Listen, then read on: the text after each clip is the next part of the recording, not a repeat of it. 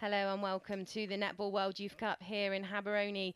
You join us as we start our final games for each team. You join us on day 8, game 1. We currently have Barbados versus Northern Ireland, and they are playing for either 15th or 16th place at this World Netball Youth Cup.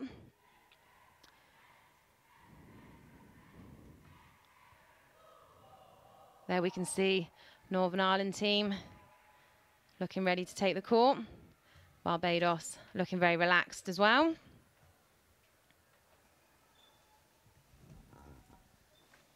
My name is Alison. I'm joined in the commentary box with Kelly for this game.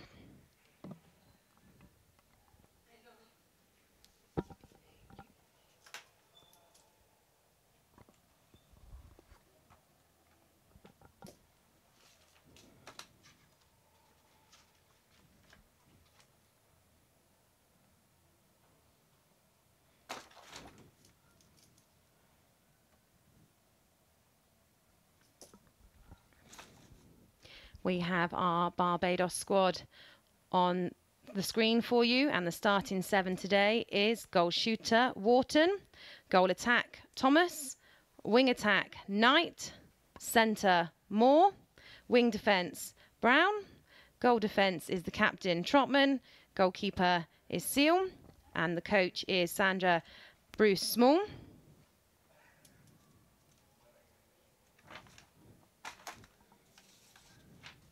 And we have our Northern Ireland squad on the screen for you there, and the lineup for this final game for Northern Ireland in this World Netball Youth Cup. We have goal shooter Coleman, goal attack Smith, wing attack McCammon, centre Keenan, wing defence Crosby, goal defence McGee, goalkeeper McCulloch.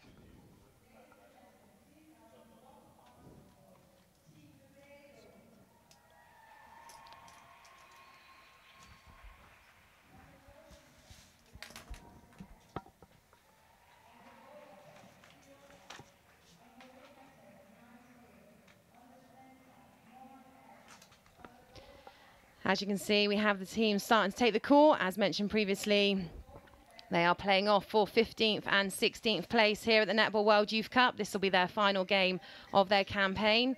Both teams finished 4th in their respective pool rounds. They've had 2 qualifying games since then, and they find themselves playing off for the 15th and 16th position. Barbados are looking very relaxed before the start of this game, as Northern Ireland start to take the court.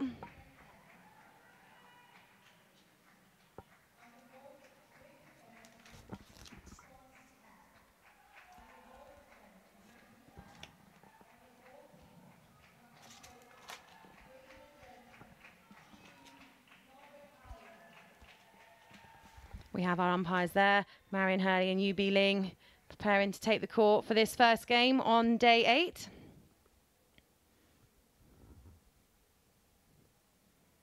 And Northern Ireland have the first centre.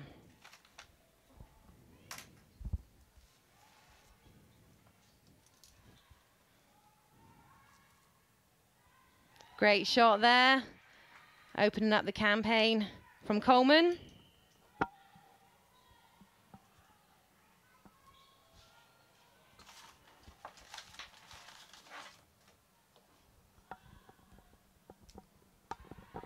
Long shot, but unfortunately missed there from Barbados. But they regroup using the supporting players around the circle edge of Knight and Morwell. Bit of a shaky start there for Barbados.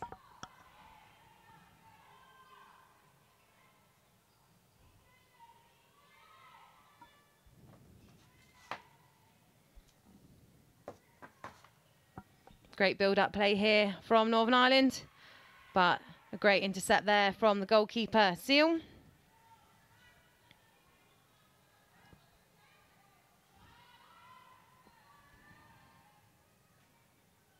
Great space there from the goal shooter, Wharton, holding the defender of McCulloch from Northern Ireland up high, allowing her to have the drive to the post for an easier shot.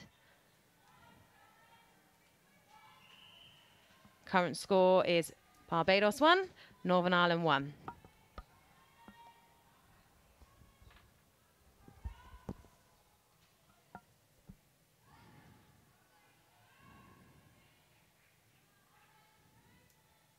Northern Ireland shooters moving around the circle well in the early stages of this campaign.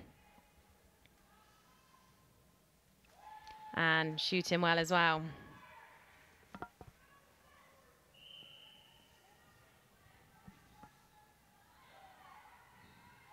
Great drive to the circle edge there. Allowing a feed in, but fantastic hands from McCulloch. Knocking the ball out of court.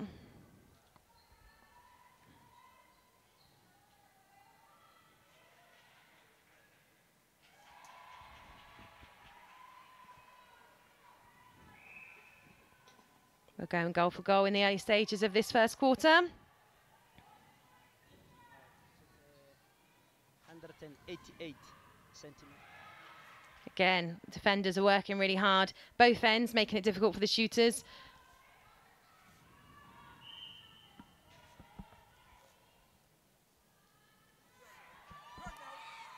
First missed shot there for Northern Ireland.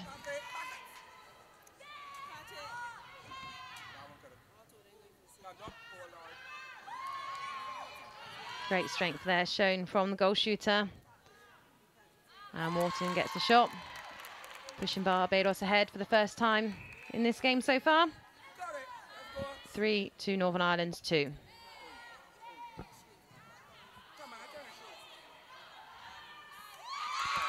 Amazing long shot there from the goal shooter. She's gaining confidence as this quarter starts to progress.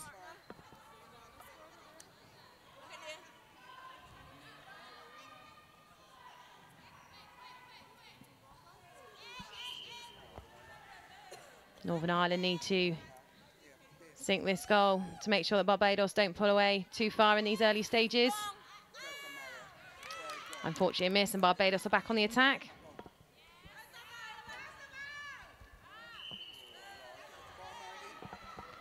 We have another chance here for Northern Ireland. Let's hope they can capitalise on this to keep this game alive.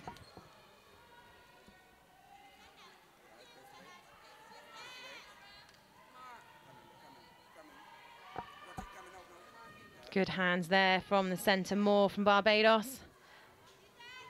But great space created by the Northern Ireland wing attack, McCammon.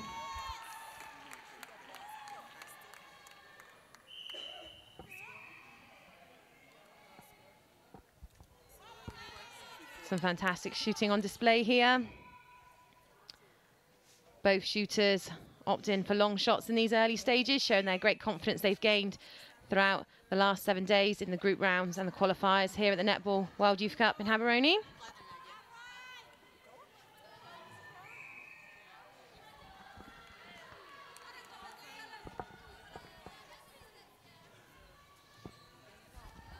Lovely feed in there from the goal attack, Thomas. The captain showing some great vision there.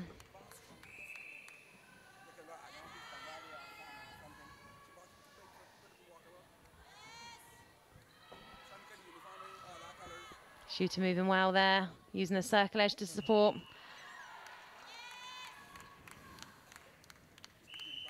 Barbados currently lead 5 to Northern Ireland's 4.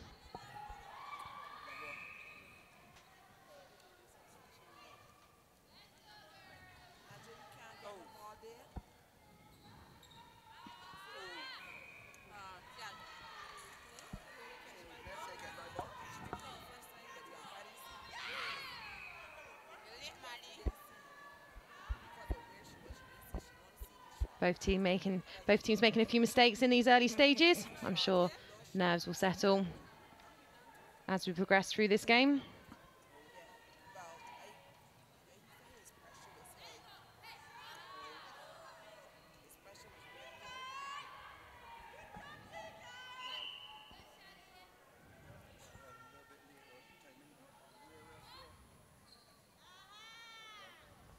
Again, another mid-range shot there. Great confidence there, shown from Coleman.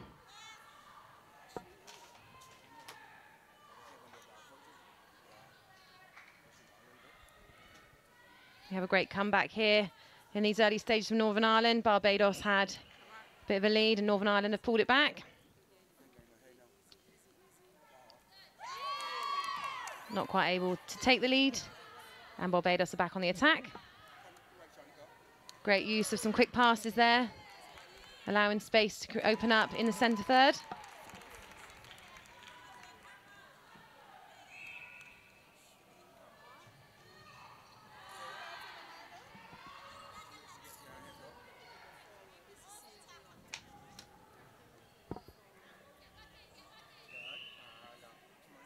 Barbados marking very tightly. Bit of footwork there from Coleman.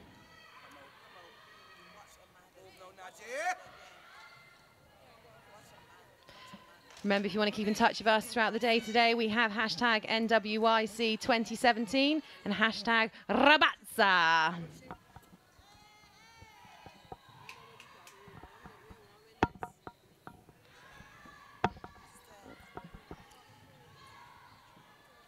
Good patient work here through the court, using the width well, driving through to the pocket. The centre and wing attack of Keenan and McCannon working hard, allowing the shooters to get into a good position.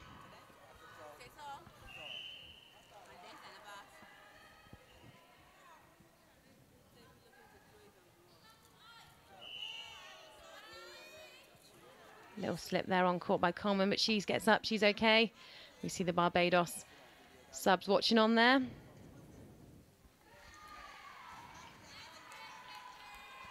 This is a great game in our opening campaign of the final stages of the Netball World Youth Cup. We are day 8, game 1, and we see some goal-for-goal action as Northern Ireland take the lead, but Barbados in possession, but a rebound means that Northern Ireland are back on the attack, looking like they can extend their lead.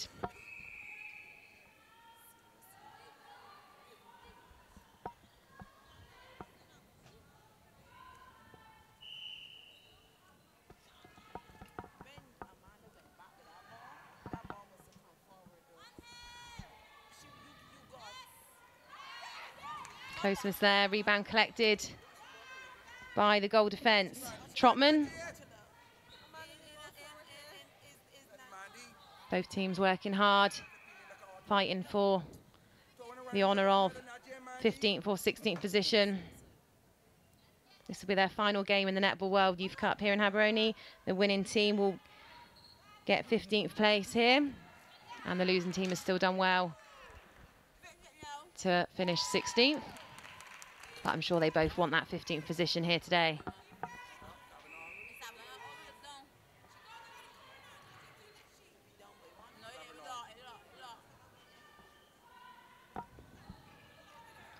The goal-for-goal action continues as we have 7-all here. Great draw there by Smith, the goal attack, running straight towards the ball and opening the backspace up for her shooting partner, Coleman.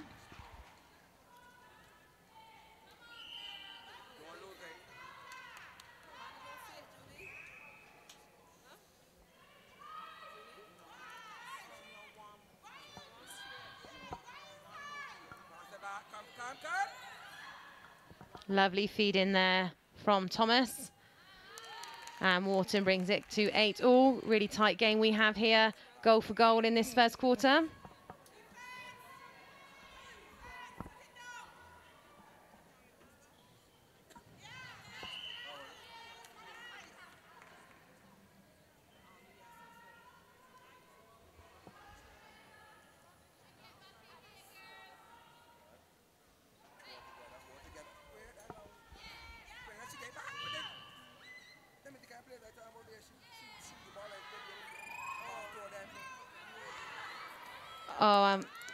Kept on well there by Northern Ireland. I thought it was about to go out the sideline, but our wing attack, McCannon, getting hands to the ball. But possession still in the hands of Barbados at the moment.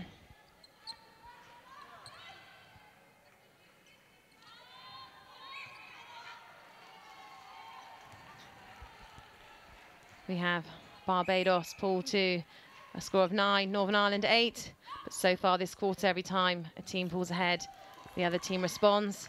So we're definitely up for a good game this morning.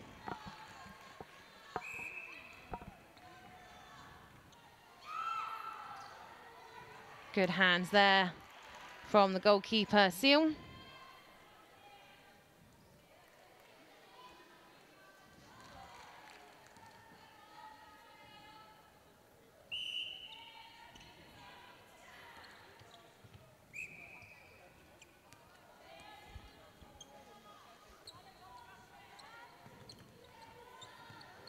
Great work there between the goal attack, Thomas and Moore, the centre. Unfortunately, the ball goes off the back line. Can Northern Ireland bring it back to 10-all?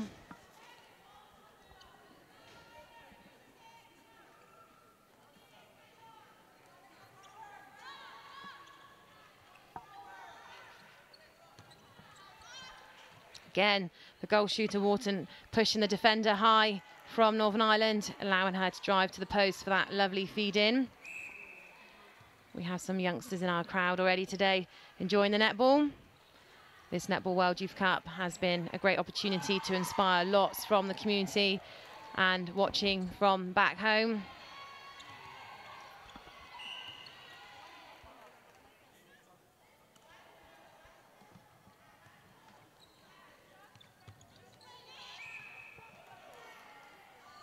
It's great to see so many people in here today watching and enjoying the competition as we come to our closing rounds. We've had some fantastic displays of large dancing, singing party crowds for the Botswana game, but we have had some good atmosphere in our other games as well. So it's great to see some of the local community and people travelling to these games to watch the Netball World Youth Cup here in Gaborone.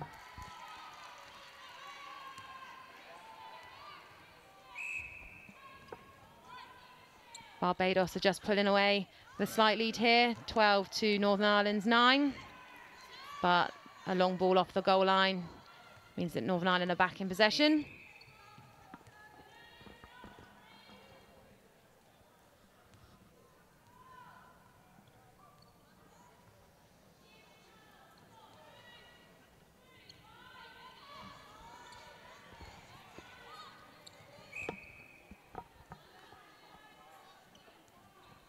We see the subs there keeping warm in case we need to make any quick changes as we approach the final few seconds of this first quarter. Great out and in there from the goal shooter from Northern Ireland, Coleman, getting closer to the post and allowing her to secure that goal. I think that audience member there was actually checking out the online feed.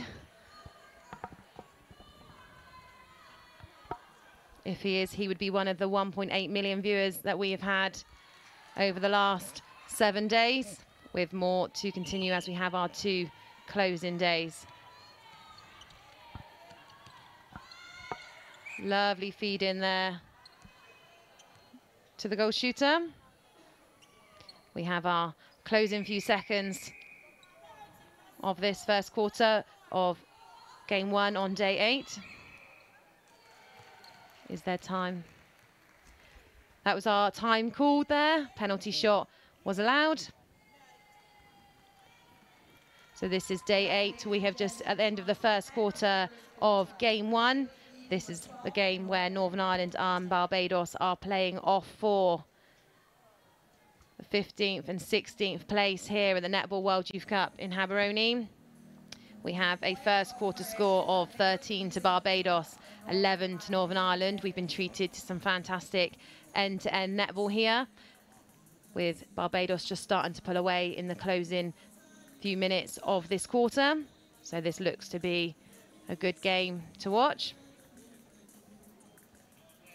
Kelly, what stood out for you from both teams during this first quarter of game 1? I think the pressure from both teams in the centre third and their defence.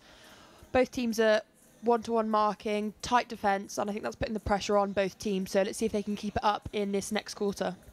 We leave you here with the highlights from the quarter, and we will see you again shortly as we start quarter 2 of game 1, Barbados versus Northern Ireland.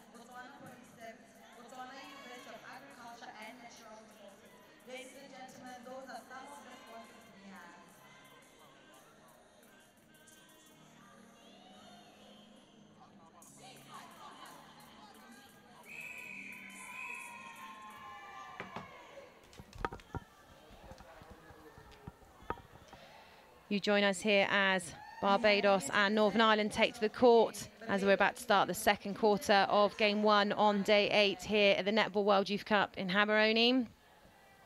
We've been treated to some fantastic netball in this first quarter, going goal for goal with Barbados just pulling a slight lead at the end of that quarter. And Northern Ireland have the first centre. If there have been any changes during this quarter, we will read them out to you as soon as we get them up here in our commentary tower.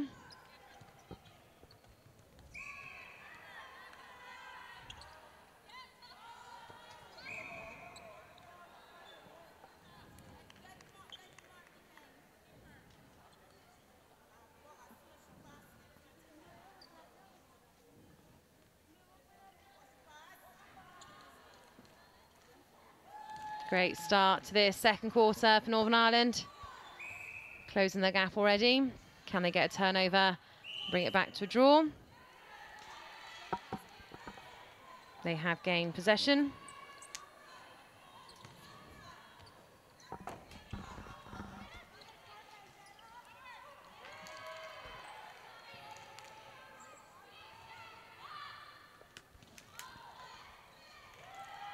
Great hold there by Wharton for Barbados, holding the space high so she has all of the back space opened up for her.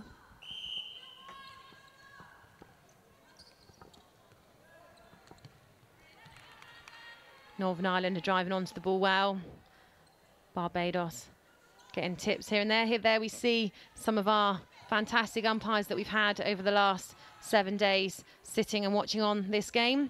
As we know, this tournament couldn't happen if we didn't have the supporters, the fans, the people working behind the scene, and especially the umpires.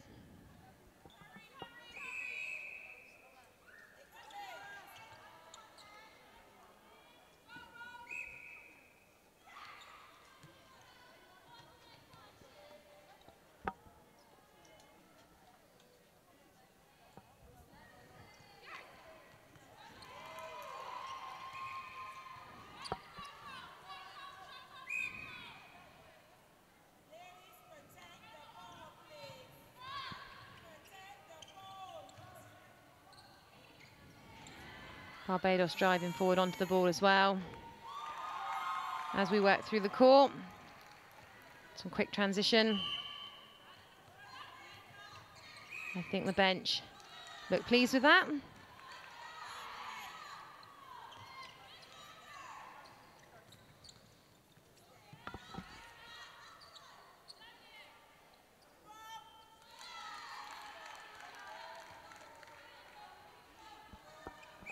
As mentioned earlier, we have a great crowd in the house today.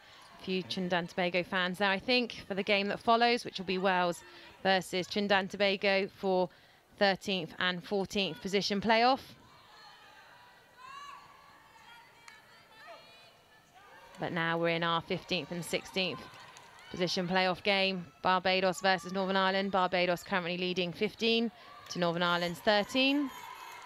Great feed there over the top of the goalkeeper from Northern Ireland. And Wharton sinks another goal. Again, another fantastic feed in. Northern Ireland need to tighten up their defence, maybe think to drop back on the shooter. Feeds in from the centre third. Need to be cut out if we can.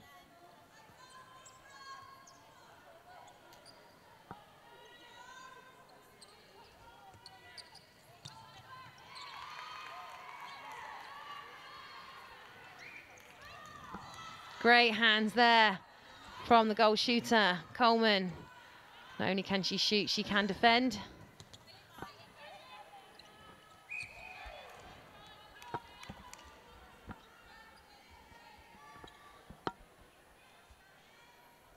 And she's rewarded with another goal for Northern Ireland. Barbados still with a lead of 17 to Northern Ireland 14.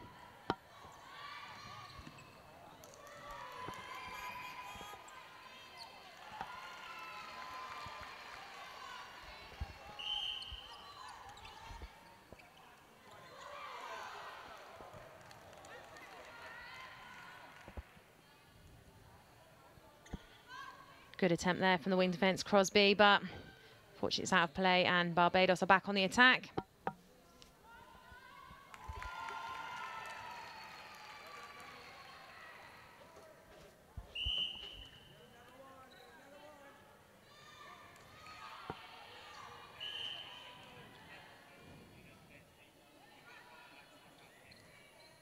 Barbados continue to pull out a bit more of a lead in this second quarter.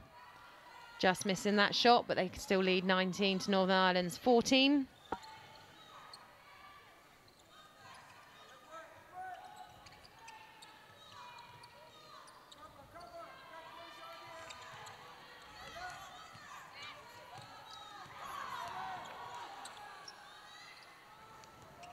Both teams are working hard defensively in each shooting circle, but it'll be good to see a little bit more tighter defence through court, making the transition through the centre court harder for both teams on the attack.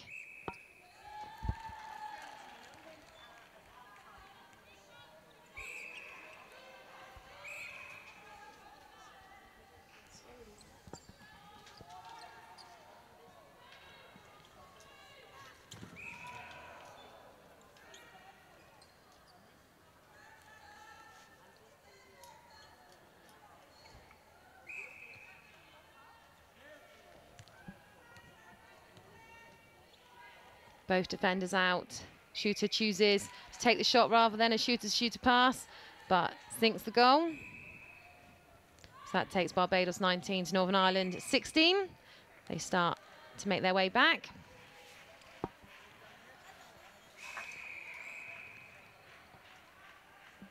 We have a change here on court for the goal attack. Again, when we get the information up here in Commentary Tower, it's a long way from the competition floor. We will get that to you. So to confirm the changes for Barbados, Bob has come on at wing attack. Knight has had a positional change from wing attack to centre. Greenidge has come on at wing defence. Goal defence is now Seal, and goalkeeper is Brown.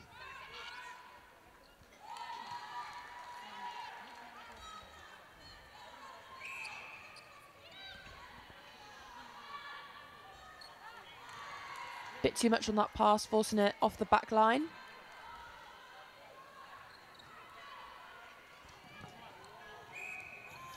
It's interesting to see Barbados make a shuffle round and a few changes there after the first quarter, but it's definitely been paying off for them as they pulled ahead, but Northern Ireland are starting to come back at them again.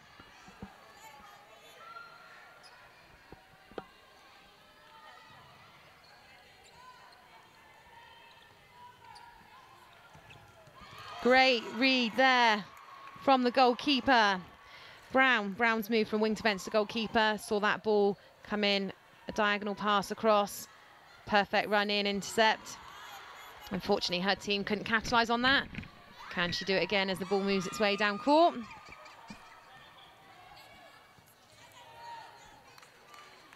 Confusion there, allows the ball to go off, and Barbados are back on the attack. Great drive there along the goal line from the goal attack. Thomas drawing the defenders, leaving Wharton nice and free there in the circle. And she finishes it off for another goal. Again, Barbados working really hard all the way through the court now. Greenidge, who's come from the bench onto court for this quarter, showing her skills, but unfortunately unable to take the catch. And Northern Ireland maintain possession.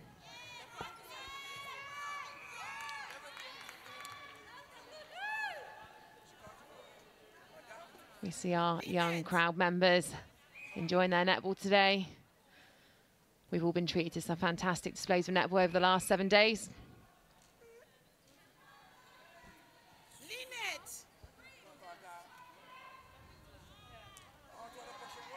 Great shot there from the new goal attack. Barbados 21, Northern Ireland 18. Obstruction call. Barbados have the free player in the goal third. Use it well. Wharton's definitely shown some strength here in the shooting position, keeping a cool head after a slightly rocky start. Great drive to the top of the circle there. From the wing attack. McCammon. She's been supporting the shooters really well here. Obstruction call.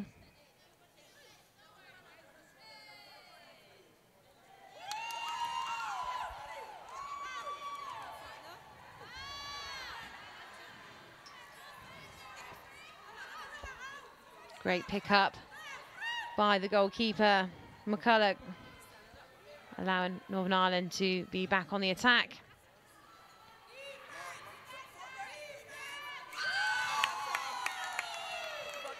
Again, we have Greenidge getting some hands to the ball. We could really do with her catching some of these to help the possession go in her team's favour.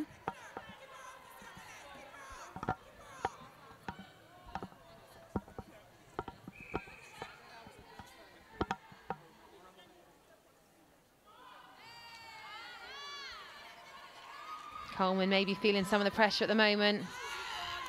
But great hands there from our goal attack that's come on court.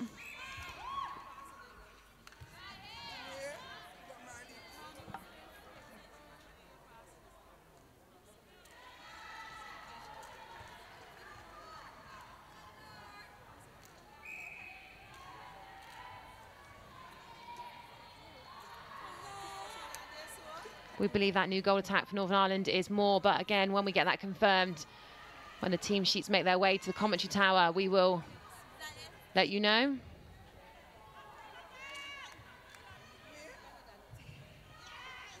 Barbados working hard and pushing the centre court players wide there. But the centre, Keenan, managed to find some space, but they lose the ball off the goal line.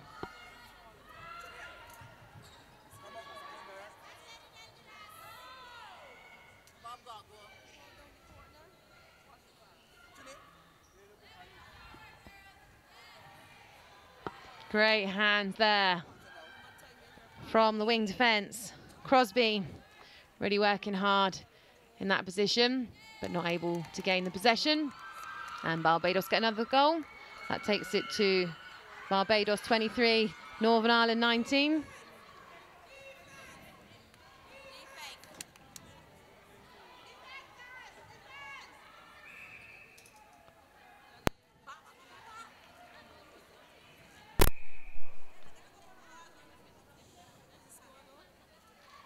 Great shot there.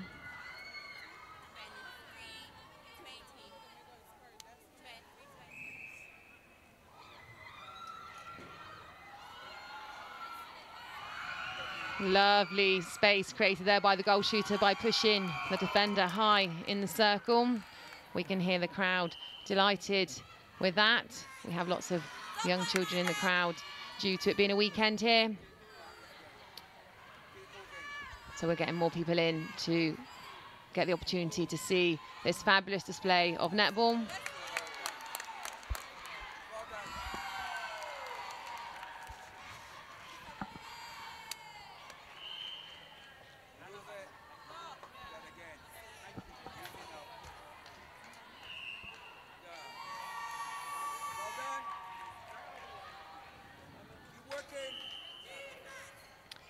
Barbados taking their lead out to 6 goals now.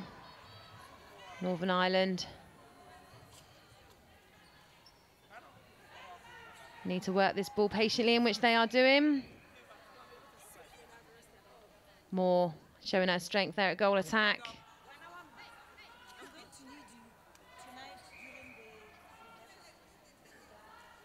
A miss, but a contact call. Can she do it on the second attempt? Yes, she can. To the delight of the Northern Ireland subs there, keeping warm.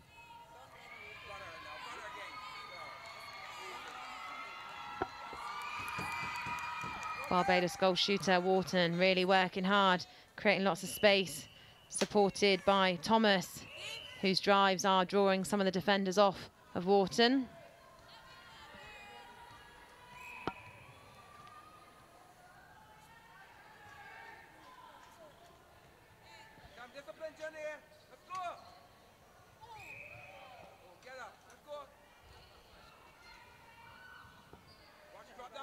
We approach the final few seconds of this second quarter of game 1 on day 8. Do they have time for another goal?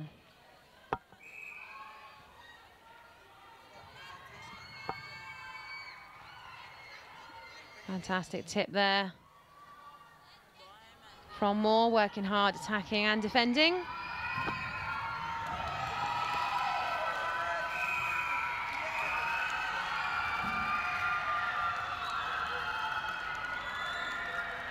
That goal was after the final whistle. That marked the end of the second quarter. So the score is 22 to Northern Ireland, 27 to Barbados. The crowd are really enjoying the experience that they're having here as we are halfway through game 1 on day 8. This is Barbados versus Northern Ireland, and they are playing off for the 15th position here at the Netball World Youth Cup in Gaborone. The winner will claim the 15th spot, and the loser of this game has still done fabulously well and will claim the 16th spot of this World Youth Cup. We will leave you with some highlights from the first quarter of this game, and we will join you back here shortly as we start the second half of game 1 on day 8 of Barbados versus Northern Ireland.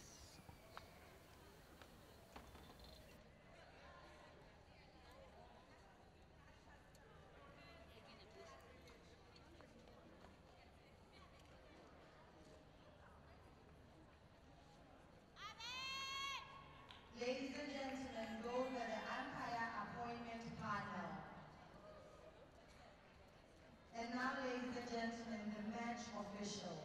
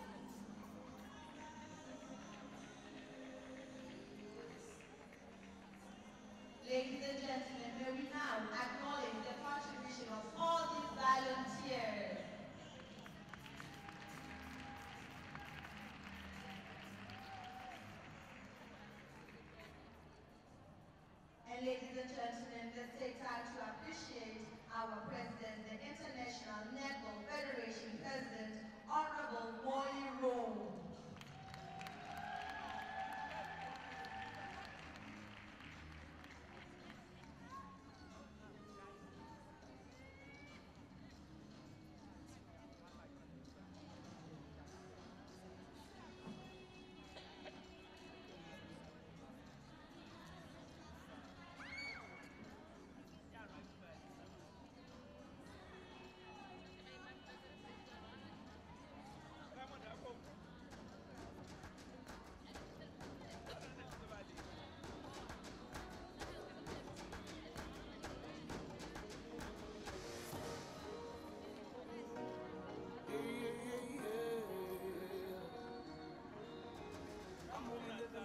To the fullest, I can see the difference. I'm improving day in and day out. I'm doing the most from the team all over to Copello.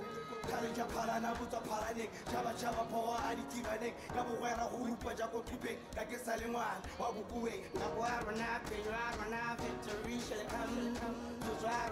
Rana, victory shall come. We are moving, we are rising high, pushing boundaries, we are soaring high. Victory, victory, victory is in love. Victory, victory, victory is in love.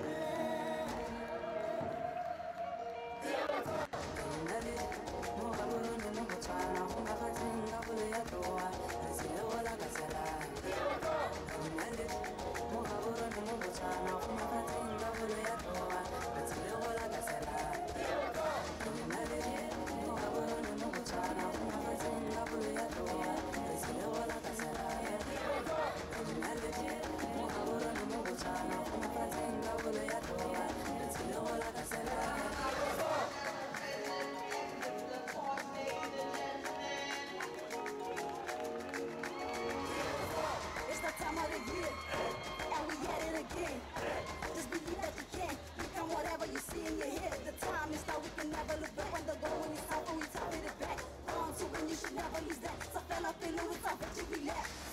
Put on my party in Gabobai, the Rafi, Abafazi, Batalabon, Bahaga, Banit, Bonne, Bakupaniti, Male, Gilitabo, Monoma, Kamerafe, Kakapino, Kalepa, Kapila, Gabota, Chabone, Bakupaniti, Mabane, Parisano, Tadichaba, Mabane, put on my party, Gabobai. Rafi Abapala.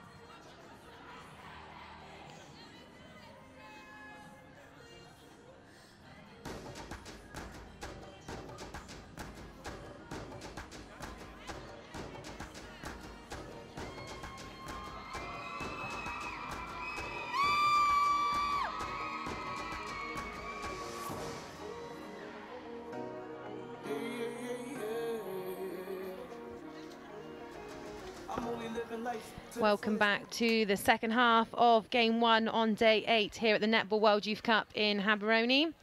We currently are in the 15th, 16th playoff game of Barbados versus Northern Ireland. The current score is Barbados 27, Northern Ireland 22. We've had a little presentation during the halftime break from the Honourable Molly Roan, who's the president of the International Netball Federation. She presented all the umpires and the officials that have been working here at the Netball World Youth Cup with a certificate, and they had the opportunity to have some photos. It's great to see them being awarded for the great work that they've been doing throughout this tournament.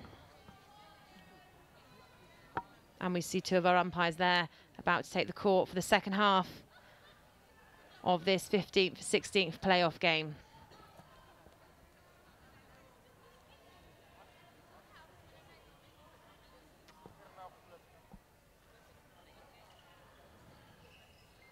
Northern Ireland have the first centre pass.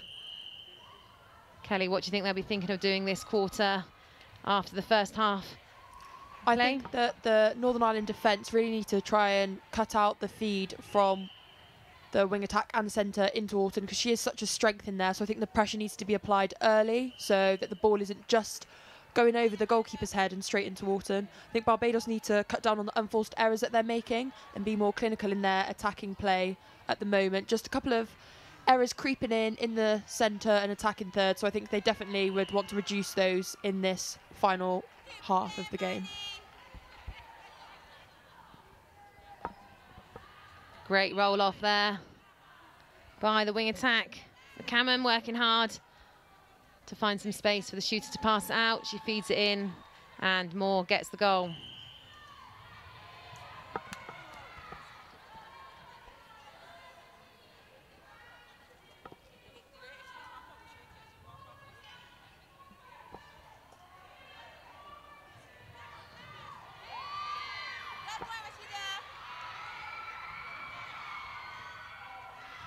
Again, continuing what we saw in the first half, Wharton holding the defence high, giving her the run of the shooting circle.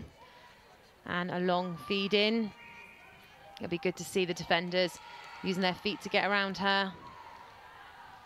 Maybe marking post side to stop her from having that space.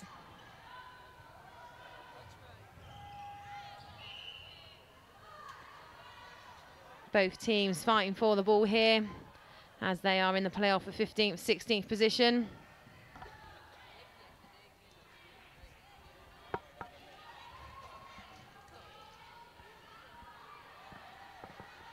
Barbados bench there looking on intently. They can be happy with their first half display. I'm sure they'll want all the errors cut out to allow them to pull ahead even further going into this second half.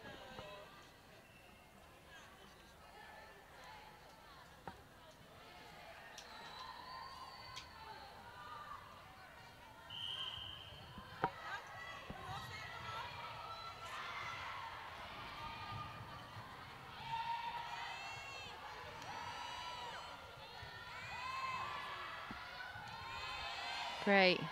Change direction there. Both defenders working hard, but Wharton finding the space and getting the goal. That takes the score to Barbados 29, Northern Ireland 24.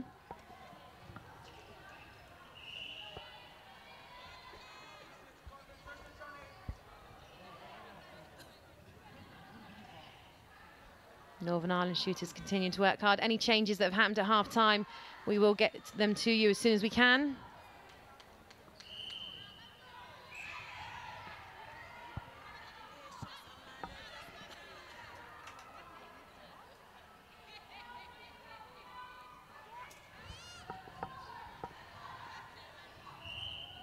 So we're going goal for goal in these early stages of this third quarter of game 1 on day 8 of the Netball World Youth Cup here in Gaborone. We are watching our 15th, 16th playoff game at the University of Botswana Indoor Sports Centre.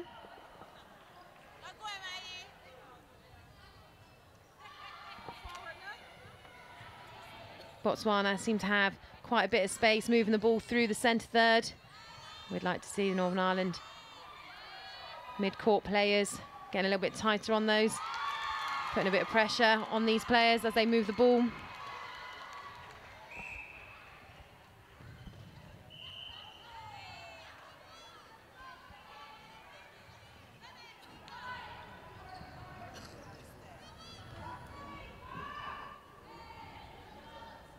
What great shot there from the goal shooter, good weight, allowing the defender to have their jump and then netting the shot.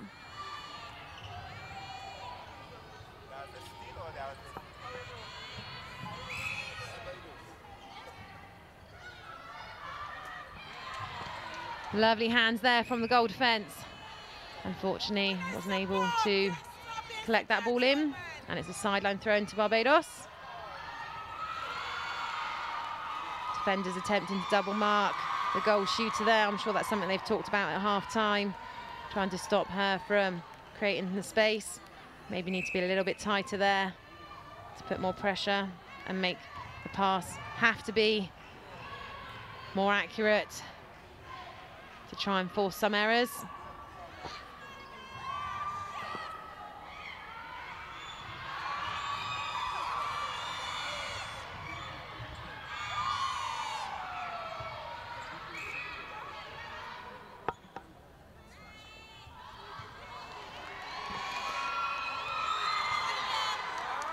Great shooter ball, misses on the first attempt but collects the rebound, and Walton gets another goal for Barbados, taking the score to 32 Barbados, 26 to Northern Ireland.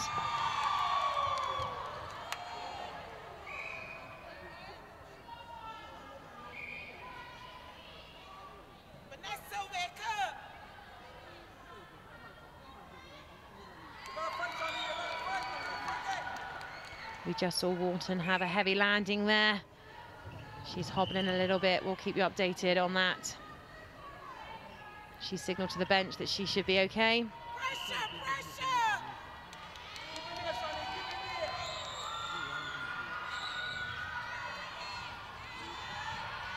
As we saw there going through centre court, Barbados have a lot of space. It'd be good if Northern Ireland can tighten up. Their players are definitely a lot closer to the Northern Ireland players when they're on the attack. But Northern Ireland using their speed and change direction well to create some space. But through the mid-court, they are definitely working a lot harder to get that ball through than Barbados currently appear to be.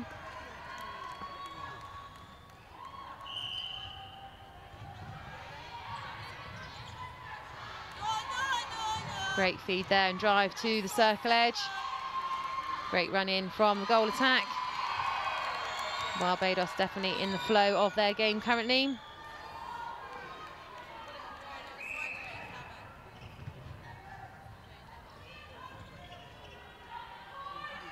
Although Barbados are marking tightly, Northern Ireland are being patient and using their movement skills,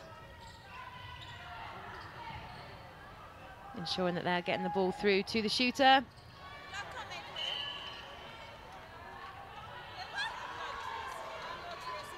Offside call there.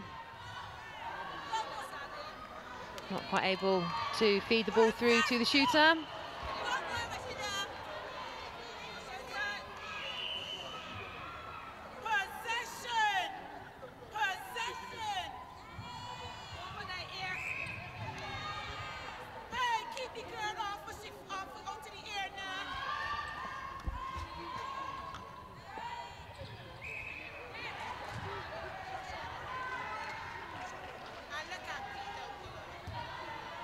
We have some young members of the crowd there. It's great to see some youngsters being inspired by this Netball World Youth Cup here in Gaborone.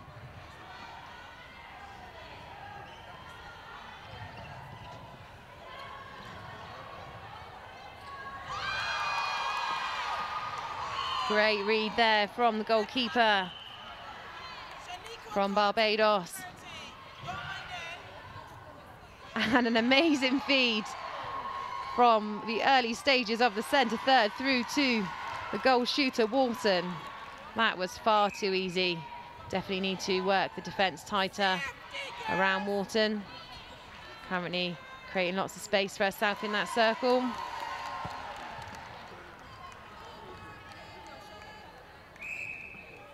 Barbados bench there, happy with what's happening so far. Coach Sandra Bruce Small, I'm sure she'll be delighted with what she's witnessing at the moment.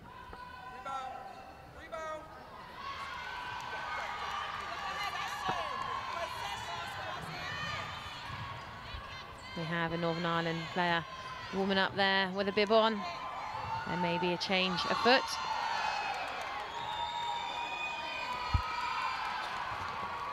Kelly, what do we think the defence can do to counteract some of this work that the shooter Wharton is putting in?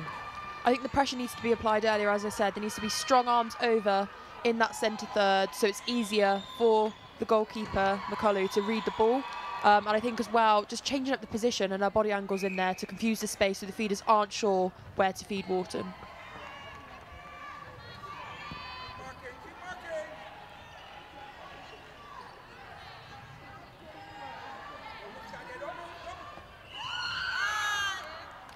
We did have a really tight start to this 15th, 16th playoff game.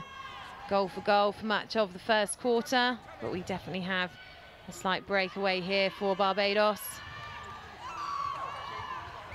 We'd love to see Northern Ireland keep their concentration and work hard and capitalise on these mistakes. This could be a key moment in the game for Northern Ireland.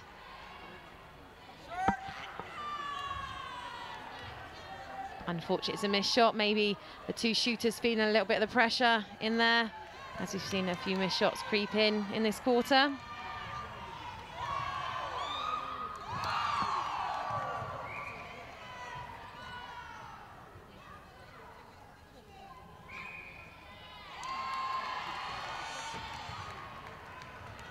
You see the Honourable Molly Roan there, President of the International Netball Federation, watching on. As mentioned earlier, she did a presentation at the half-time break with the umpires.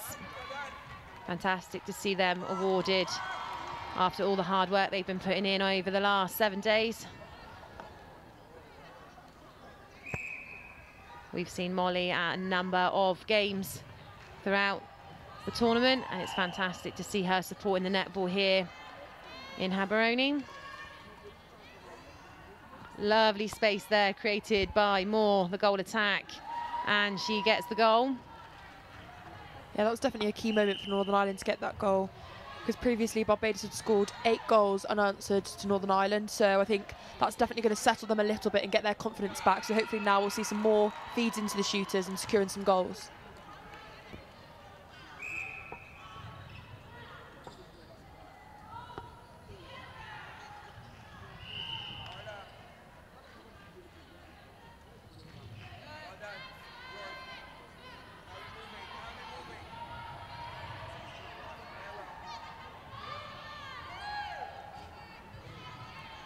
Patient build up here from Barbados. Good work from the goal attack out to the centre, gaining a little bit more distance.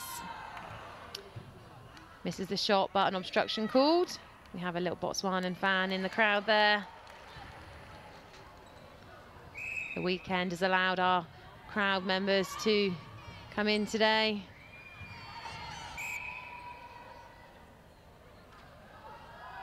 We've had a fantastic atmosphere at our games over the last 7 days, and I'm sure as we get to the closing end of this tournament with our playoff positional games, the crowd are going to get to see some fantastic matchups and some great displays of netball.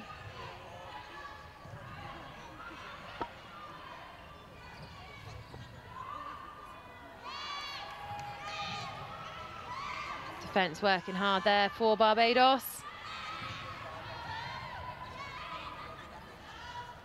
I've been quite impressed this game so far with the McCammon from Northern Ireland. The wing attack is working really hard, trying to defend and turn over ball, but also working hard to support the shooters.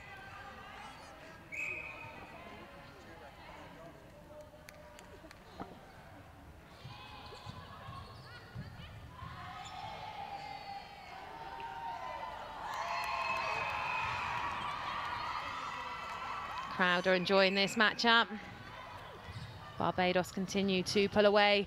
Barbados 43, Northern Ireland 28, and again a long feed in to Wharton, who creates herself masses of space there in the shooting circle.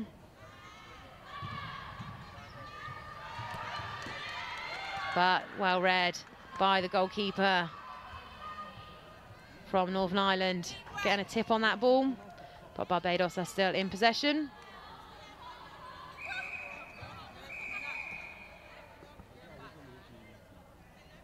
Umpire time called there. We approach the last few seconds of this quarter. I'm sure Barbados will be happy as to how they've come out in this third quarter of game 1 on day 8. Is there time for Northern Ireland to get a goal?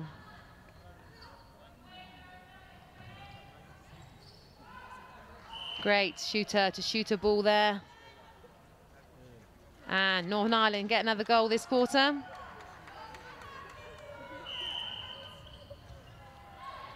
That takes them to 20. And the final whistle of that third quarter goes. We have Northern Ireland on a score of 29 and Barbados on a score of 45.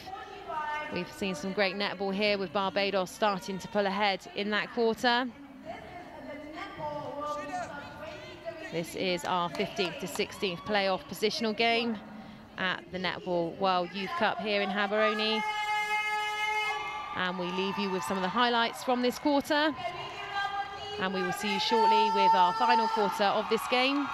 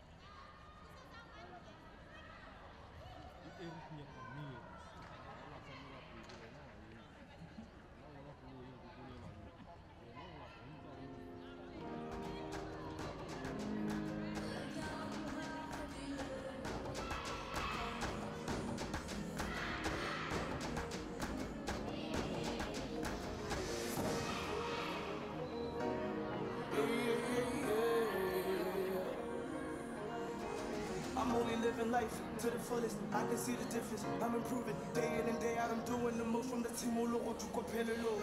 Kalija Parana with a Paranek, Java Java Power, Aditivanek, Gabuera Urupa Jabo Pipe, Kakesalemwan, Wabukue, Nabuarana, Pinarana, victory shall come. Zuzarana, Sonarana, victory shall come.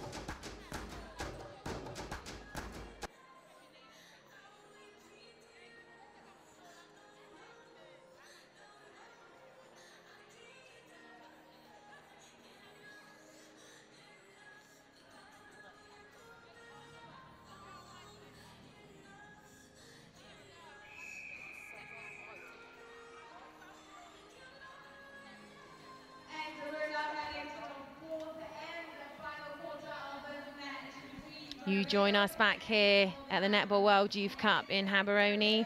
We are on day 8, game 1, and we are in the final games for the positional play. This game is for 15th and 16th position. And we currently have Barbados with a score of 45, Northern Ireland with a score of 29. Lovely work there from Northern Ireland as they come out to start their campaign. Read well by the defence pairing, but Northern Ireland maintain possession. Any changes that have happened during that quarter, we will get to you as soon as they are brought to us. We can see that Moore has moved to shooter, and Coleman to goal attack.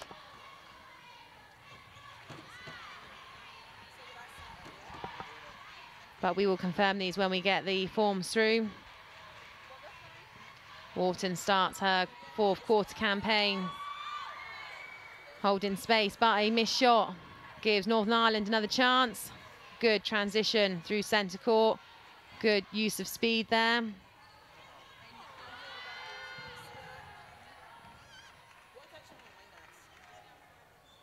Maybe just need to bring it more to the circle edge to feed in. Great shot there from Moore.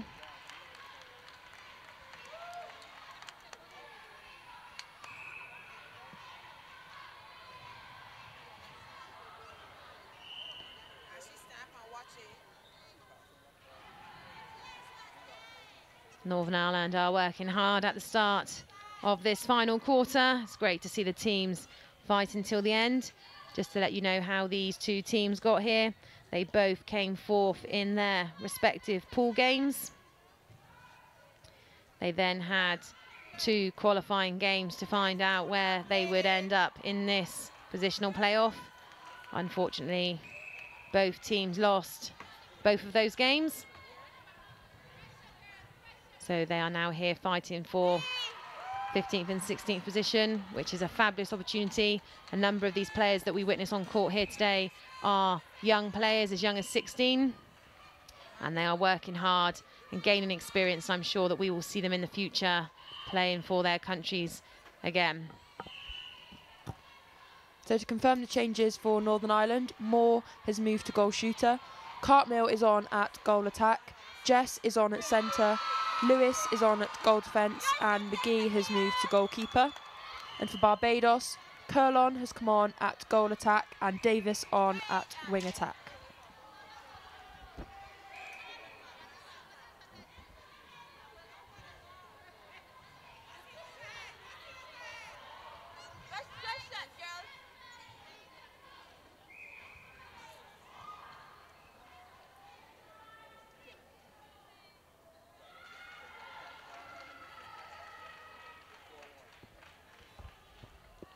Much better start from Northern Ireland this quarter. Quarter score is 4-1 currently.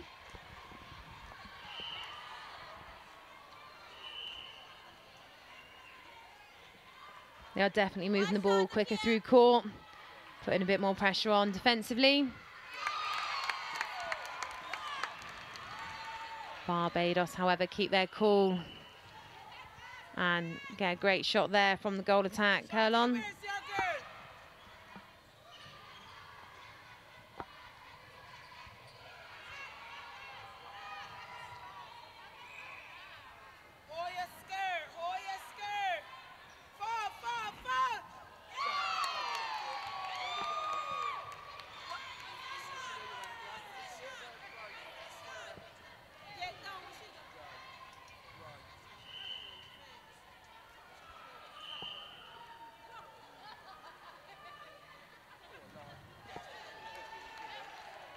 Again, Wharton continuing to dominate that shooting circle. Fans there enjoying this netball, with some more fantastic netball to come. We have our 13th and 14th playoff game coming up next of Wales versus Trinidad and Tobago. But right now we're in the final quarter of our 15th, 16th playoff game here at the Netball World Youth Cup in Gaborone, with Barbados currently leading over Northern Ireland. Great hands there from the goalkeeper, McGee. Moved from goal defence back to goalkeeper. She's making Wharton have to work a little bit harder. Great tip there, and they gain possession.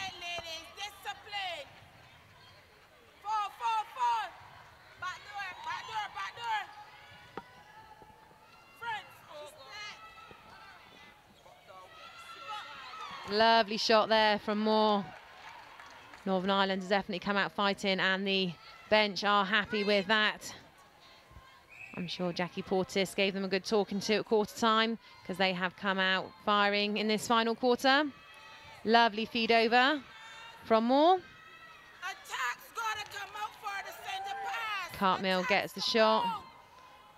Crowd enjoying the netball here today, with lots more netball to come.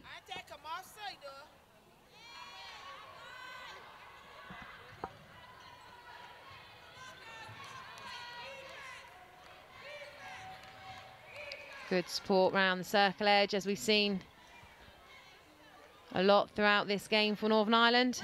Centre and wing attack working hard. Great rebound there by Moore.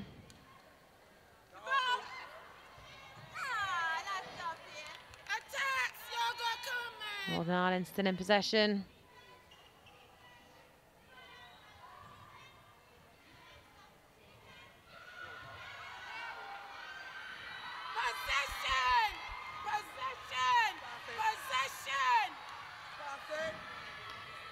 Good second phase there from the Northern Ireland players, putting Barbados on a little bit more pressure as they tried to pass the ball down the court.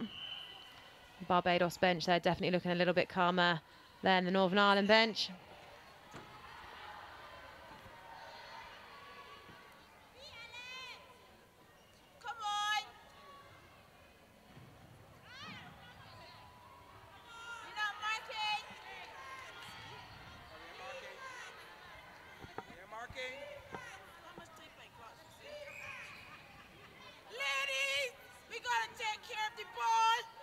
Great work here by the Northern Ireland attack. Definitely come out the stronger of the two teams in this final quarter. But is this gap too much to pull back? They're going to make a good go of it.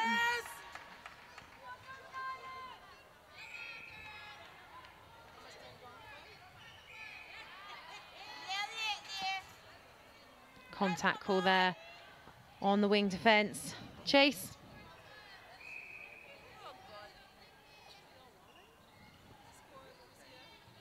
Again, good drive into the pocket there. Unfortunately, a contact call given in the shooting circle, so they weren't rewarded for that.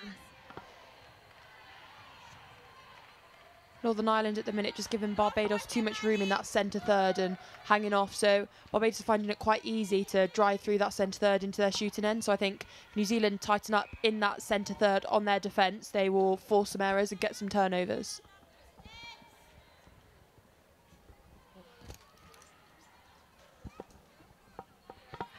We have some more young crowd members. Not sure where he got his balloon from, but he's definitely enjoying himself here today at the Netball World Youth Cup in Haveroni.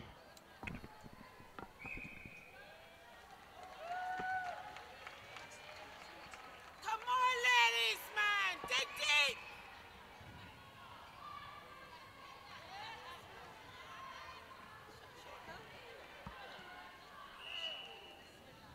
Obstruction call there. Wharton gets the goal. She's been a fantastic player, creating lots of space in the shooting circle.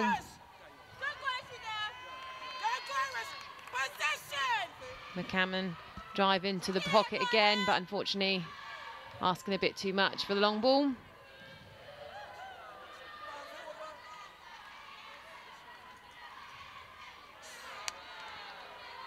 It's great that it's a weekend and we've got quite a big crowd in here as they start to come and watch some of these positional playoff games. We can hear some school children shouting loudly near our box.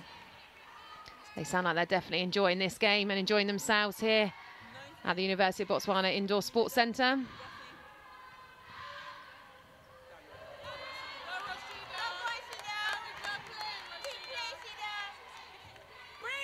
Some of the crowd watching on.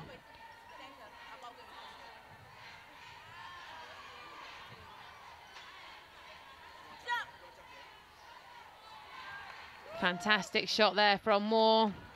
Northern Ireland, it's great to see them fighting till the end. Fantastic quarter for them so far. Great read there from the goalkeeper.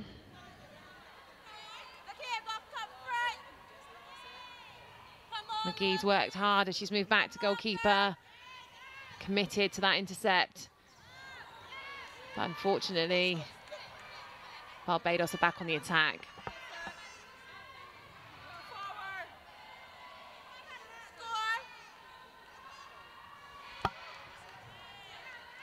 Well picked up there by the centre, Knight.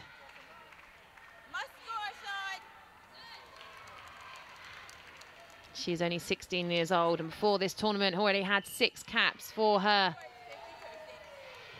country.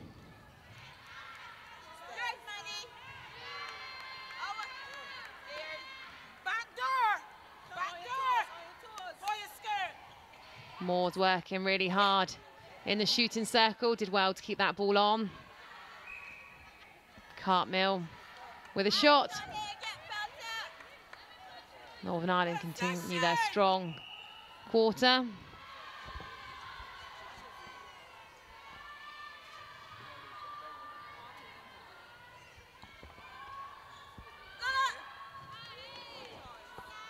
Good baseline run there from the goal attack. Losing her defender. Let's get a steal. Let's get a steal. Stick in there, Manny. Breathe, Amanda, breathe.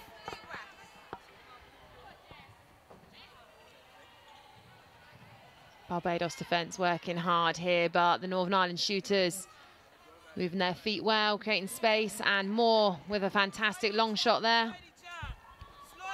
It's 10-6 this quarter to Northern Ireland, so they're really making a comeback. So it's great to see them working hard and supplying their shooters with opportunities to score these goals.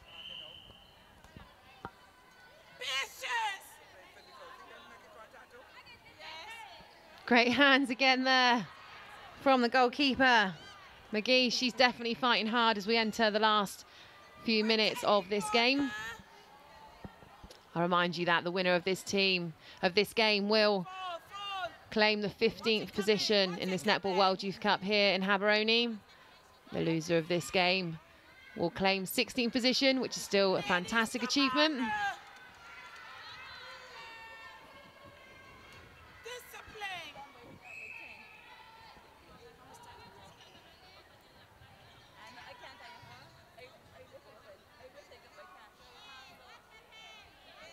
Good follow-up from the Northern Ireland goal attack.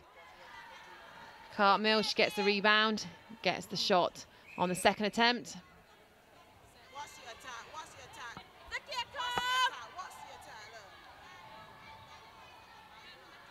It's great to see both teams working hard in these final few minutes.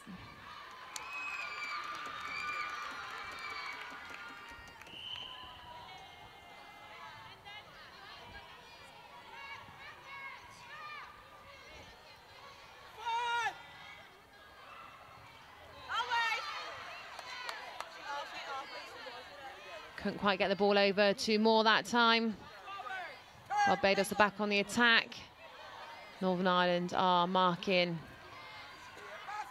a little bit tighter, but as mentioned previously, we would like to see them work that a bit more.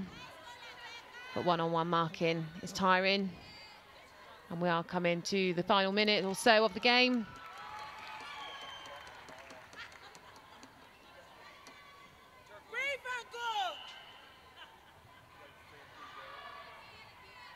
Oh, McGee committing to that interception, but this time not successful, leaving the goal shooter free. It's good to see that she's fighting for these balls.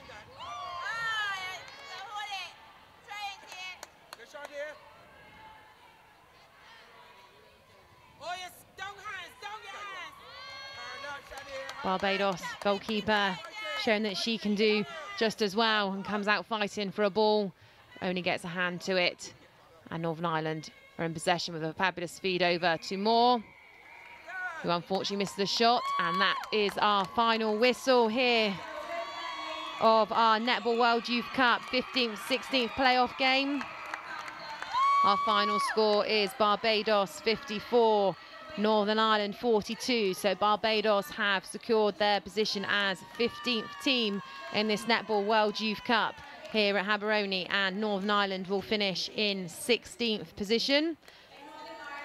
We've seen some great netball here, some goal-for-goal game at the start of the first quarter. We saw a good comeback by Northern Ireland in the final quarter, but there was a little bit too much for them to do. It's great to see such supportive players as you see them all come together in the middle of the court. This has been a fantastic display of netball and friendship. Some great inspiring netball throughout this whole tournament as we are starting day 8 and we've just had game 1. We leave you with the highlights of this game, and we will see you back shortly for our next game of the day, our 13th and 14th playoff game of Wales versus Trinidad and Tobago.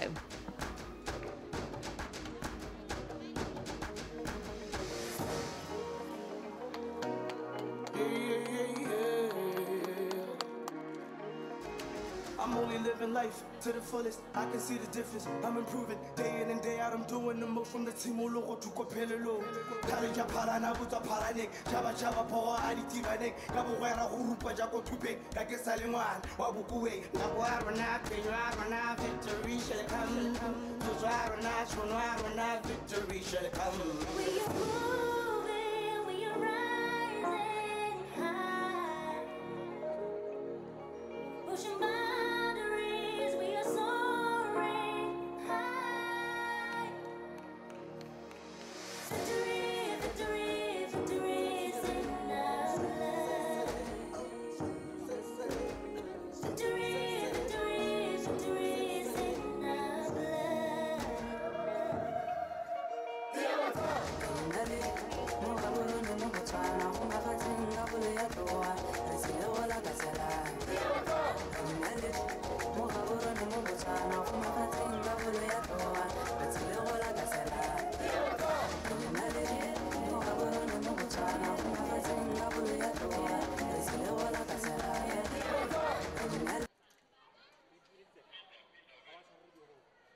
Bit of time, huh?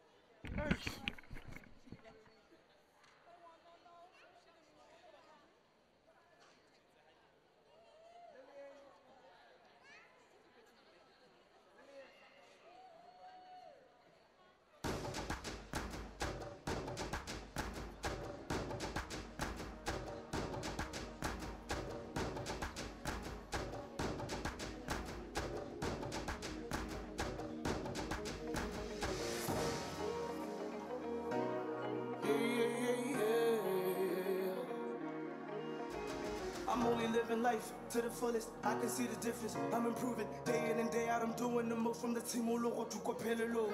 Kalija Parana, Buta Paranek, Java Java Power, Aditi Vanek, Gabuera, Urupa Jaco Tupe, Kakesaliman, Wabukue, Naguarana, Pirana, victory shall come. Tuzarana, Sonarana, victory shall come. We are moving, we are rising high. Pushing boundaries, we are soaring. That is how it ends here in the University of Botswana Sports Arena. Africa is where the Netball World Cup is held. Botswana, it is the country that is hosting it. Gaborone being the capital city, and this is the main venue. We've just witnessed another encounter, 15th and 16th position, in which Northern Ireland and Barbados were the ones which were contending for it. And for Barbados, they came out on tops, being the ones that are claiming this victorious position of position 15. We're still away to talk to the two coaches. We get to get their opinions and their views holistically for the entire tournament. You know, they've been having these games day in, day out. Surely it took a lot in terms of physique and mentally. Let's maybe talk initially to the captain of Barbados, the winning captain. But as a player, one is wondering how you people are making it. Surely actually it's 8 days of epic encounter day by day. It must be straining mentally and physically. Oh yes, it is, as we've been experiencing many injuries within our team, but you know, we're fighting through it. Talking about injuries, let's talk about the absence of your captain, Wettin, who got injured in one game. Did it have any role in your position today? In our, well, I wouldn't say so, but yeah, she would. We were missing her from that game, especially knowing that she's a very experienced player, and as y'all can see, when she steps on court, she does what she's supposed to do. In every loss, there are positives. What are you taking out of this tournament or this cup? Well, going forward, we know, well, most of the girls in the team, this would have been their first time at this level. So going back home, we know that it was just, you know, learning experience for us. So we've taken away a lot. You've taken away a lot. Thank you very much for making this time. I wait to talk to the Barbados coach, who shall be here shortly. We are going to have to hear from her as to whether I'm happy with the position 15 or 16, but surely she should, because all are winners when you have made it here. Coach, congratulations for coming out victorious today. Let's maybe holistically overview, wrap the entire tournament tactically and otherwise. Thank you very much. We thought it was a really great tournament. Our players gained lots of experience from playing here. We have to thank our host Botswana from the hotel, our two schools that come and support us. It really has been a very good tournament. You are playing with young girls, 21 years of age. What's next for them, and what have they attained in terms of experience and other things? Lots of experience. Actually, two of the players on this team is already playing in the senior team. When we go back home, most of them will join the senior squad now in preparation for Commonwealth Games next year. And your position 15, happy with that? Not really. We are thankful that we won today, but we were hoping to do a lot better in the tournament. But these things do happen sometimes. There's always next time, and I'm sure we're looking forward to be seeing your team in Fiji in the next tournament. And we will be there. Thank you very much. Hofeta Jalomokatisi was top. Oh, sorry. There goes the coach for Fiji.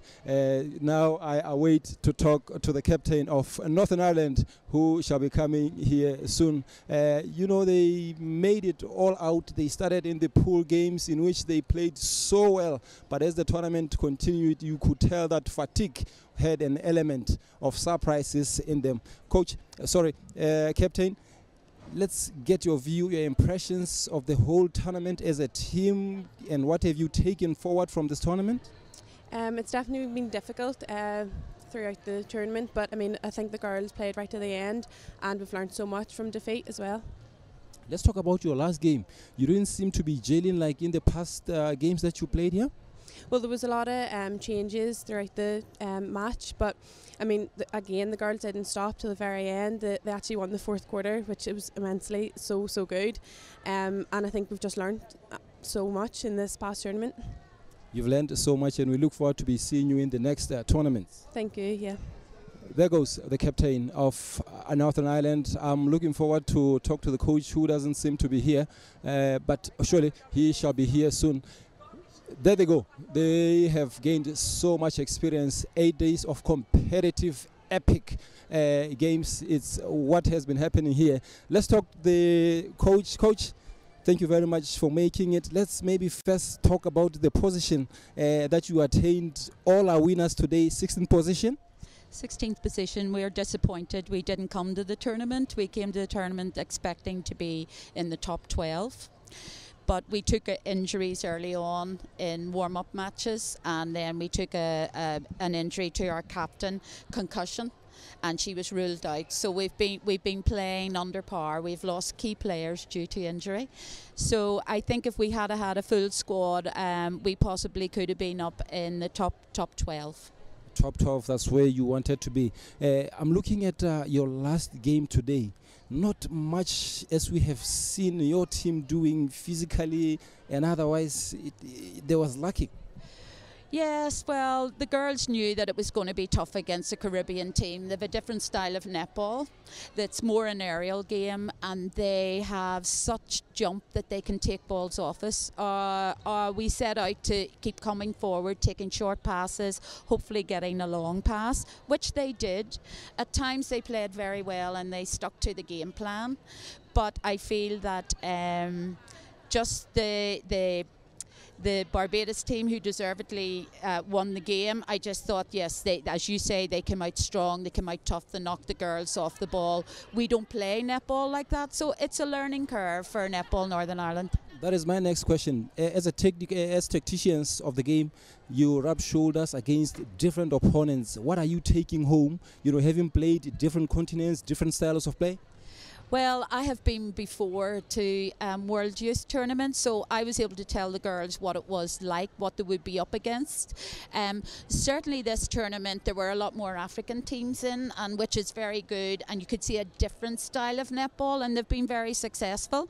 But the girls now will take home with them that they know now they've got to fitness train harder, and they've got to do more work on strength and conditioning to be able to take the knocks and stay strong on the ball. Coach, thank you very much for your time and enjoy your stay. Thank you very much. Thank you.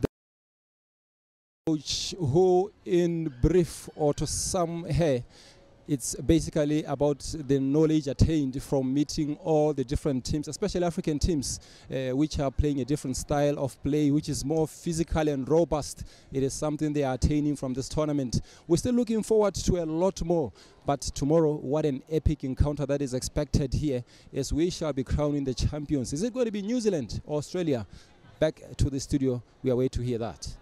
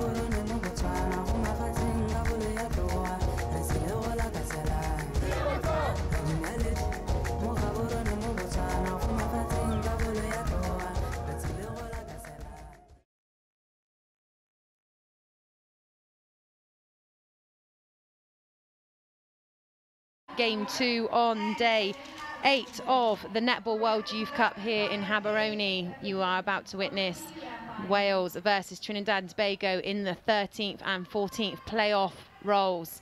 The winner of this game will be 13th in this tournament, and the loser of this game will be 14th. As you can see, we have our umpires there of Mary Lou van der Meer and Eliza Van Berg, and our reserve umpire for today is Kate Stevenson. Our teams for the game today are Wales goal shooter, we have Jenkins. Goal attack is the captain for today, Llewellyn. Wing attack, Johnson. Centre, Emmanuel. Wing defence, Powell. Goal defence, Thomas. Goalkeeper, Walker-Jones. And their coach, Natalie Pepperell. For Trinidad and Tobago, we have goal shooter, Vincent. Goal attack, Hollingsworth. Wing attack, Casimir. Centre, Simungal. Wing defence, Hagley. Goal defence, the captain, Baptiste. Goalkeeper, McKeetrain, with their coach, John Davis.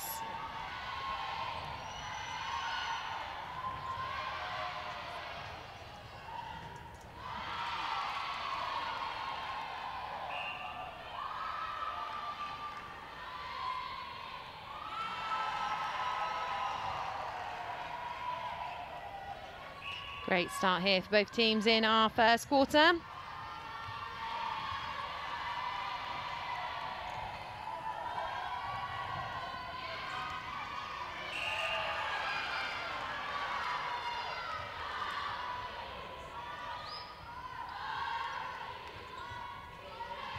We see patient build up here for Wales. Good support there from the wing attacks, Johnson.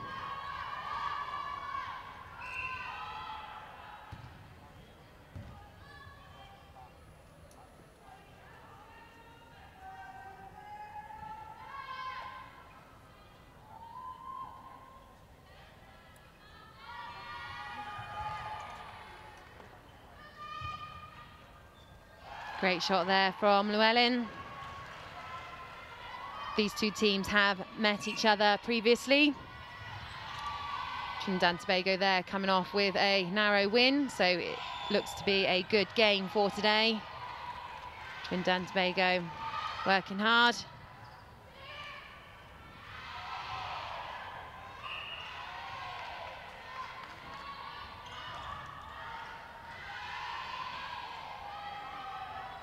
Great shot there from Hollingsworth.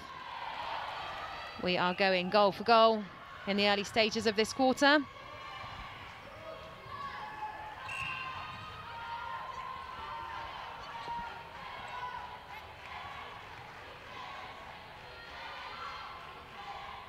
Again, a lovely shot there from Llewellyn.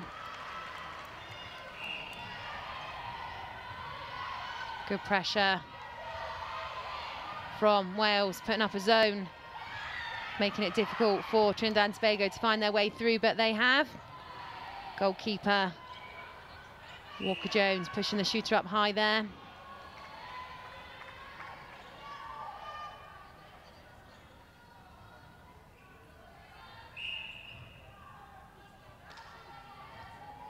Long shot here for the goal attack. Hollingsworth, great goal there.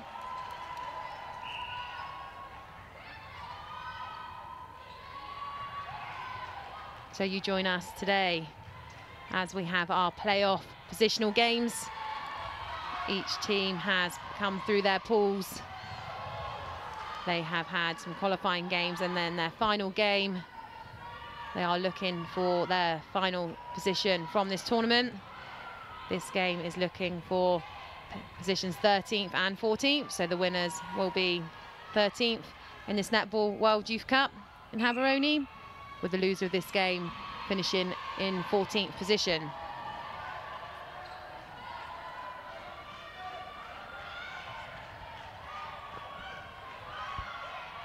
Patient work here from Trinidad and Tobago.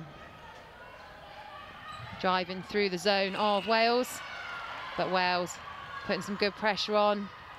3-second call.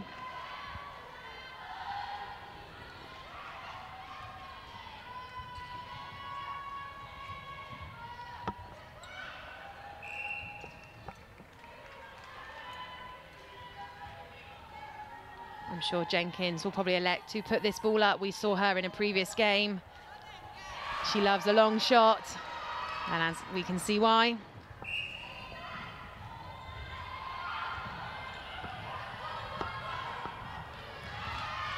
Great work there from the goalkeeper. Sorry, goal defence, Thomas. It's great to see both teams coming out fighting hard here.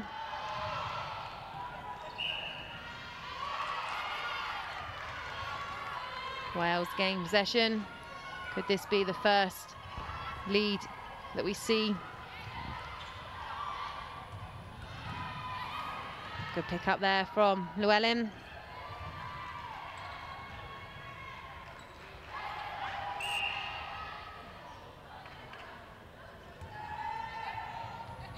Defence from Trinidad and Tobago, Baptiste and McKeith working hard there, making it difficult for Wales to find some space. But they keep working round the edge. Great shooter pass there. Jenkins with another shot. It's great to see how many young players we have getting opportunities here at the Netball World Youth Cup. Great experience for them, great opportunities, and I'm sure we'll see some of these names in the future playing for their respective senior squads.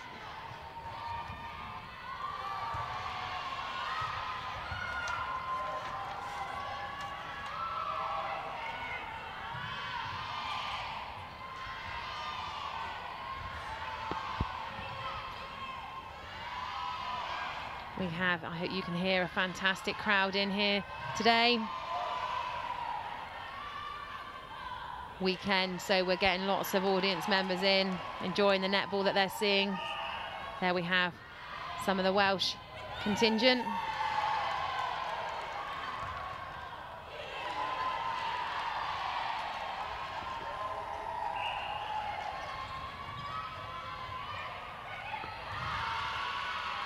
Still goal for goal here. We have some of the Trinidad and Tobago supporters as well.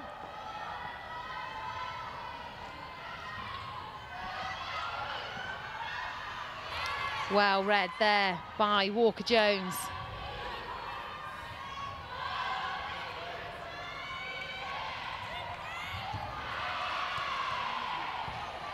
Miscommunication there between Llewellyn and Jenkins.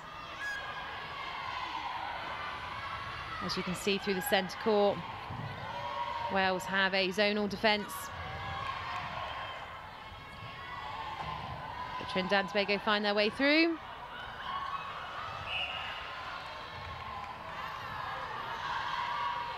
Hollingsworth goes for the interception, but for the rebound, sorry.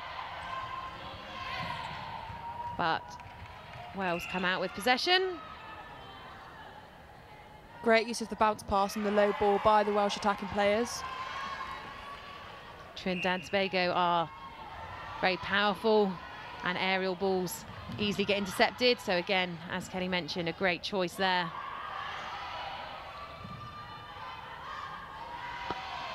Good space created, blocking out the defender by the goal shooter, Vincent. Couldn't capitalise.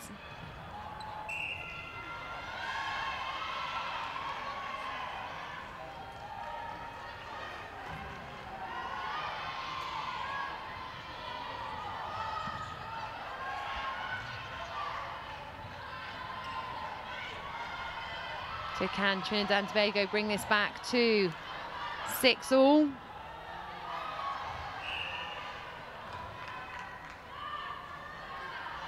Not at the moment, they can't. So Wales in the lead, 2-6. Trinidad and Tobago 5.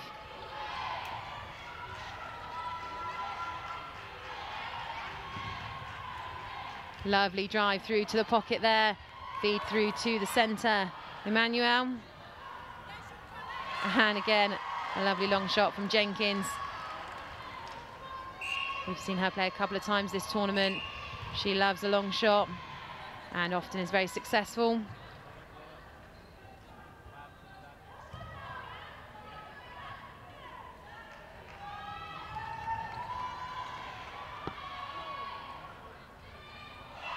And Llewellyn shows that what Jenkins can do, she can also do with her lovely long shot there.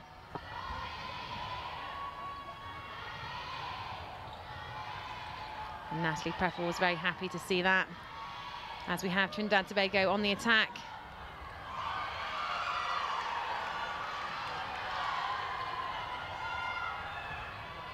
The Welsh bench look very happy there with the start that they've managed to make in this first quarter.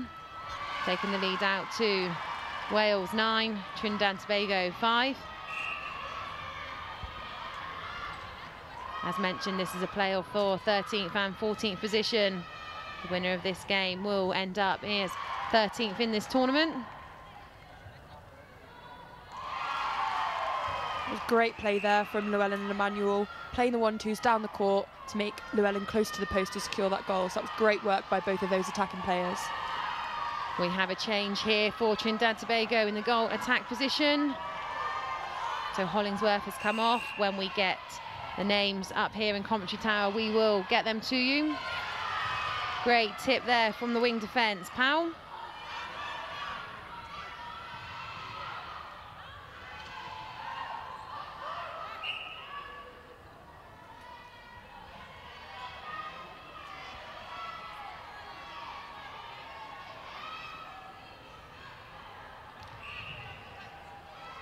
Miss there, and the ball went off the back line, so Wales back in possession. As you can see, Trinidad and Tobago also putting on a zone through the mid-court. Lovely vision there from Llewellyn through to Jenkins. Unfortunately couldn't capitalise on that fantastic bit of netball.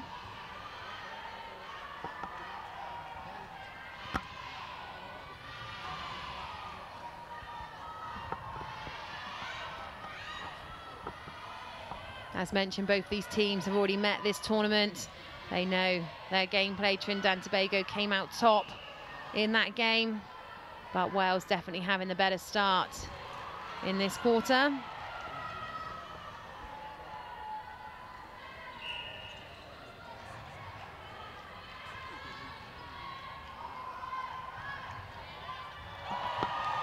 Amazing take there from Baptiste, the captain for Trinidad and Tobago. She's been having a fantastic tournament, and her team capitalised on that fantastic move that she made.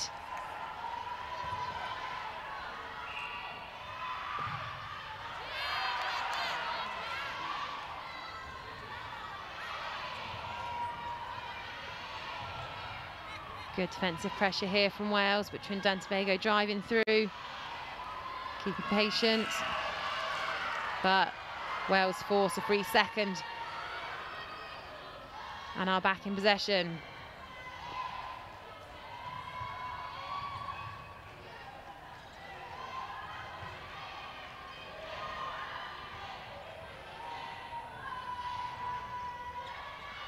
Good work, passing back to the transverse line, allowing shooters and attackers to regroup. And again, Baptiste, any aerial balls across the D being picked up. Another fantastic interception. Quick transition through the court. And a lovely ball through to the goal shooter, Vincent.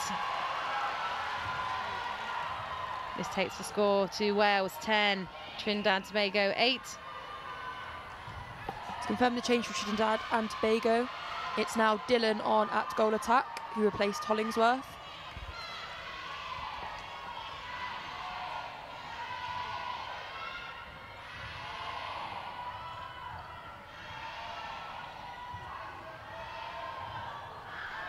Again, Wales applying a lot of pressure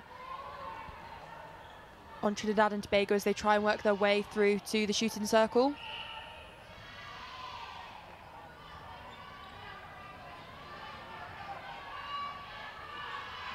Great front position held there by the goal shooter, Vincent.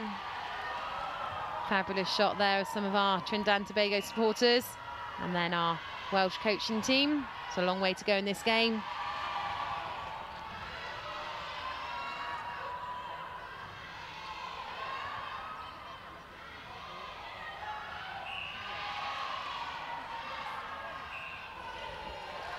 Trinidad and Tobago closing down that lead that Wales opened up in the start of this first quarter, and we go back to 10-all. Wales could really do with capitalising here, but a footwork call gives Trinidad and Tobago possession. Great Hawaiian shirt there.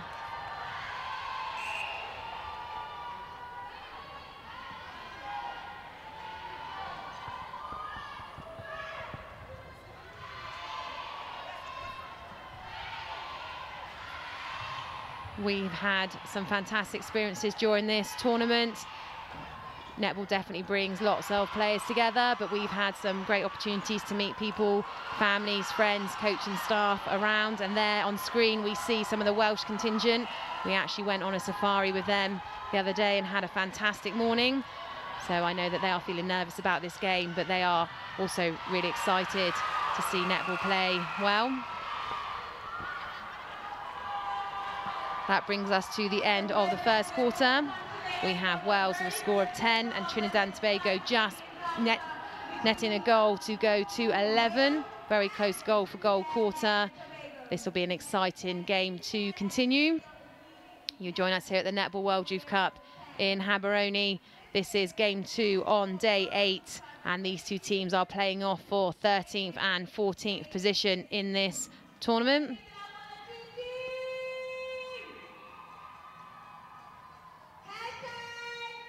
We'll leave you now with some highlights from that first quarter as the players are given some instructions from their respective coaches. And I'm sure we'll see some exciting netball to follow in the second quarter. We will join you in a few moments.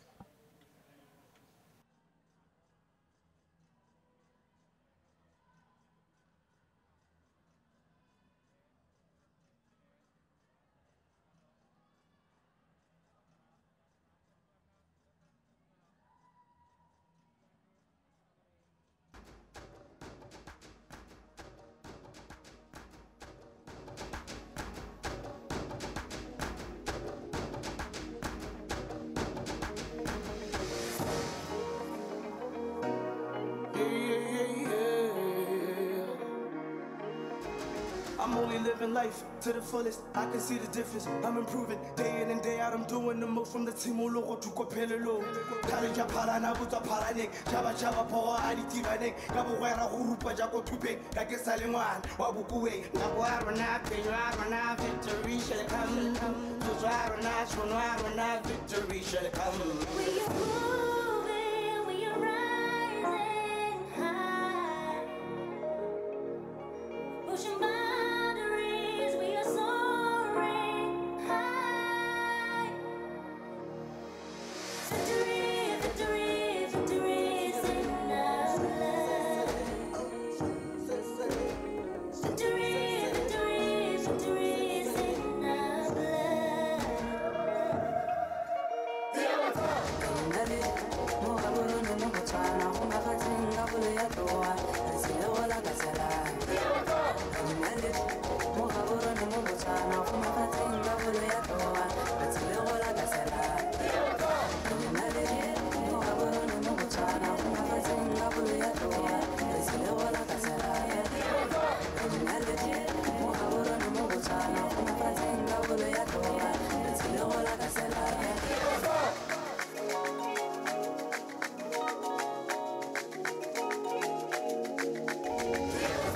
It's the time of the year, and we at it again.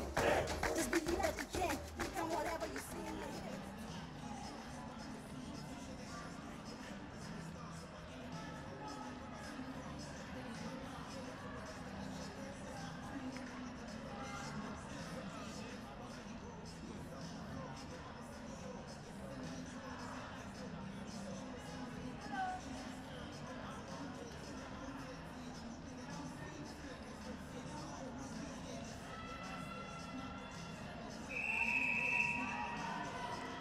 Ladies and gentlemen, we're heading into the second quarter of the game. Trinidad and Tobago level time. You rejoin us at the start of the second quarter of game 2 on day 8 of the Netball World Cup here in Gaborone. We have a very close quarter so far. Trinidad and Tobago just pulling ahead with a score of 11 to Wales's 10, but it has been going goal for goal. Wales pulled ahead slightly with Trinidad and Tobago pulling it back. So we have an exciting quarter, I'm sure, ahead of us.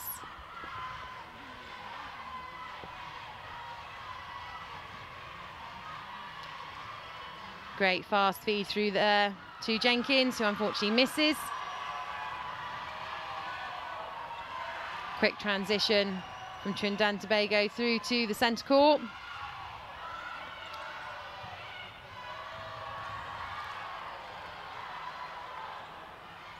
Good pressure from the Wales zone. But again, Baptiste showing the team what she wants as captain with another turnover. Some fantastic play from her so far in this game. And a great long shot there. Any changes made at the quarter time, we will get to you as soon as we can.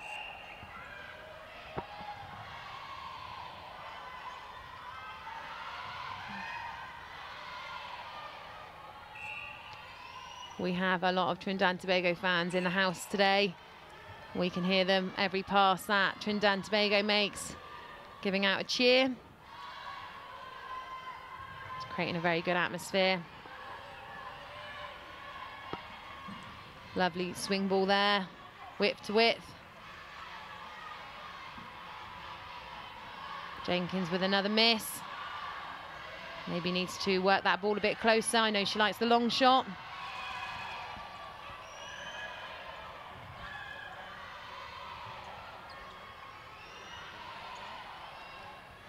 Great support work there between the wing attack and the goal shooter.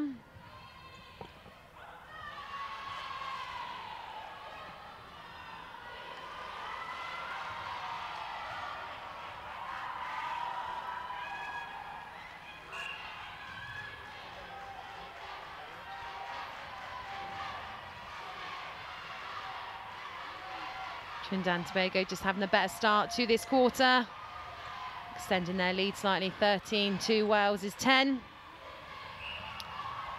Wales could really do with getting a goal here. Great work by Jenkins there through to Llewellyn.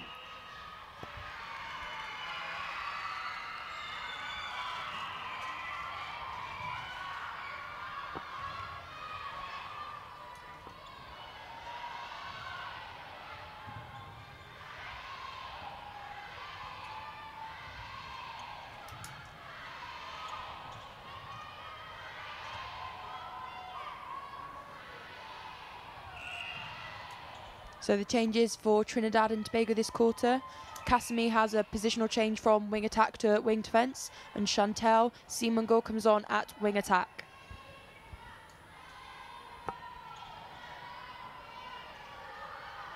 Ooh, long shot attempt there, right from the edge of the circle by Dylan. But they miss, and Wales are back on the attack. Great work of the court, creating space. Llewellyn working hard here out of the circle to support the centre, Emmanuel and Johnson. And a great shot there from Jenkins. The Welsh bench like that.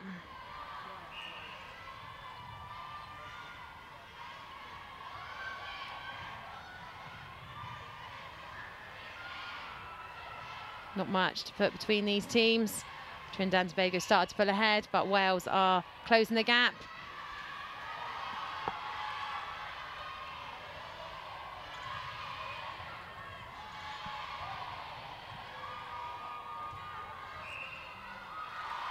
Again, another good shot there from Dylan. Trying to keep the pressure on Wales.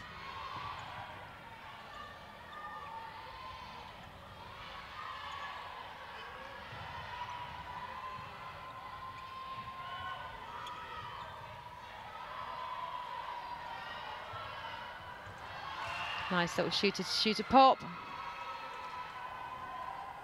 Walker Jones getting called for the contact there.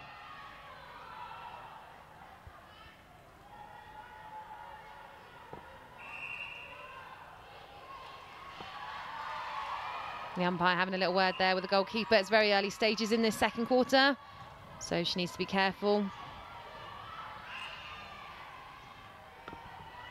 You can see McKeetrain, the goalkeeper from Trinidad and Tobago, adjusting her position around Jenkins, making it hard for the feeders to look in. So that was great work from her in the defensive end.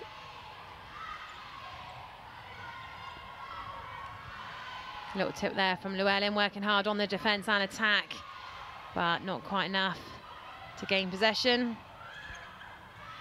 Great front space held there by Dylan.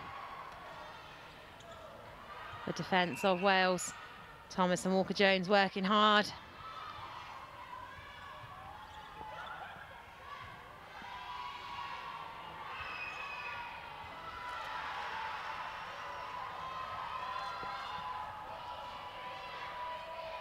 Trinidad and Tobago starting to pull away again with a score of 16 to Wales' 12.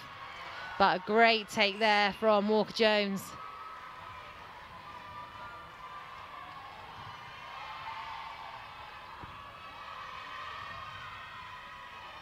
Trinidad and Tobago putting on a zone through the centre court.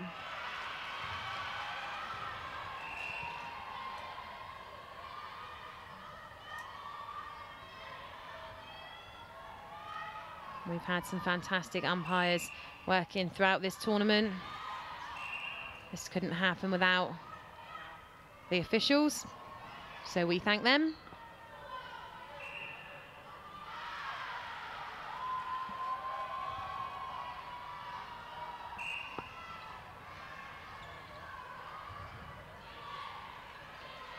Wales definitely need to drive through the defensive line.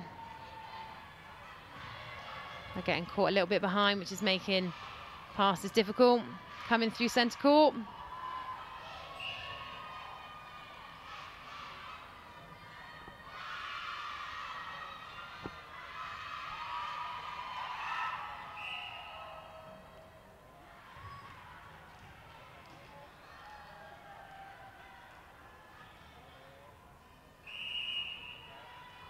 Great space there for Llewellyn.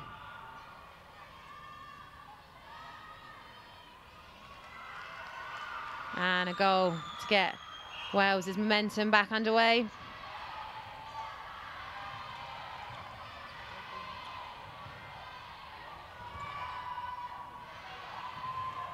Good pressure defensively from Wales, but Trinidad and Tobago find a route through.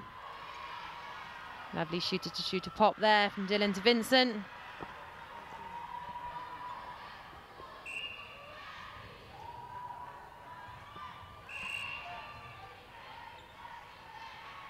Again, we see Trinidad and Tobago's defence forcing Wales' attack back. They need to drive through this space. We have a little change on court here.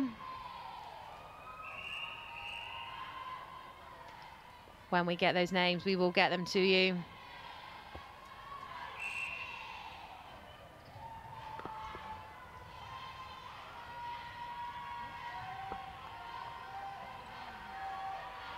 So Thomas, the one that called time, has left the court.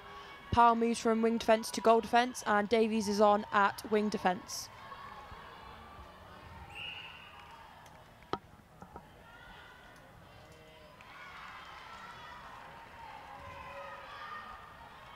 Still a close game. Wales 14, Trinidad and Tobago 18.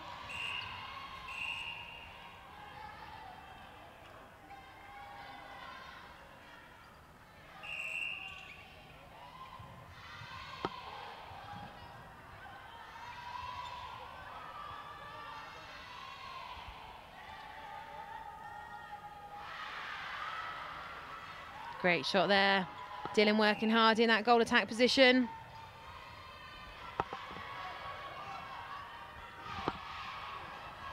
Characteristic long shot from Jenkins. Not successful this time. Goal shooter Vincent there was holding space, holding the defender. Walker-Jones high in the shooting circle. Didn't quite come off, but they still have possession. And a lovely long shot there, to the delight of the crowd watching here today. We have a great atmosphere.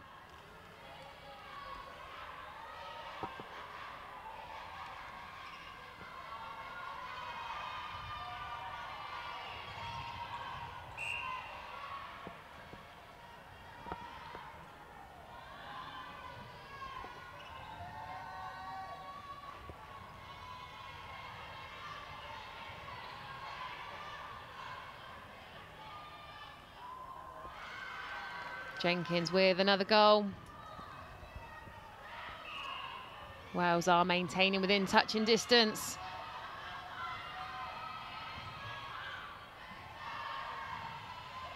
Great swing there, Llewellyn working hard.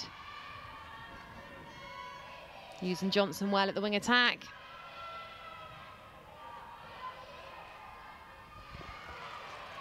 Jenkins with another goal.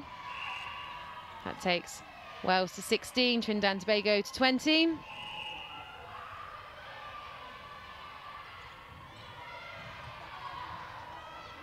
Wales defence opting to let Trinidad and Tobago get the first phase on the centre pass and setting up at the top of the D to try and force that pressure closer to the shooting circle.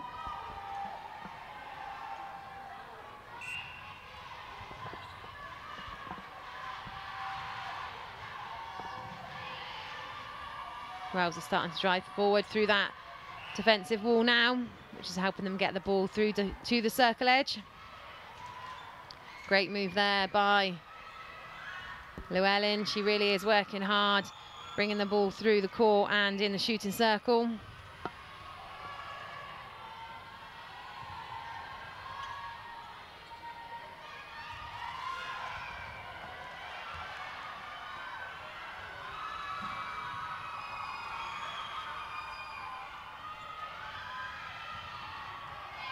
Good patient build up here from Wales. Beautiful baseline run from Llewellyn, but not seen by the centre, Emmanuel.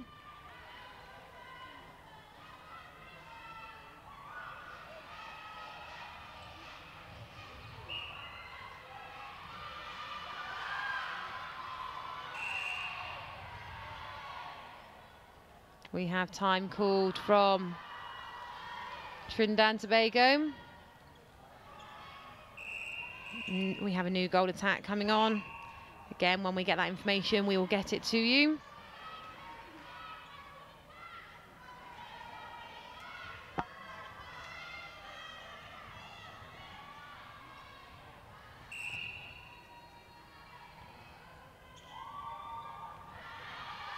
As we approach the closing stages of this first half, the goal attack has just come on and netted a shot.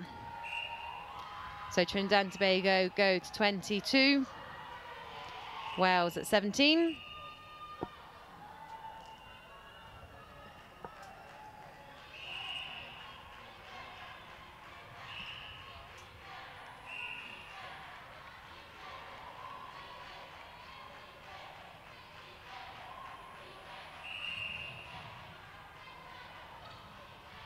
Good drive out there from Llewellyn.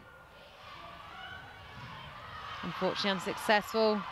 Trinidad quick on the response. Their transitions are quick.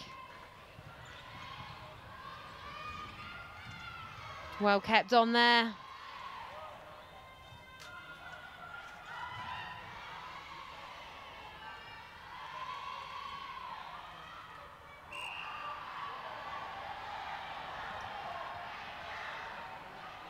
Trinidad and Tobago with another chance. That takes their score out to 23 as we come to the closing moments of this quarter. Lovely take there from Walker-Jones. Some good elevation.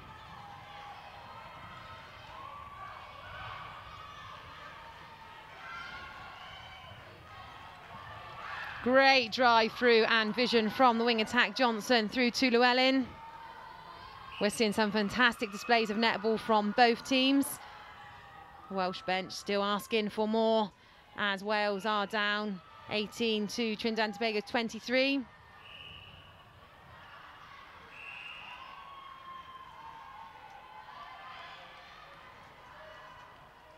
Is there time for a couple more goals here on game 2 of day 8 at the World Youth Cup here in Gaborone? We see the goalkeeper, McKee Train, receiving a warning during that. It's a long way to go in this game, so she may need to watch that. Don't want to see anyone being sent off in these games.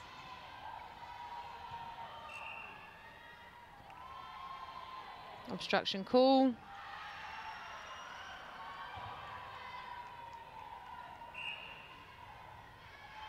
The Welsh fans there looking concerned. Can they get a goal before the end of this quarter?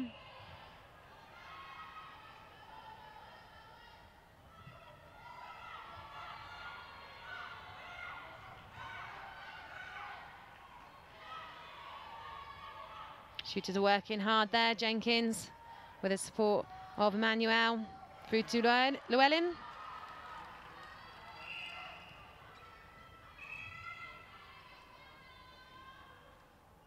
We see some changes here from Trinidad and Tobago in the very closing seconds of this second quarter. Goal defence, Baptiste has moved to goalkeeper. We have had some new players from the bench as well. When I get that information, I will get it to you.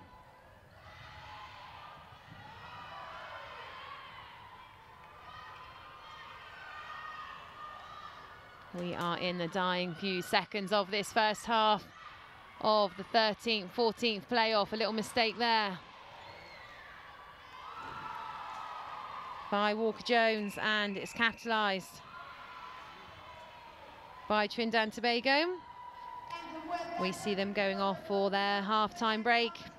The score currently is Trinidad and Tobago 25 to Wales 20. We saw some great displays of netball there. If they can cut out their unforced errors, it's going to be a close game as we continue into the second half.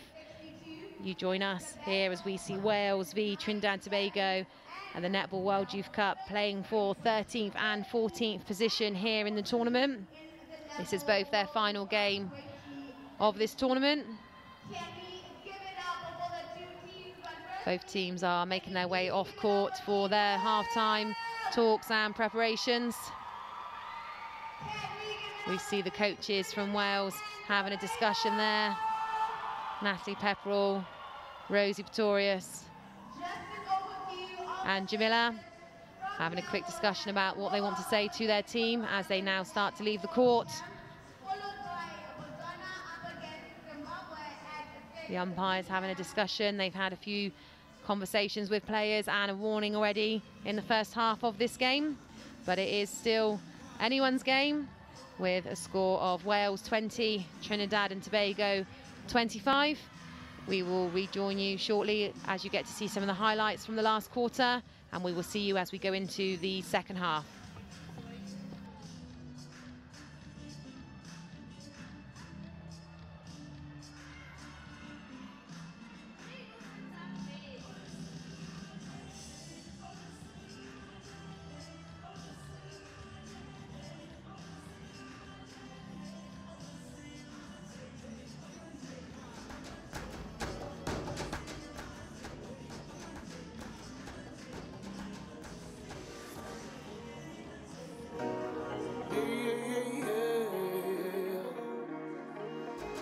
I'm only living life to the fullest. I can see the difference. I'm improving day in and day out. I'm doing the most from the team all over to Copello.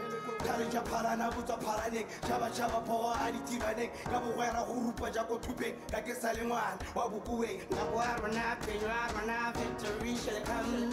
Tuzarana, Sunuarana, victory shall come. We are moving, we are rising high, pushing boundaries, we are soaring high. Victory, victory, victory is in our blood. Victory, victory, victory is in our blood.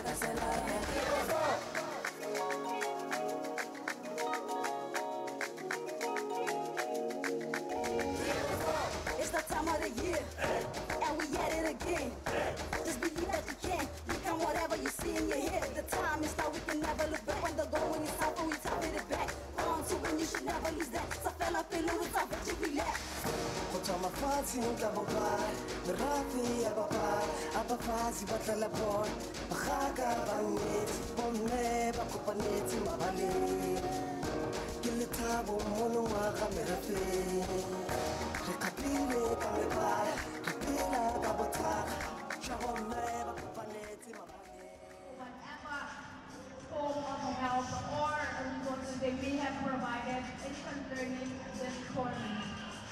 And I would like to also announce that BARvNIR is the ball for the Netball World Cup 2017. It is actually the official ball for this tournament.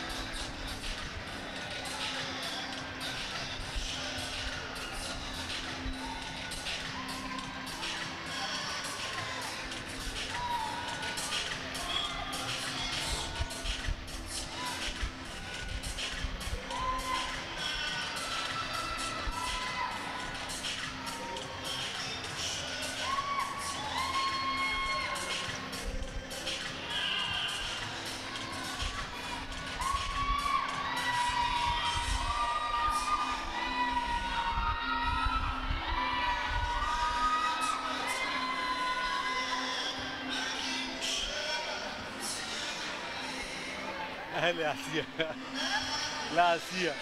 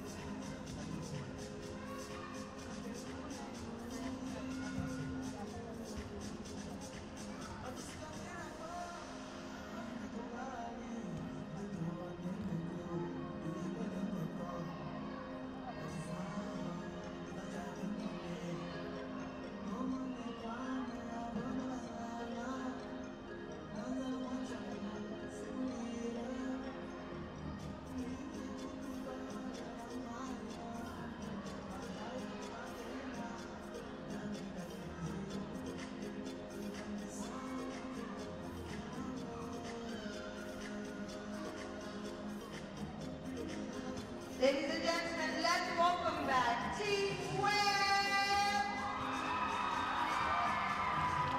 I can't hear you. Let's welcome back Team WALvT.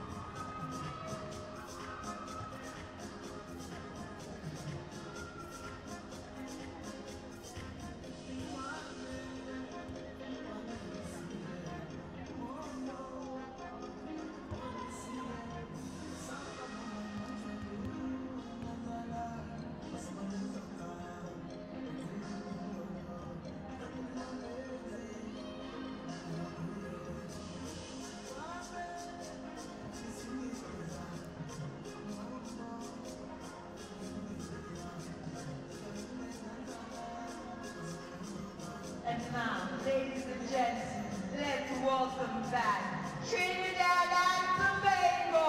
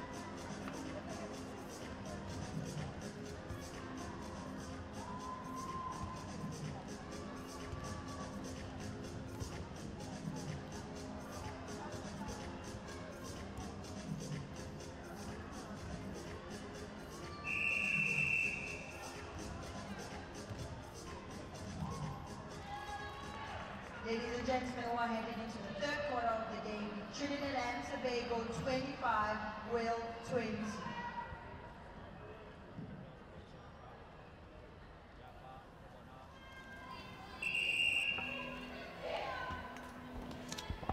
You join us back here as we start the third quarter of Game 2 on Day 8 here at the Netball World Youth Cup in Gaborone.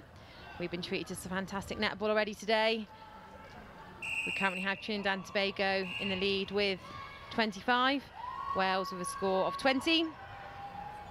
It's a close game.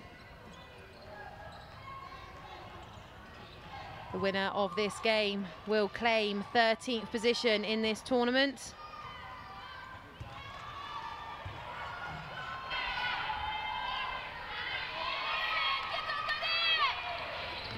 We've had a miss from Wales. And Trinidad and Tobago are on the attack. Any changes that have been made at half-time, we will get to as soon as we can. Come on, Wales!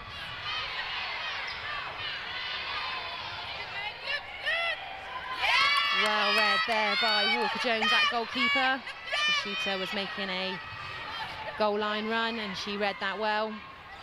And Wales are back on the attack.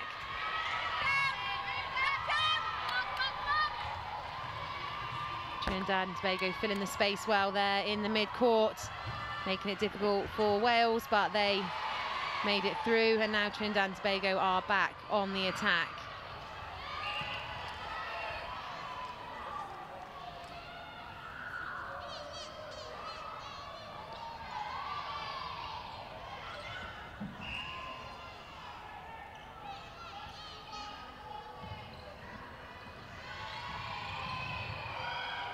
Great shooter-to-shooter ball there. And the goal shooter capitalises on that. Again, when we get the names of any changes that have been made at half-time, we will let you know.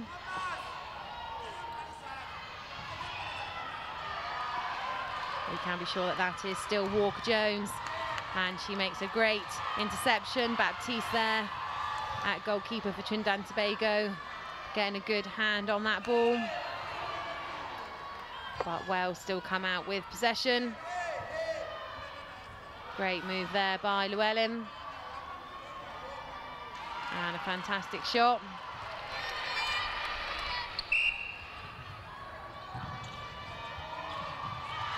A ball up over Baptiste will always be difficult, and she intercepts.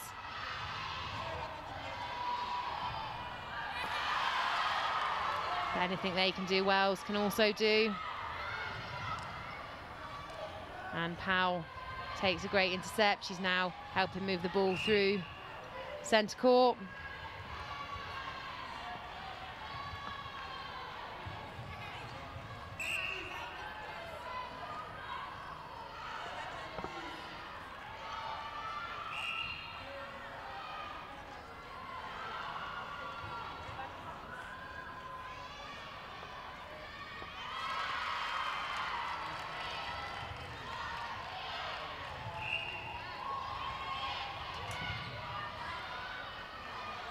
Patient build-up here from Trinidad and Tobago.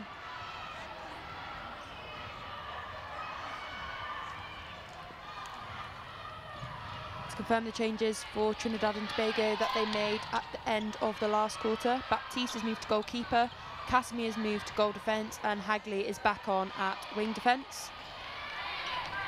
The changes for Wales are Dyke has come on at centre and Baker on at goal shooter.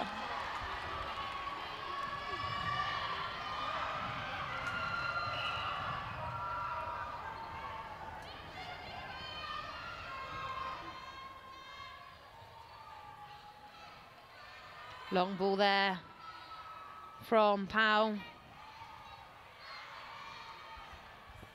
Wales have come out fighting in this quarter. Good work round the edge of the circle there. Llewellyn creating some good space. And a fantastic shot. The Welsh crowd there very happy with that. They know the game is still very close.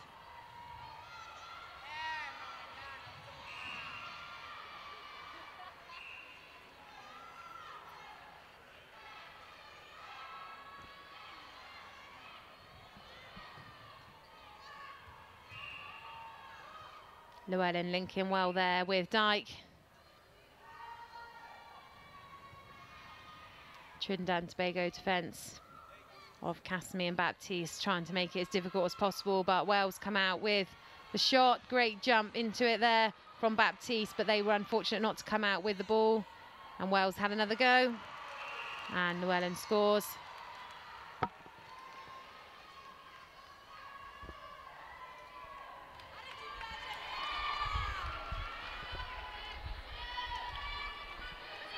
Again, we have a change on the Trinidad and Tobago team. Switching their shooters, she comes straight in and has possession of the ball. When we have her name, we will get it to you.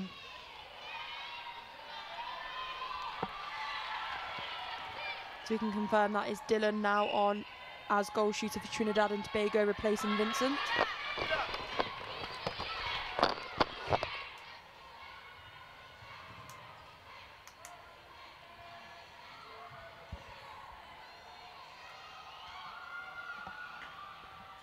Long shot there, missed by Llewellyn, but knocked off by Baptiste.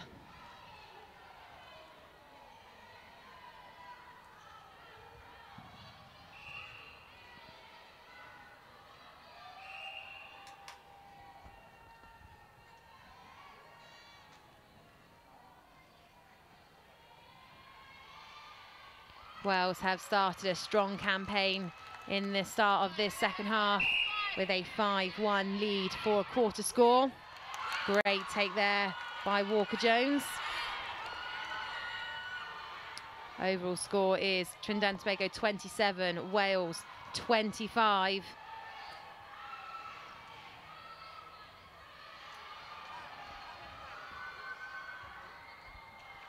Missed there by Llewellyn, but she collects the rebound.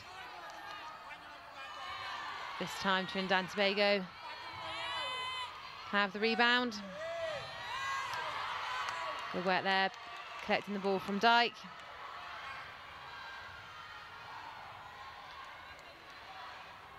Trinidad and Tobago putting a lot of pressure on the players, making Wales have to drive through the defence.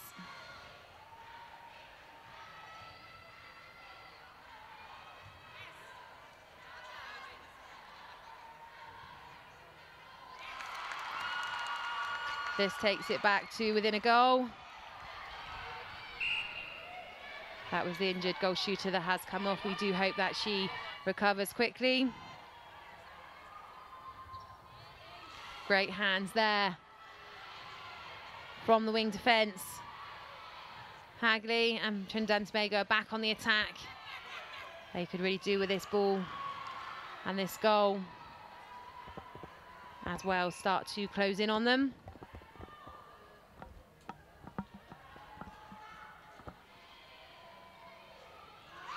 A miss, and Walker-Jones is having a fantastic quarter. She gets the rebound. Good support there by Dyke, all down one side. They could do with opening the court up there.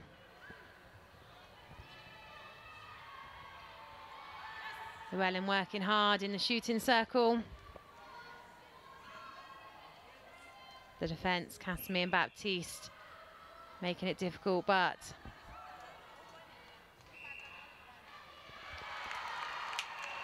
that takes the score to 27-all. We have a fantastic game in front of us. Just checking there for blood on the centre's hands. She's been asked to get that cleaned up by the umpire.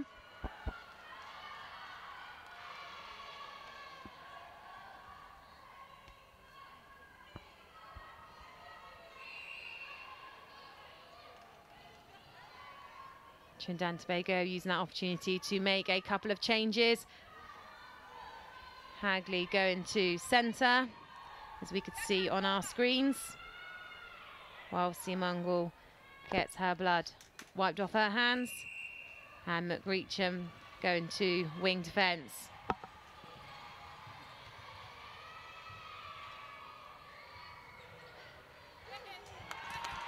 Great goal line drive there by the goal shooter.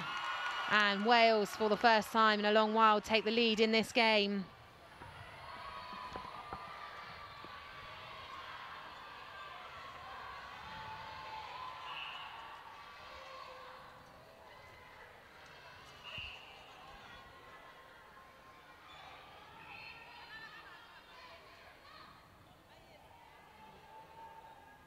Great work there by Welsh defence, keeping the shooters out for a longer shot.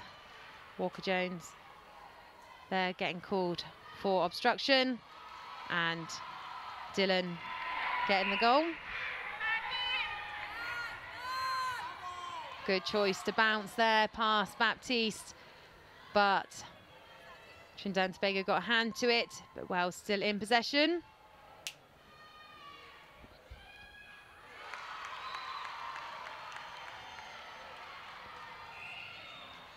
Wales go out to 29, Trinidad and Tobago 28.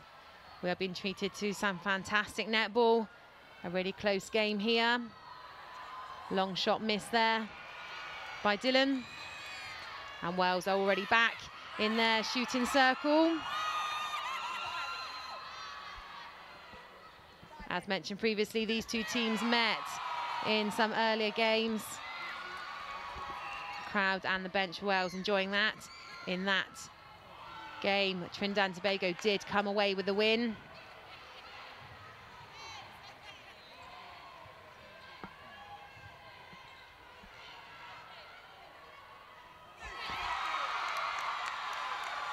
Wales are definitely on a roll this quarter.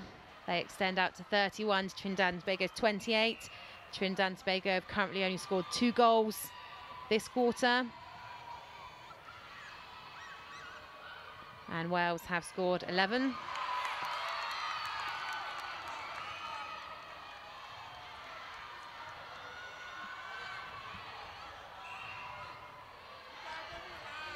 Footwork call there, could that be costly?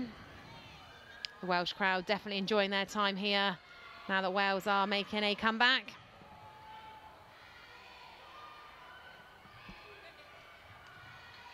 Trinidad and Tobago still working hard.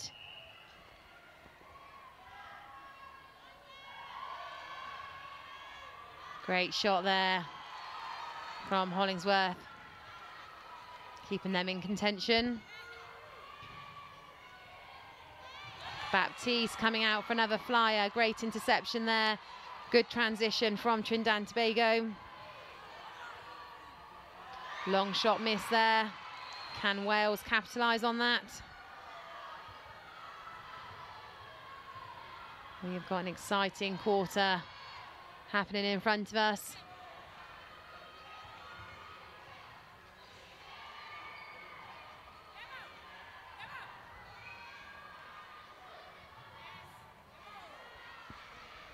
Lovely pass and cut there from Llewellyn. You've seen her do that a couple of times, faking the ball one way, passing out to the pocket and driving and cutting that space herself. So that's fantastic work from her in that shooting end. You can see the Welsh bench applauding that effort there. We have some changes happening for Trinidad and Tobago. Again, when we get these names, we will get them to you as soon as we can.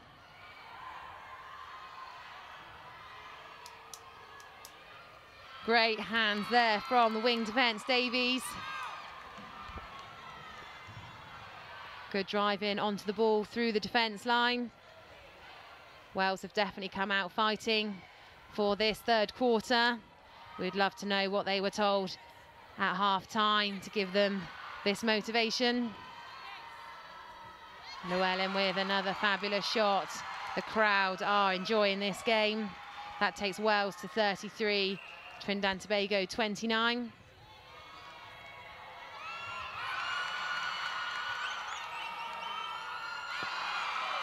And they extend that lead a little bit more. This has been a fantastic quarter for the Welsh team. Trinidad and Tobago are still a great team and will continue to fight. So there's lots still to come as we come to the closing stages of this quarter.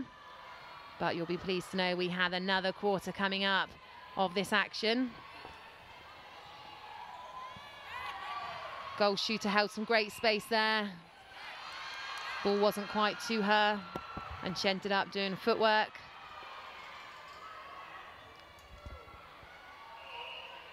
But an error by Wales gives Trinidad and Tobago another chance. Great shooter-to-shooter ball. And Trinidad and Tobago are keeping their campaign alive.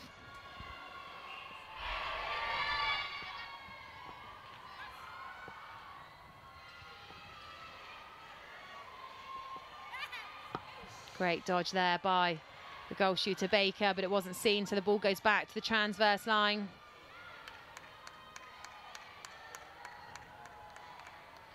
Great patient build up here from Wales. Trinidad and Tobago defence pushing them back.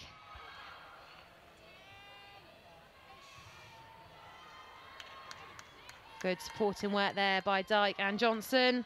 Ball over to Llewellyn, who runs out of court.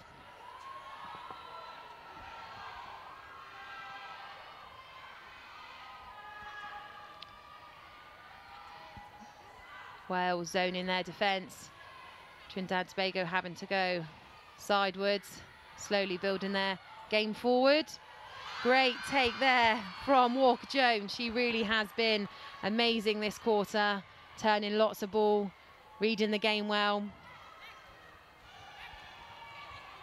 We're in the closing few moments of this quarter.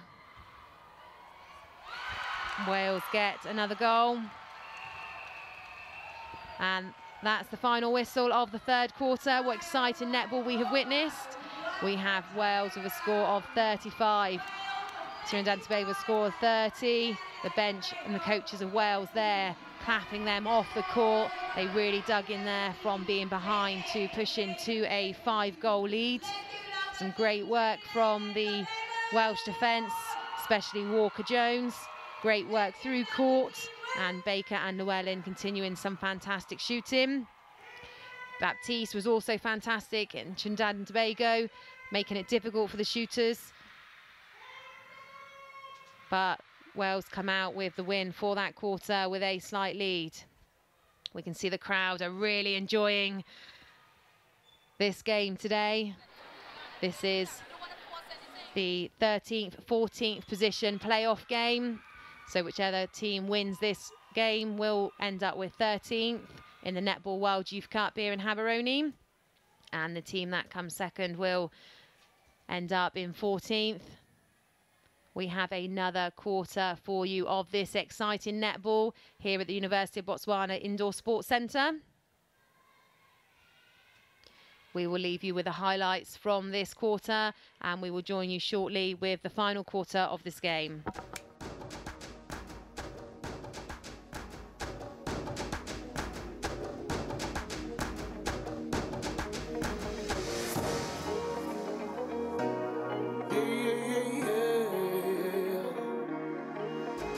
I'm only living life to the fullest. I can see the difference. I'm improving day in and day out. I'm doing the most from the team. Logo to Copello. Kalija Parana, Buta Paranik, Java Java Power, Aditivanek, Gabuera, Hurupa Jaco Tupe, Kakesaliman, Wabukue, Naguarana, Penuarana, victory shall come. Tuzarana, Sonarana, victory shall come.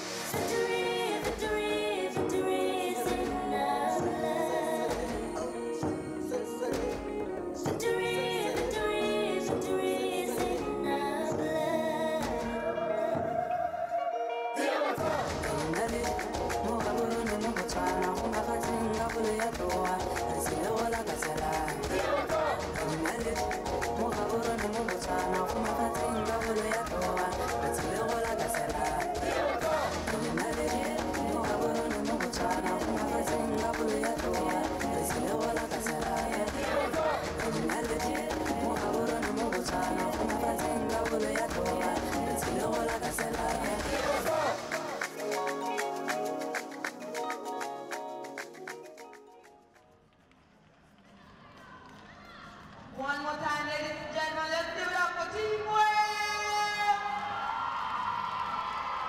And now, ladies and gentlemen, let's give it up for Trinidad and You join us back here at the Netball World Youth Cup here in Gaborone at the University of Botswana Indoor Sports Centre. We are entering the final quarter of the second game of day 8. We have Wales versus Trinidad and Tobago in the 13th and 14th position playoff. Any changes made at quarter time, we will get to you as soon as we can. We had Wales down by 6 goals, have made a comeback and are currently leading by 5 goals with a score of 35 to Trinidad and Tobago's 30. So we are looking forward to this final quarter.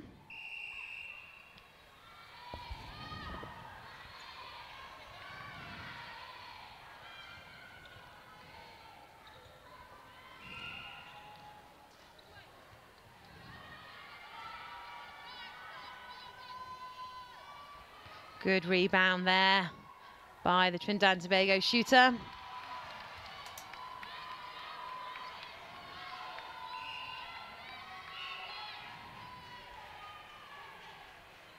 Contact call there on the goal defence. Lovely ball through from Llewellyn, not quite finding Baker.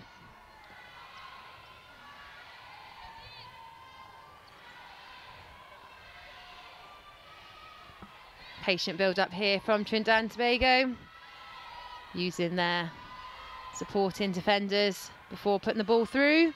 Lovely ball over the top of Walker Jones to the shooter. We believe that is Vincent back on in the goal shooting position. We can confirm that from the screen. Any other changes that have been made, we will let you know as soon as we can. And a great shot there from the goal attack, to the delight of that young member of the crowd.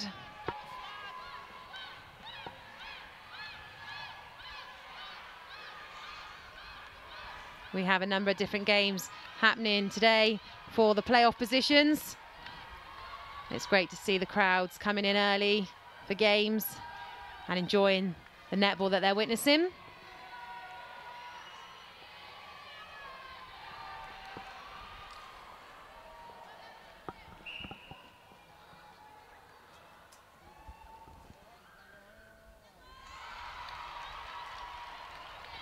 Some more members of the crowd.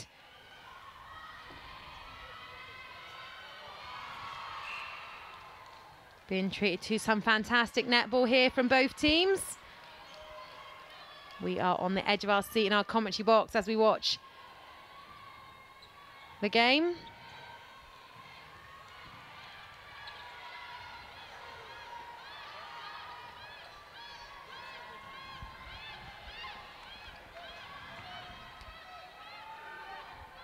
Remember, if you want to keep in touch with us here at the arena, you can use hashtag NWYC2017 or hashtag A Ba Tsaa.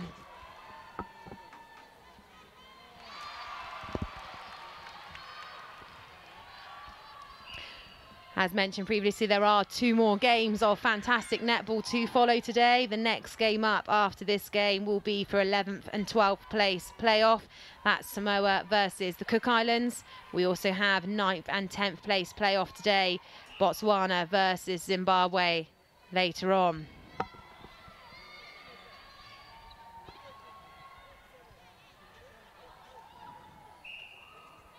Footwork call there on the shooter, Baker.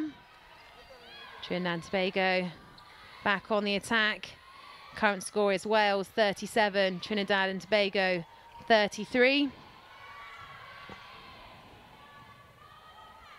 Lovely space there from Vincent, holding the defender behind her. You can see that Wales is setting up diamond defence in that defensive end, trying to slow down and pick off any intercepts that they can get from Trinidad and Tobago. Great split there from the shooter, receiving the ball near the edge of the circle, using her legs split to get her halfway there.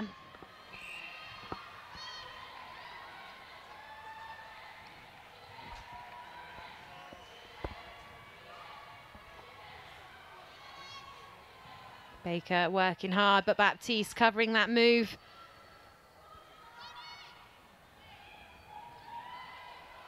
Great goal line run there from Baker.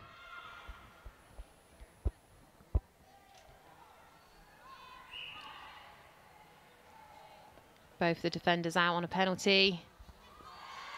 Wales capitalised there.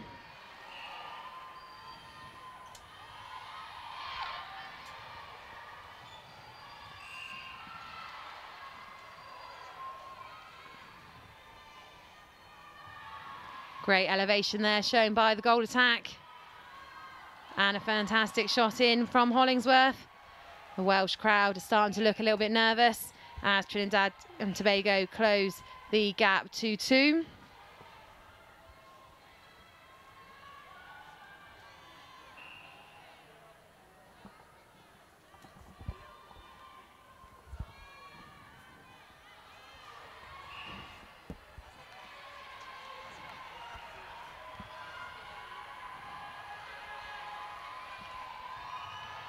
Great work here through the court from Trinidad and Tobago. Patiently building up. Great hands there from the wing defence from Wales. Davies, but couldn't keep the ball on for Wales. So Trinidad and Tobago remain on the attack.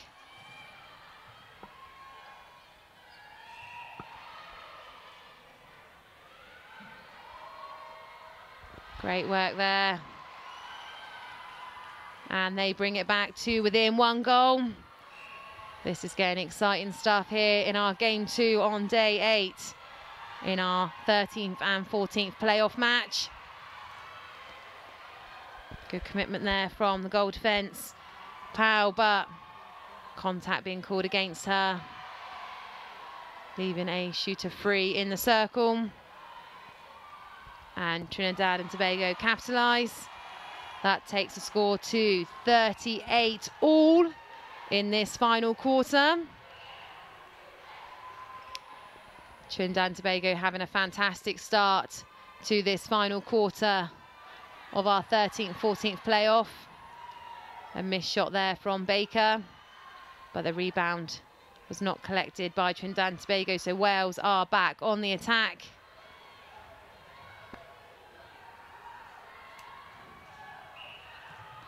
Trinidad and Tobago marking very tightly. Baptiste with a contact call against her. The shooter screening.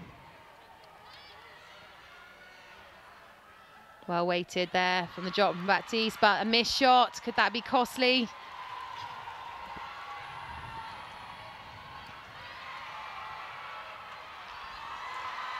Lovely ball over.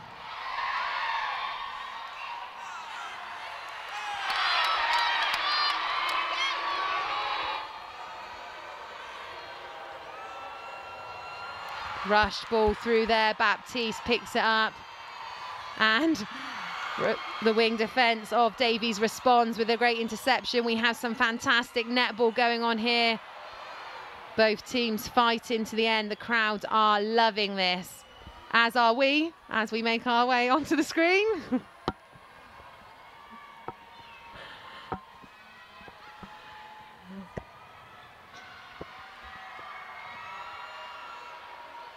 Great shot there from Llewellyn. The crowd are loving this. Wales go to 39, Trinidad and Tobago 38. Just under 7 minutes remaining of this quarter.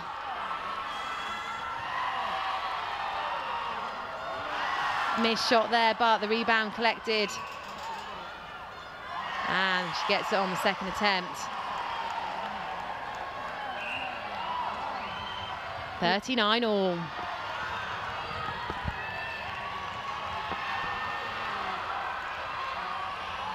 Patient build up here from Wales. They need to make sure of this. Dyke is working hard, as is Johnson, supporting the shooters. Their patience was rewarded as they get a contact call in the shooting circle. Llewellyn puts Wales in the lead again. We have some young fans waiting for the Botswana game later on, but it's great to see so many of the fans come in to watch some of these earlier games, and they are being treated to a spectacular display of netball here in the University of Botswana Indoor Sports Centre.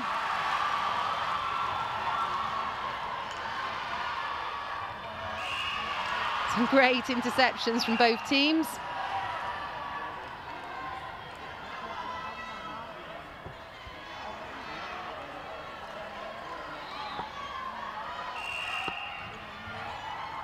That's an umpire timeout, the U panel. Great hands there from Walker-Jones. Again, she's had a fantastic second half to this game, as has Davies at wing defence. Great ball over. Baptiste again.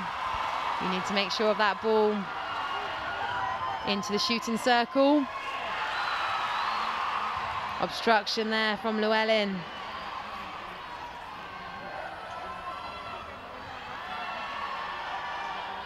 Can Trinidad and Tobago draw it back level? Yes, they can. 40 all. The whole crowd is getting excited as we come to the last few minutes of this game. 3-second call there. Good defence from Trinidad and Tobago, lots of pressure. Could this be where the first time that they push ahead?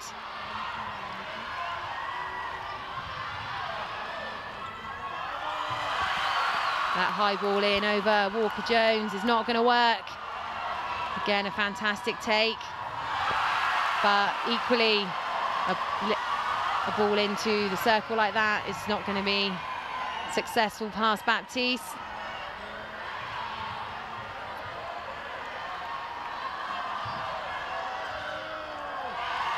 Both teams starting to feel the pressure of this closely contested game. As mentioned before, they did meet earlier in the rounds, and Trinidad and Tobago came out with the win there. But Wales are having a fantastic fight during this game. Good pressure on the defence, good cover there by Llewellyn. But Trinidad and Tobago find their way through.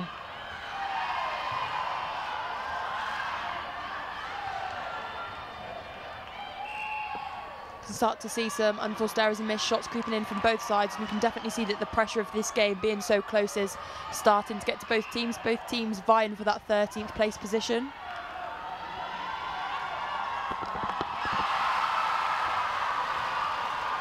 Fantastic work there from Trinidad and Tobago.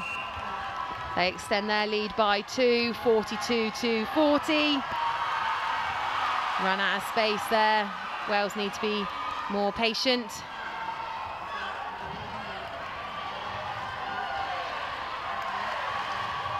Momentum is definitely with Trinidad and Tobago at the moment.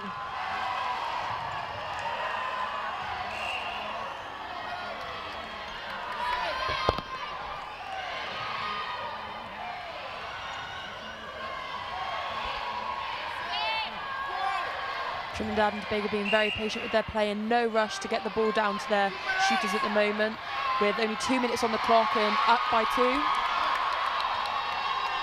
Make that 3. Trinidad and Tobago now on 43, Wales on 40. Wales just need to maintain their concentration, keep their structure in defence. Great pressure there from the defenders. Wales are now on the attack.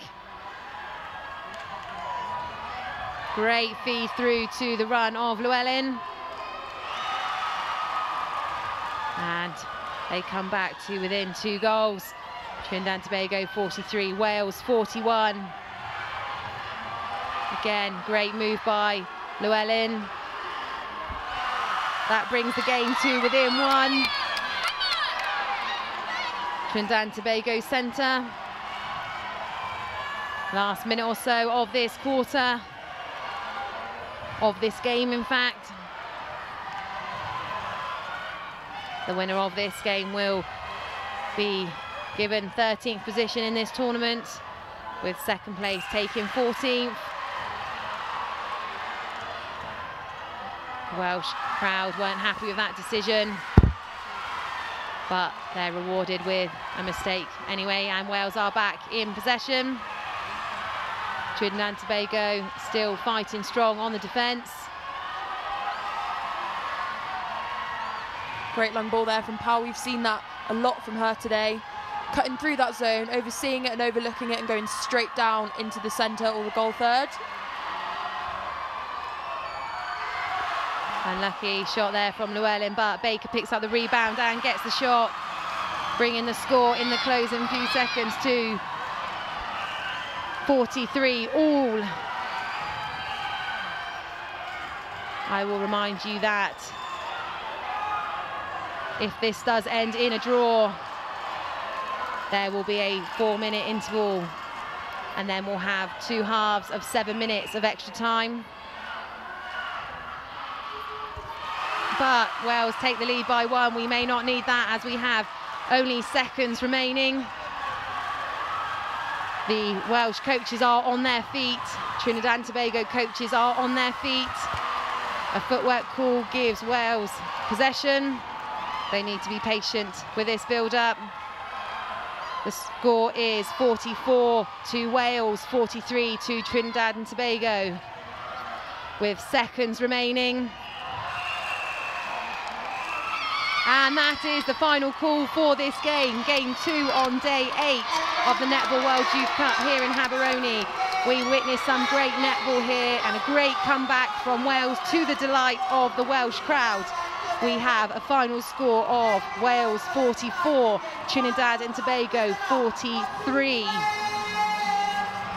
Wales will be given 13th place in this Netball World Youth Cup here in Gaborone, and Trinidad and Tobago will be named as 14th team. Last time they met in the earlier rounds, Trinidad and Tobago were successful. This time it went to Wales. Who would give you your standout players, Kelly, from this game that we've just witnessed? So for Trinidad and Tobago, it's got to be Baptiste, the captain at the back, making critical turnovers, coming out for flies. That was excellent from her.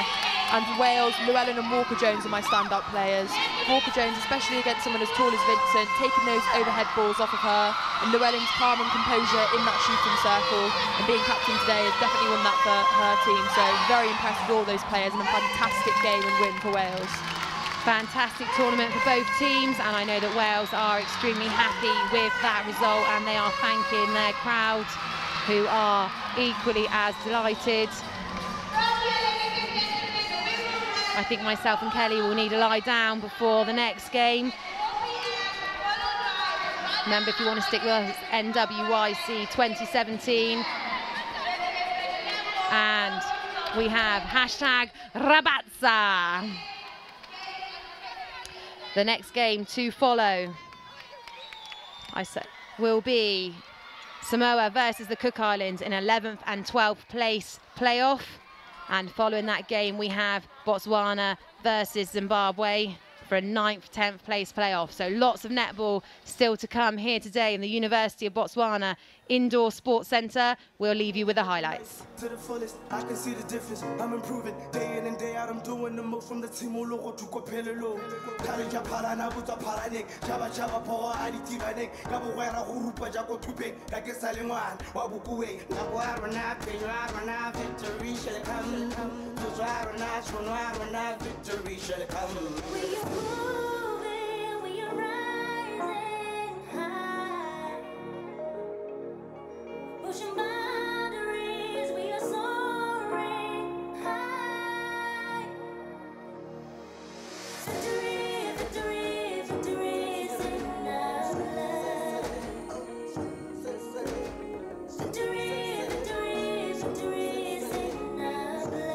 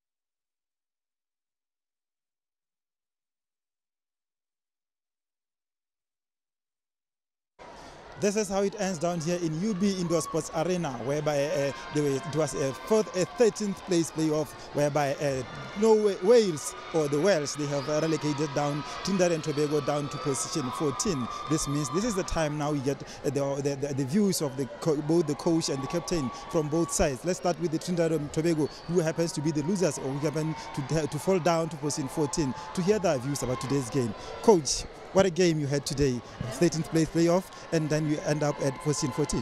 Yes, I mean, it really was a tough game. It was a tough game, but you kind of had it in the bag from the first quarter, second quarter, and then the third quarter they just took it away from you. What happened there?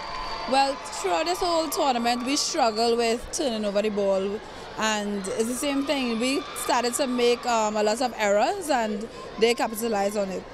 The last quarter, at one point you were leading with a few seconds to go, but at the end of it you dropped it all. What happened exactly? What was the problem? How do you fix that kind of a problem? Well, we just have to understand that when we have possession, we're leading, you have to take your time and make, the right pass. We don't have to force anything. And throughout the quarters, we were trying to force the ball into the goal shooter. And I think that we thought that was what was needed. And really and truly it was not, And we also, in that last few minutes, we let up on defense. So I don't know if the players saw that we had it in the bag, but clearly that was not the case. Despite the position, obviously there will be something you'll be taking home from this tournament. What could it be? Well, definitely. Well, most of all, the players, they have gained a lot of experience, and international experience, that is. And I think that, that fight, so, after working so hard and finishing 14th place, I think that they would go home with a lot of determination and fight and wanting to come back, another time at the senior level and be able to compete a lot better. Thank you, Coach. Better luck next time. Thank you. Thank you.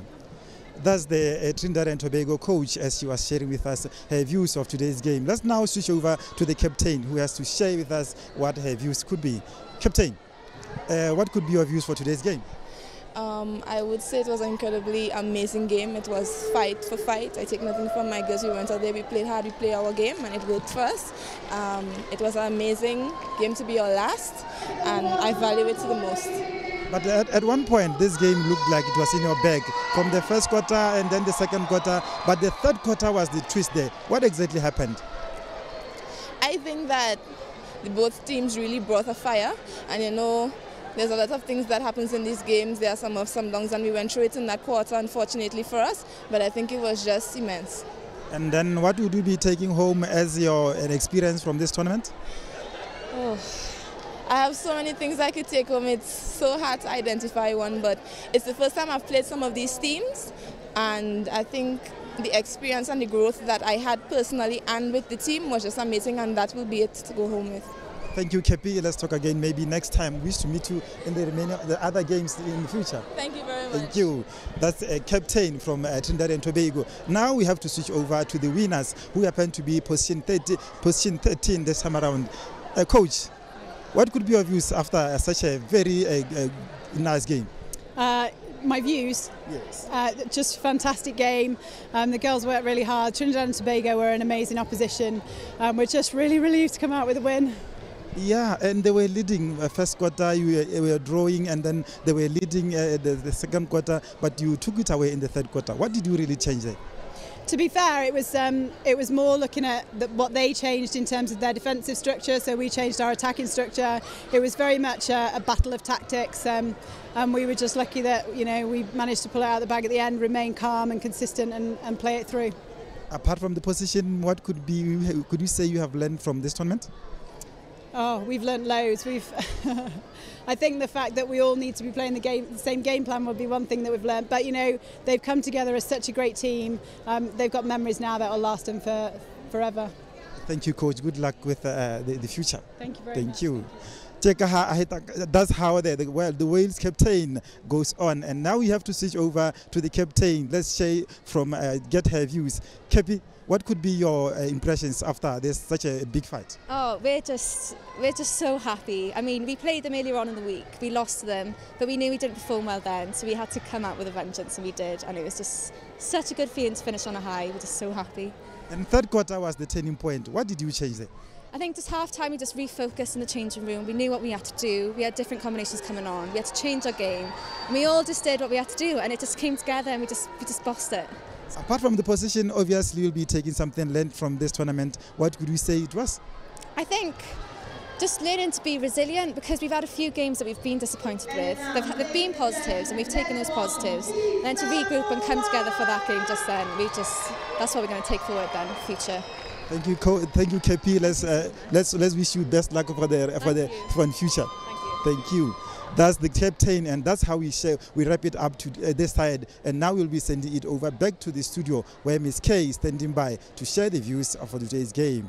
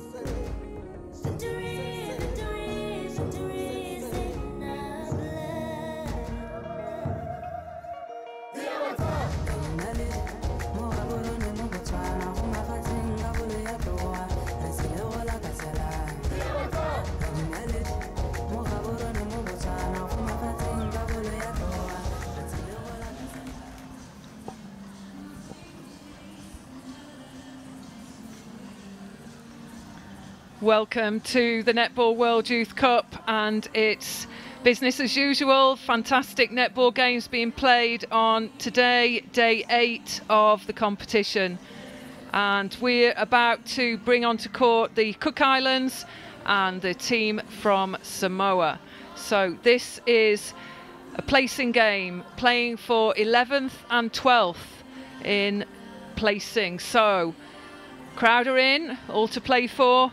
And the game to follow this one will be the home nation Botswana against Zimbabwe. We've just witnessed a superb encounter between Wales and Trinidad and Tobago. And Wales, they finished on top in a very tight contested game. They take 13th place, Trinidad Tobago 14th. So as the teams go through their final preparations, we'll bring you the team lists and those starting 7s from both nations.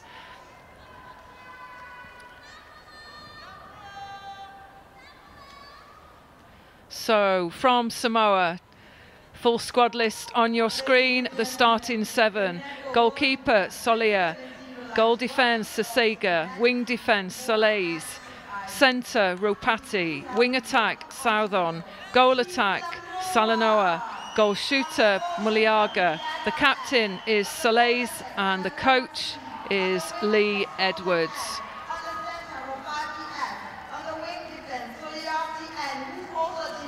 So the next squad list, as you can see, the Cook Islands is up there for you, the starting 7. Goalkeeper, Roberts. Goal defence, Miho. Wing defence, Owariki. Centre, Iro. Wing attack, Milani. Goal attack, Glassy. Goal shooter, Tiri. The captain is Glassy. The coach is John Glassy.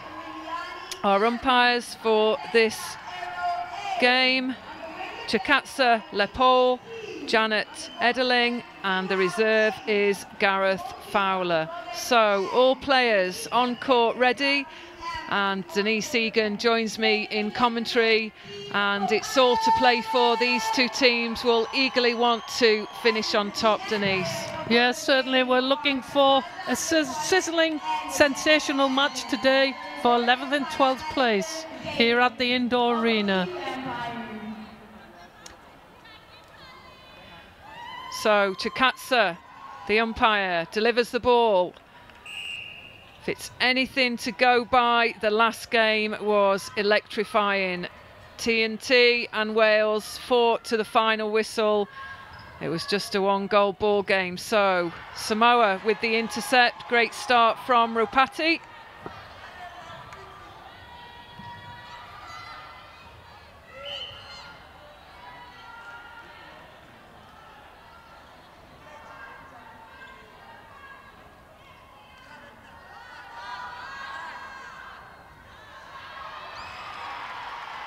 So rebounded by Muliaga from Samoa.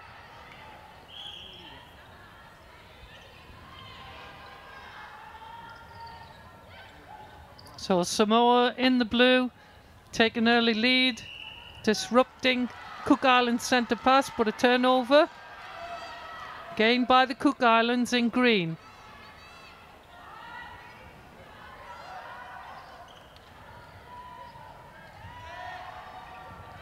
Good arms there over the ball from Soleis. So good pressure, Samoa. Cook Islands struggling to get the ball through to that shooting opportunity.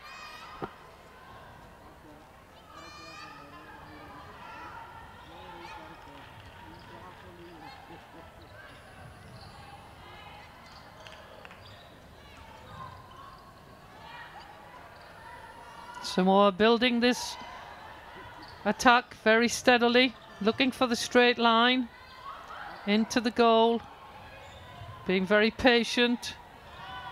There's a one-on-one into the shooter. Footwork deemed from Chikatsa Lepole. So a turnover again to Cook Islands. Bit of a tentative start, I think.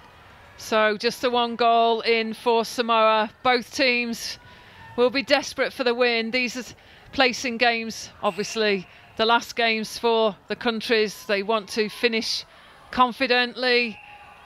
So this is penalty, and Glassy to secure the first goal for the Cook Islands. That's in, that's better. She's been a strong figure for the Cook Islands side, Glassy.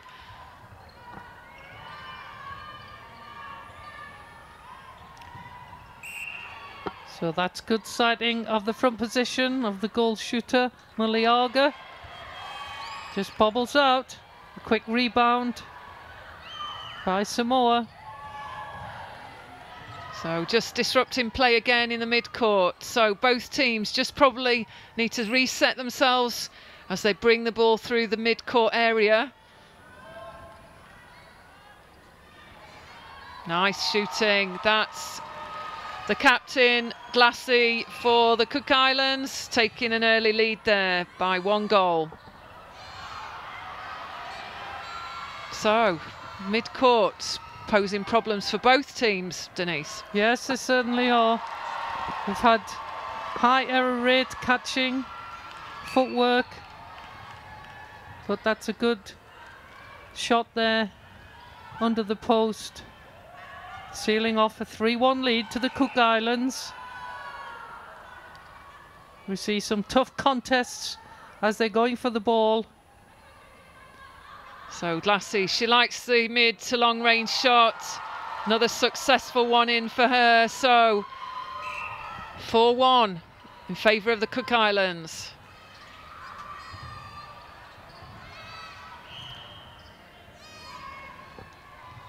Yeah, Glassy, the captain, on the goal attack for Cook Islands, been very dominant in the shooting circle. Lovely feed to the goal attack, Solanoa.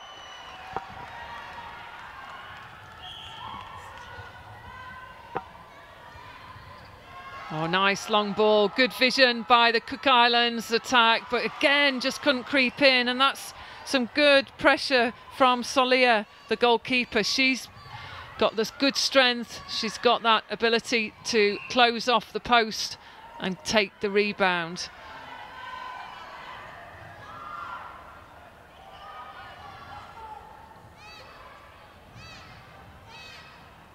So shooter out just to support. That's Muliaga. And again, shaky start from Samoa. That was a beautiful front position by Mihar, the goal defence from the Cook Islands. Hey, big wave to everyone back home. That's what that group are saying.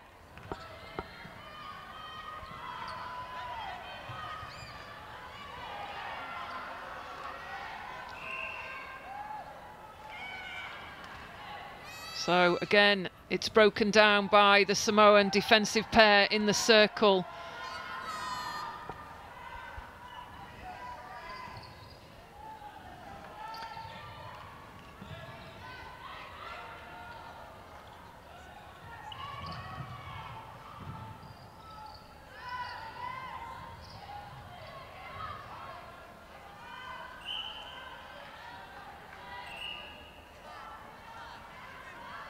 So Muliaga with the shot for Samoa.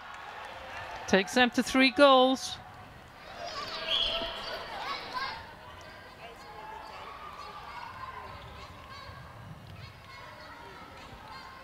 So Samoa then to tie the score.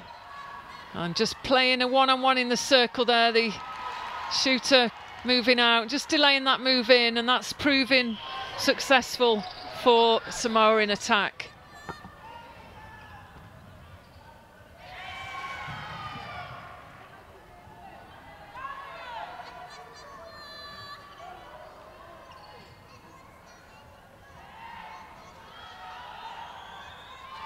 Oh, superb.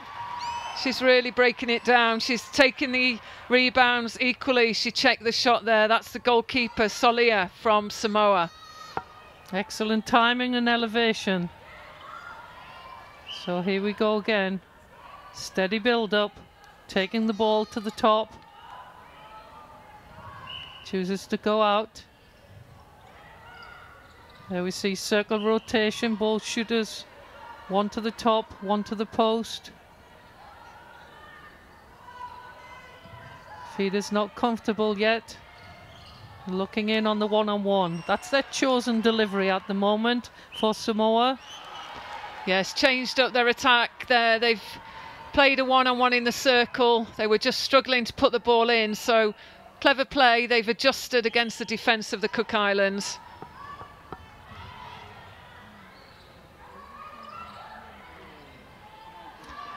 Much faster release there to the wing attack in the pocket. And the goal attack, Salanoa. I always get the pronunciation, so do apologise to everybody out there who are probably screaming at us. Yes, lots of names, but when you're seeing quality netball, I'm sure you're enjoying this fine display through the live stream. So pretty tight, Samoa 6, Cook Islands 5.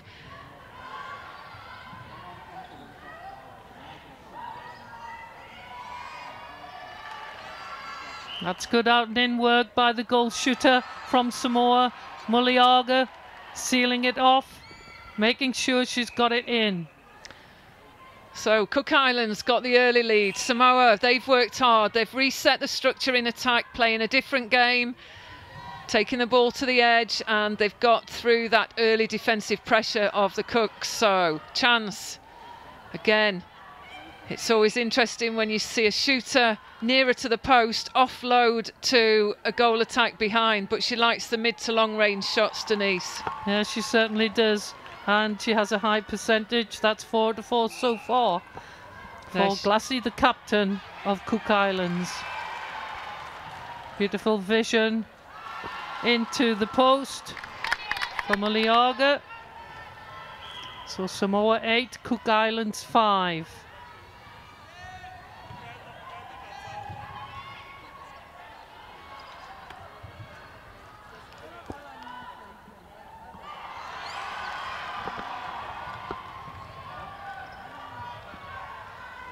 So Samoa again disrupt. Good long bomb there. That's from the wing attack. That's south on right through to Salanoa. Superb ball, great vision.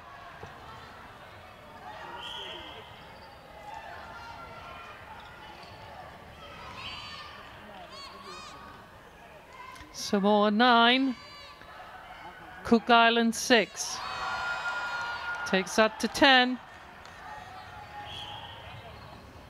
Samoa 10.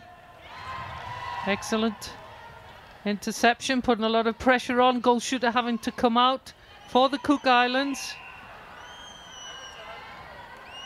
So just adapting to each other's strengths here. Beautiful shot again by Glassy.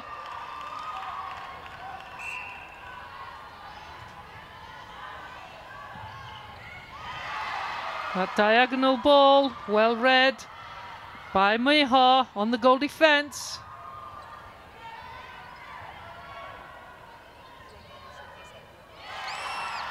Offline defender from Samoa, Sasiga. A lovely take. And she backs it up through the court. Cook Islands dropping back, 2 on the circle edge. Perhaps need a bit more pressure through the mid-court. Seems a little bit too easy for Samoa.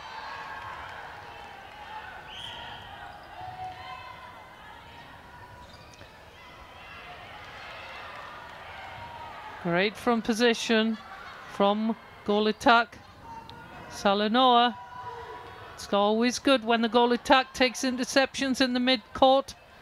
It's an extra bonus. So good pressure, Cook Islands defence, but Samoa just keep using that change of direction, that quick one-step move to sell the dummy to the defender. So chance now, Muliaga, she sinks another one. So we now see Samoa go to a 5-goal lead against the Cook Islands. So 12 goals to 7 in the last 3 minutes of the first quarter.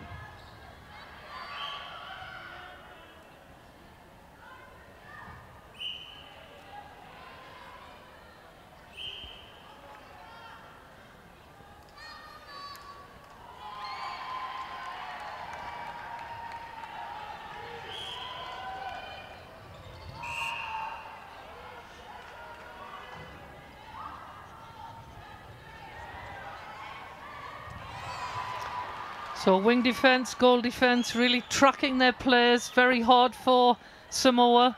And Cook Islands' only option was that long pass to Shooter, so spoiling their attacking play.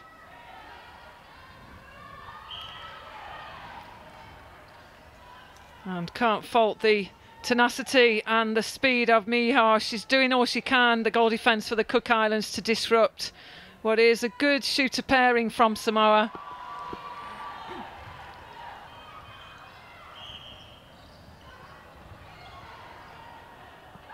Yes, they've been very confident and assured in their quick movement and changes of direction, and the accuracy of 100% so far for Samoa. Now it's better defence from the Cook Islands backliners.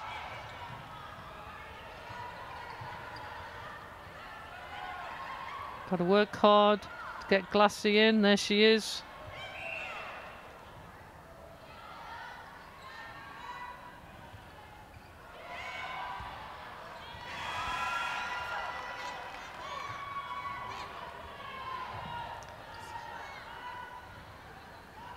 Sometimes the risk of taking those longer shots, if you do get a miss, it's hard to get the rebound. And just sense that the scoreline really just tell us something about Samoa. They just were shaky at the start, Denise, but then they've just developed that good connection through the court. Their ball speed is good, their movement off the ball equally matching. So is this a sign that they're going to just push ahead even more? Cook Island's got to work very hard, right, to push up and put more pressure on them. As you can see, a line of blue every time Cook Islands get the ball. So Glassy, she takes another mid-range shot. That's where she's accurate. She'll keep powering those home, but it is a good display in the latter half of this first quarter by Samoa. So chance to secure. Some worried looks here. Holding his head. It must have been a great night out, that's what we think. So there we go, that's the end of this, the first quarter. It's Samoa 16, Cook Islands 8. Both teams eagerly trying to gain that 11th placing. So this is the 11th, 12th placing game of this World Youth Cup. And after an initial lead by the Cook Islands, the Samoans, you can see there, regained the structure and really did come out strong. So we'll be back for the final, for the second half pretty soon. We'll leave you with some highlights of the first 15 minutes.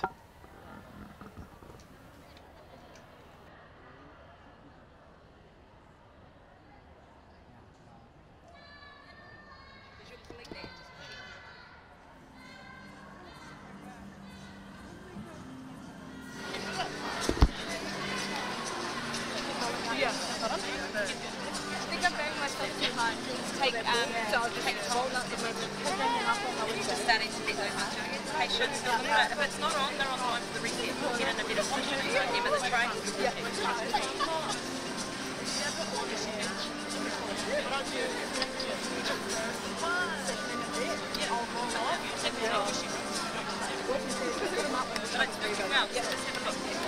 Make sure one on and one's hitting that top.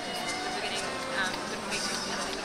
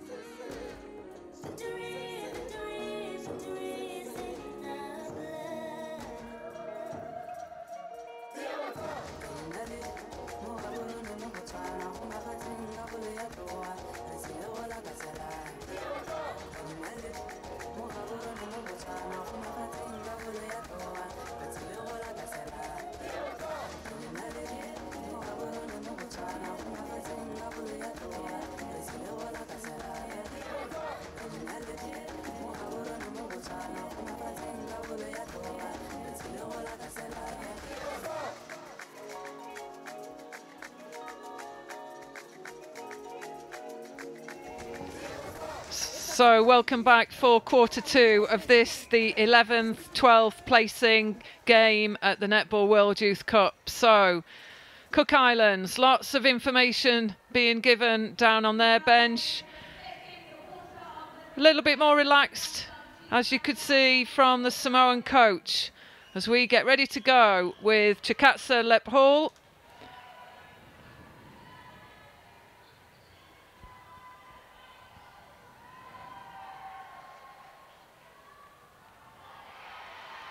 Early miss, Thierry from Cook Islands.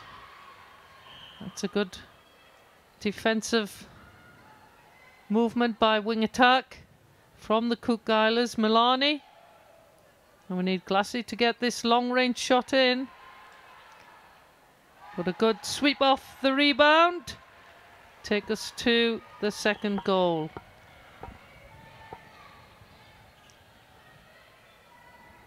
So Samoa on the attack, just resetting at the transverse line again, playing the short game, patient build up, one shooter in for most of the time. They're quite keen just to keep working around the circle and splitting this Cook Islands defensive pair.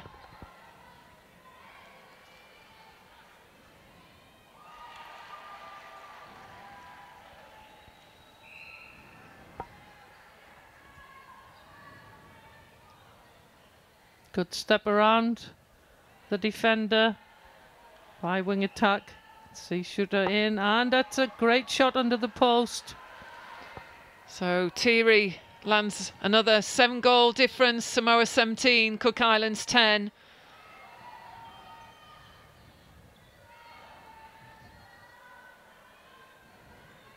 Oh, good shooting. So retaining the 8-goal margin so far in this first 1.5 minutes.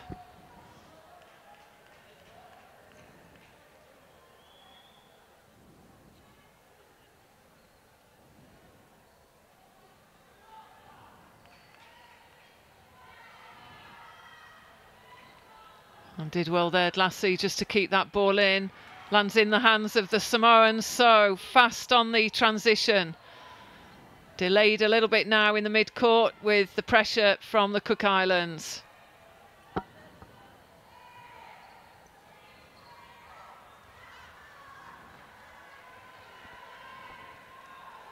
So looking a little bit disappointed, the Cook Islands supporters.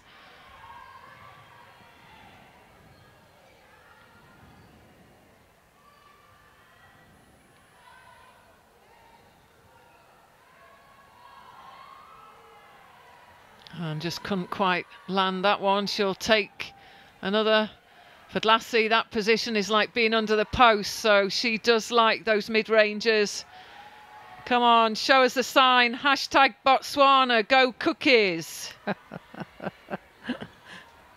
Those ladies in their traditional costume of their home country have been here at every match. We see them at breakfast. Right, they're always there, keen to push their players' names to us. Yes, it's been a fantastic competition, and Molly Roan, she was the one who said so many friendships have forged at world events like this, flagship event for the International Netball Federation. And we can pretty much say the Cook Islands have been, and the travelling supporters in our hotel, they've been pretty special, Denise. Yes, they certainly have. They seem to move around as a group as well, so they're very, very noticeable. So we've loved the national gear. We love their ability to tell us the stories from the Cook Islands. They're pretty good at offloading the gifts as well, aren't they? They certainly are. Oh, fabulous shot from Muliaga, the goal shooter of Samoa. Takes them to a 5-3 lead in this second quarter.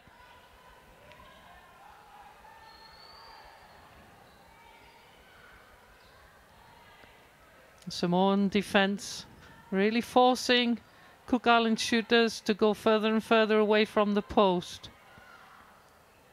Double teaming on the shooter, making sure there's no space available. So Glassy, as Robert Salia tries to put the pressure on, but Glassy, she's successful.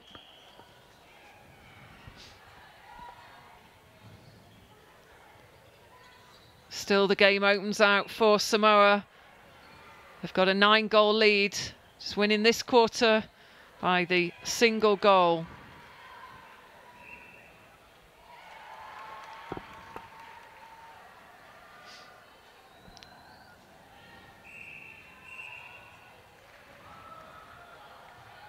So Lee Edwards on the Samoan coach, really urging her team onwards and upwards. Good work there, Salanoa, just using the support of Southon on the wing attack just to get herself closer to the post. But that's a timeout called by the centre from the Cook Islands, Iro, and we'll bring the changes as soon as we receive them in commentary. And you get a flash there of the Botswana national squad. The under-21s are in the house, ready for their most important game, playing for 9th, 10th against Zimbabwe.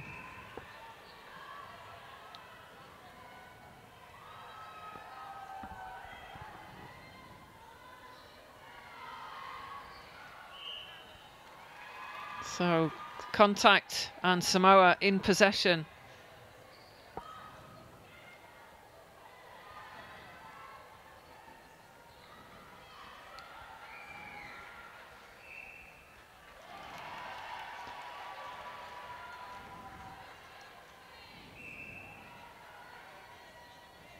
So the crowd filling as it's the Botswana game next. So they're all in the house, beginning to find their seats. And if it's anything like the last game, they'll be dancing away. Well, that was much better reading by the Cook Islands circle defenders. Double teaming on the goal shooter, inviting a diagonal pass. So there you see, safely. People of all ages coming in. The babies, the parents, no one is missing this next game. But in the meantime, we're seeing Samoa go out to a 14-goal lead after that goal. It's Samoa.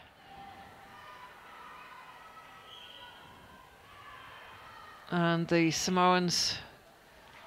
Jonathan Edwards trying to get some strategic information to his players. Bench looking on. So Samoa caught out. Cook Islands, they've got to do something if they want to make a comeback. Samoa looking more and more comfortable out there, and again just seems to be contact call or an offside against the wing defence there for the Cook Islands.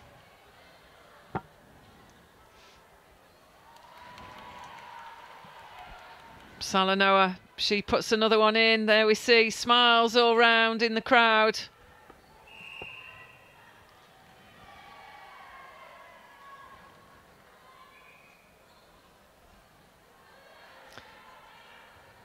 It's interesting to see the holding position of Samoa.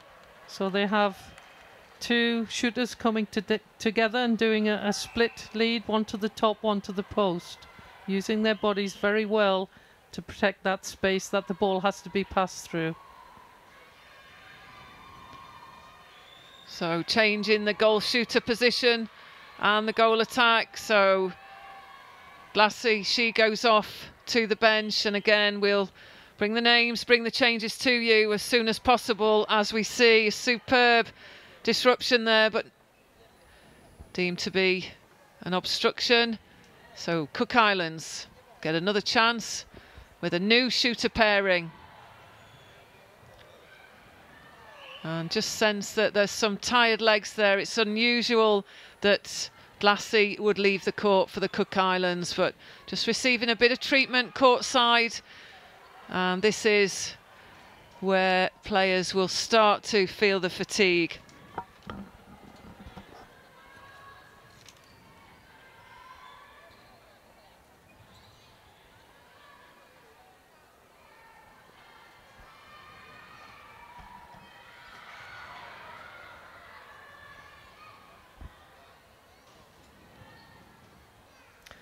So just feel it, the momentum at the moment is running against the Cook Islands. The coach is trying to make some changes to liven up the energy of this attacking pairing. Going for the lofted ball, forcing a long shot, and that's a great entry by the goal shooter for the Cook Islands, taking their goal score to 6 this quarter.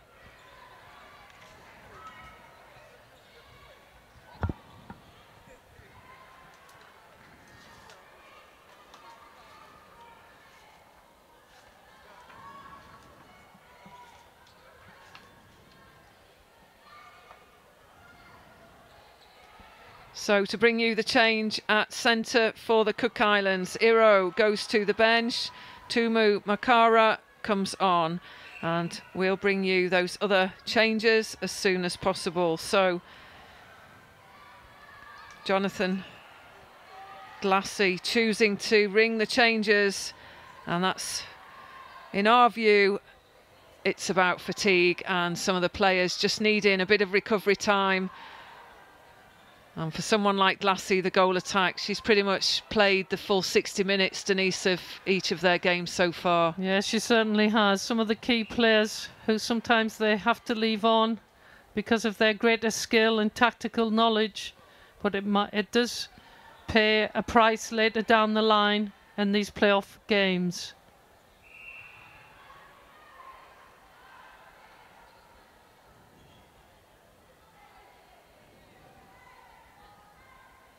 So a slow and deliberate build up to the Samoan attack. Goal shooter sealing that one off, taking their lead 29-14.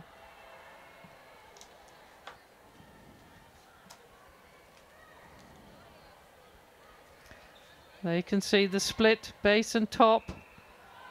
Can't keep it in.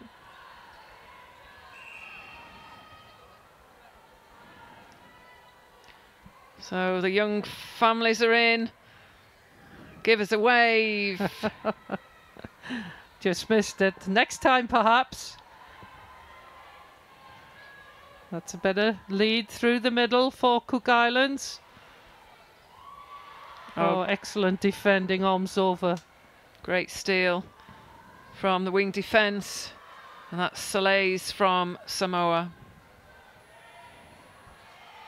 Great swing of the ball across the circle edge. Goal shooter, yep, seals another one. That's her 7th goal this quarter.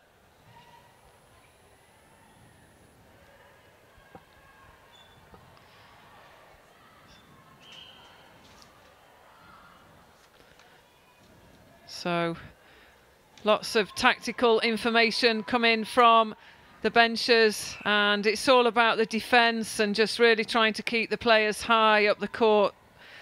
For Samoa, it's been a little bit more clinical than the Cook Islands as they make some wholesale changes. And just to tell you the Cook Islands change in the shooting circle, Thierry goes to goal attack to replace Glassy, and Tikitau, she comes on at goal shooter. Bit more pressure there.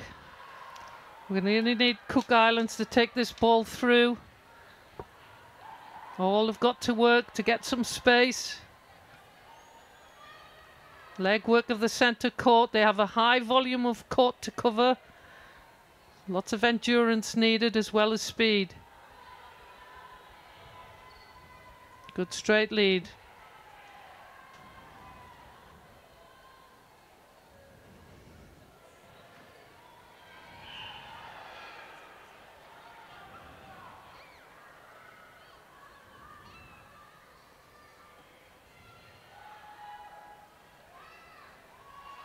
Great shot by the goal attack. Thierry, she's come on well, coming out from shooter to the goal attack position.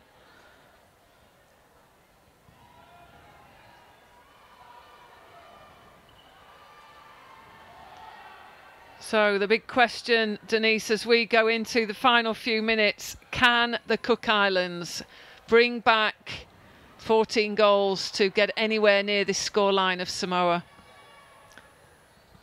They can, but they need to lift their energy levels, their work rate, and they need to make sure they get their goal off their centre pass and really disturb, right, the shooting, the attack through the court of Samoa, who are very steady and positive in their movement. There we can see Glassy just keeping the blood flowing. I'm sure we'll see her back on again.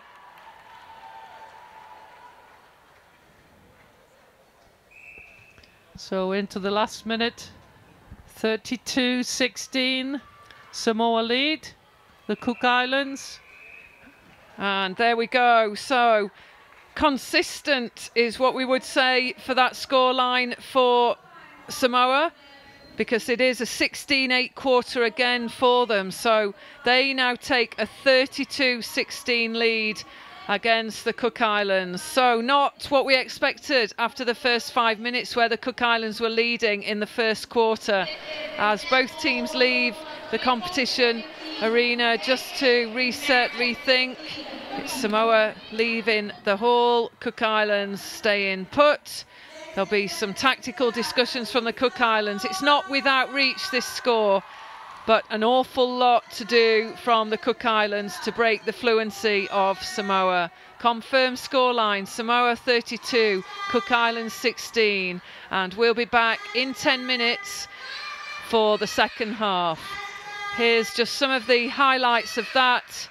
The second 15 minutes of this, the placing game for 11th and 12th.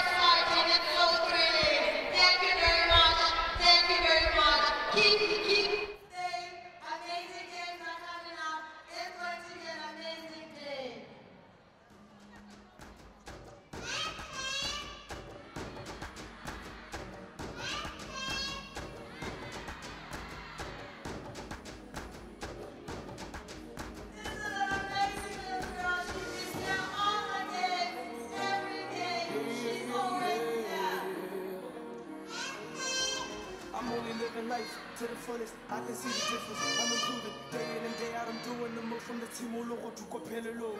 Karija Parana Buta Paranek, Java Java Power, Aditi Vanek, Gabuera Urupa Jago Tupe, like a Salimwan, Wabuwe, Naguarana, Pinarana, victory shall come. To Zarana, Shonarana, victory shall come.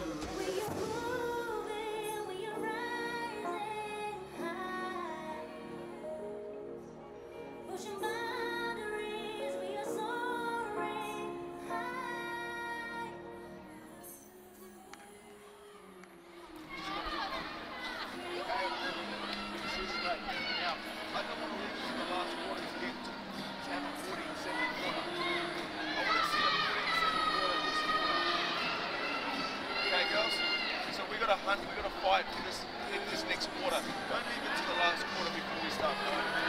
Alright, so defense has got to be spot on. Okay, when we attack with the ball, we're floating the ball, and we're not looking at the defense cutting across. We've got to have a look at the ball. That's it. Ladies and gentlemen, I've got a young girl, and she said she wants to talk. I don't know what she wants to talk about, but I'm excited to hear what she wants to say.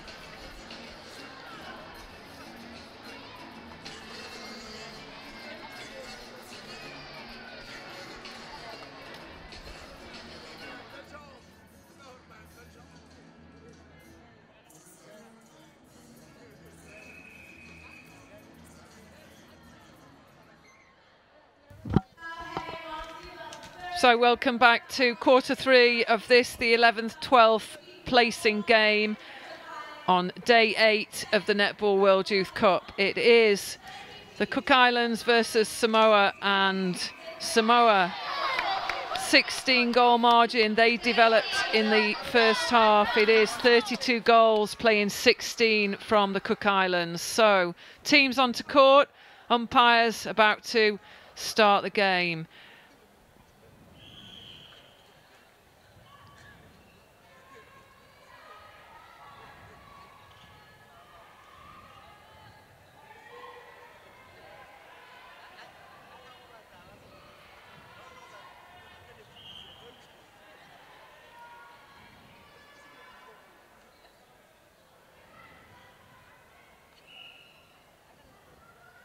So again, she uses the support of the mid-quarters, but Muliaga, she's got a great shot on her, Denise.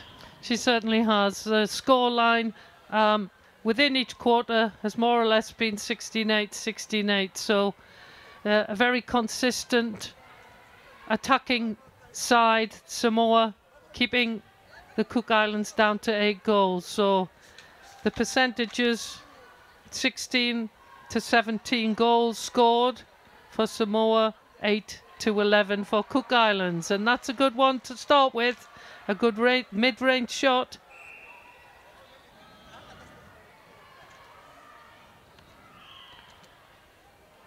So Samoa very happy with the scoreline so far, and with a few changes in and around the Cook Islands team, we can see that Glassy is back on. So she did go off. We sensed there was a bit of cramp there, a bit of fatigue, and she does return to the court. We'll bring the changes as soon as we receive them in commentary from the courtside officials. Looks like Thierry's gone back to goal shooter. Good drilled pairing. Oh, look, you see, is that a turtle from the Cook Islands for support? So I'm not so sure the officials will take that as an animal on the bench. We'll have to check that rule out and let you know. Saying that, the Australians bring their kangaroo onto court every single game. So good to see Cook Islands look a little deflated on their bench. There are some really tired legs out there.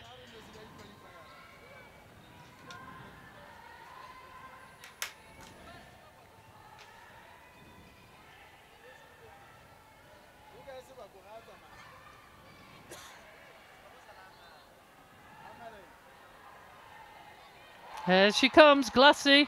Those long-range shots. Can she start to lift her team to try and erode this high-scoring game? Oh, late contact there. How do they get up from that? They have tough bodies, don't they? They do, and as she hits the deck, we've just received the team changes, so we can confirm Glassy, as we know, she's back at goal attack. Patutama is at goalkeeper. Roberts at goal defence.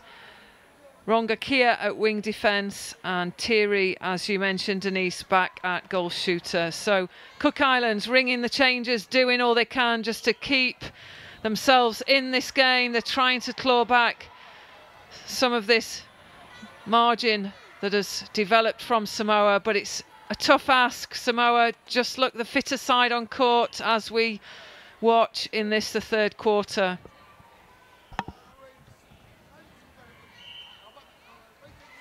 So trying to stay in contention, 4-3 this quarter to Samoa. Cook Islands regaining possession. This is where the legwork's done through that mid-court. Great long-range pass. Here she comes, Captain Glassy, and it's checked out by the goalkeeper.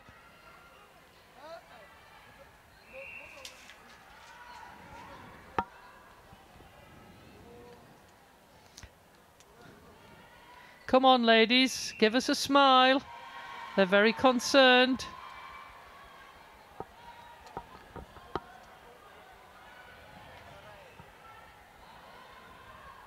So with 5 minutes gone, it is 4-3 in this quarter to Samoa. So much better tight scoring. So keeping it positive, coaches will always be looking for quarter scores.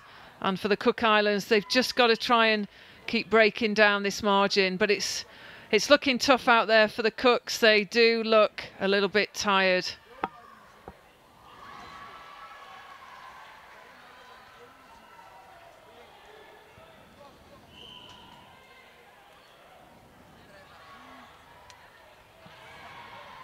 Lovely feed, lovely ball.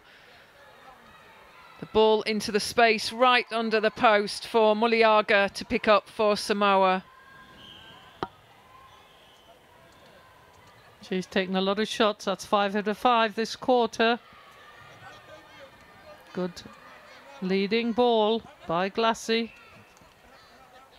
Opts to offload. That's her favourite shot, mid-range. 6-4 to Samoa in the third quarter of this 11th to 12th placing game.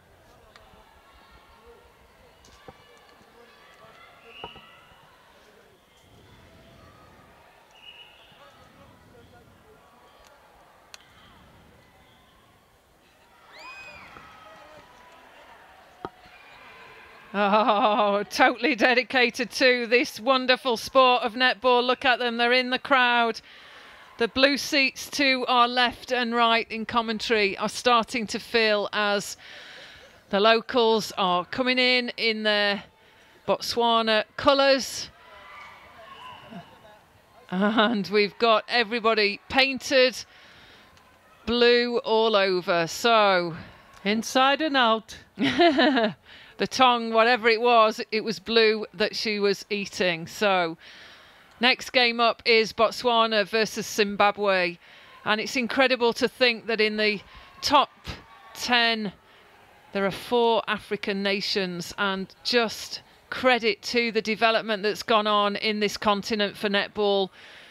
Their standard has gone up in the last 8 years. 2 cycles of World Youth, and a great achievement for Africa.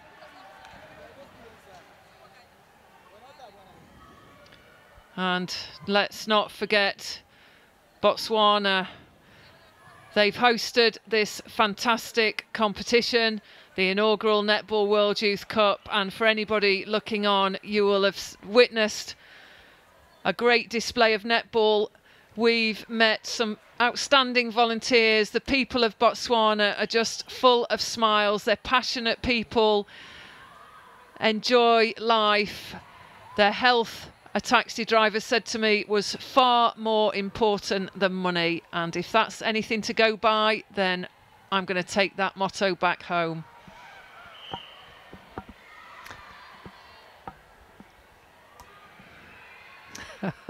Here they go.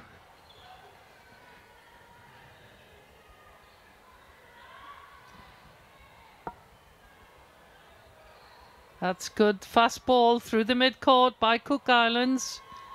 A little bit of energy in their legs. It's always good to see that ball go in. Jerry pushing her team on.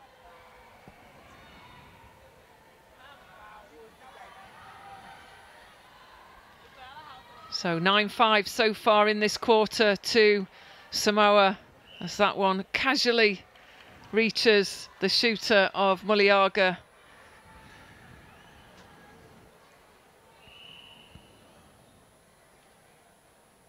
So timeout called from the goal defence from Samoa, Sasega, and we'll bring you that change as soon as possible.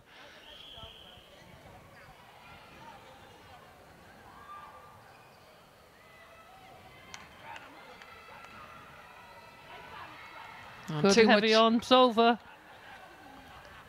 Disrupting the vision of the passer.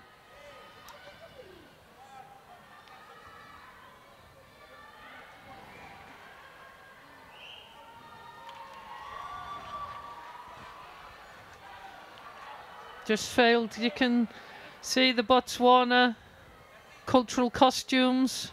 They always come out sit together, do a lot of dancing and tongue wagging to get the sound for Botswana. Yes, and we've also got the hashtags. Nice. Simple one for me is hashtag NWYC 2017, but the one that sits with the culture and the vibrancy of Botswana, Denise, is hashtag A Ba Tsaa.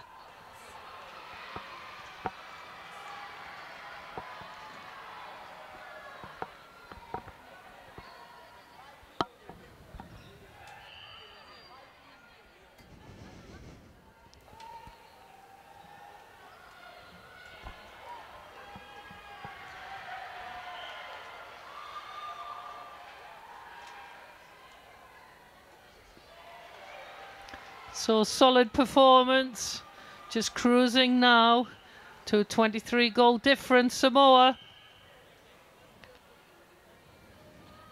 So it's 28 degrees outside, and that is the temperature for the local people of winter. And they've got their jackets on, they've got their blankets, they're feeling the cold, but they'll soon be hotting up in this arena as Botswana come out to play against Zimbabwe. Botswana seeking the 9th place position, and already the president of netball here in Botswana and the president of Africa herself is saying it will be a close encounter.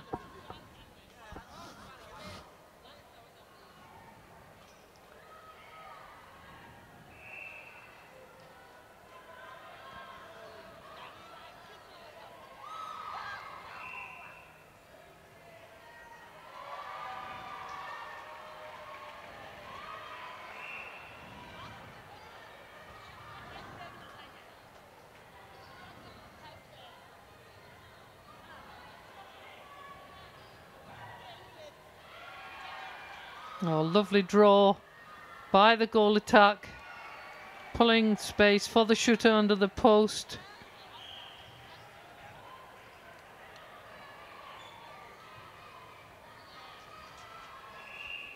Samoa still challenging every pass, putting pressure on the Cook Islands. Thierry, sound shot. She's doing well in this quarter. A little bit of a low 5. Encouraging their team. Put another step in. Put another move in. So to confirm the change at goal defence for Samoa, Sasega went to the bench and Menu, she comes on to replace. So pretty pleased with the performance so far, the Samoan coaching team. For the Cook Islands, a little disappointed. However, it is day 8 and there are some tired legs out there as Samoa again regain possession.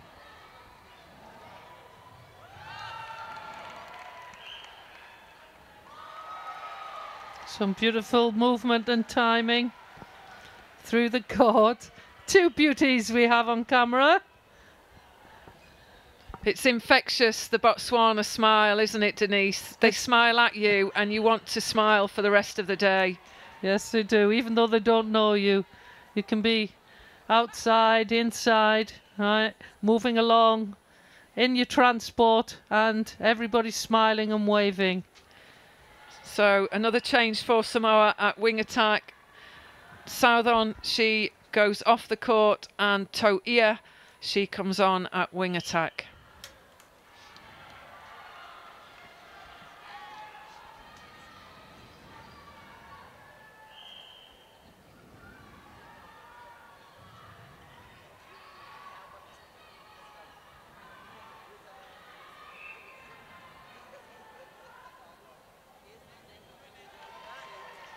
Good shot by Glassy. She's coming back into the game. 25-goal margin. Just seems a little bit mechanical at the moment.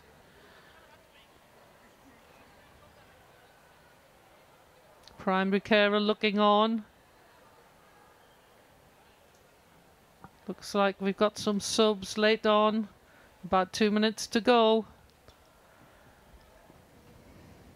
So a change at centre for the Cook Islands. Again, we'll confirm that as soon as we have the official names from the bench down on the competition floor. I think sometimes it's important to note the officials, the umpires. There's only 2 of them. They have to cover the whole court. The fitness levels, endurance have got to be very high, especially for these fast-moving teams at the Under-21 World Youth Cup. Great interception. Can this lift the Cook Islands team? I'd like to see more of them. Safe build-up.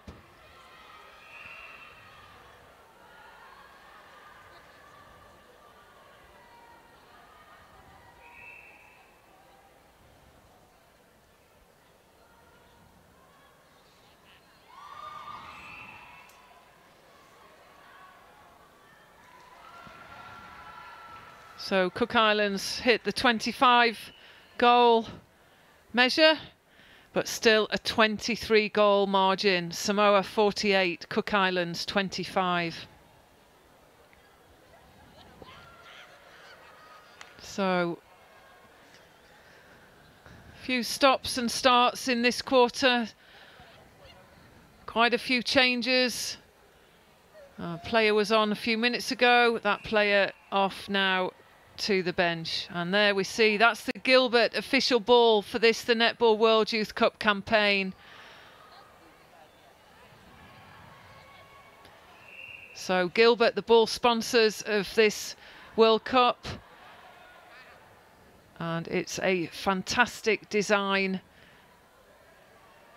and one that I'm sure will be around to purchase online.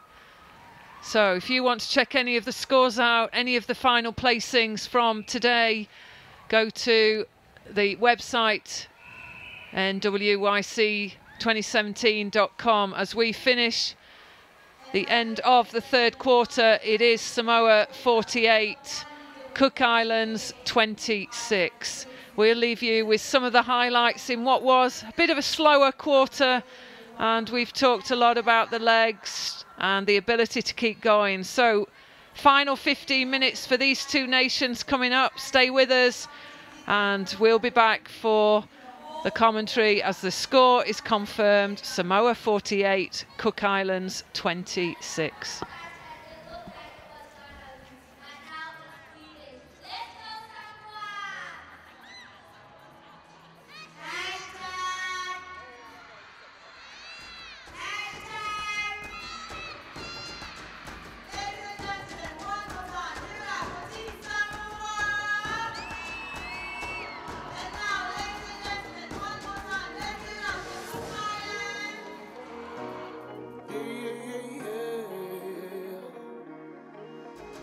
I'm only living life to the fullest. I can see the difference. I'm improving day in and day out. I'm doing the most from the team all over to Copello. Kalija Parana Buta Paranik, Java Java Power, Aditivanek, Gabuera Hurupa Jaco Tupe, Gagesaliman, Wabukue, Naguarana, Penuarana, victory shall come. Tuzarana, Sonarana, victory shall come. We are moving, we are rising high. Pushing boundaries, we are soaring high. Victory, victory, victory is in our blood. Victory, victory, victory is in our blood.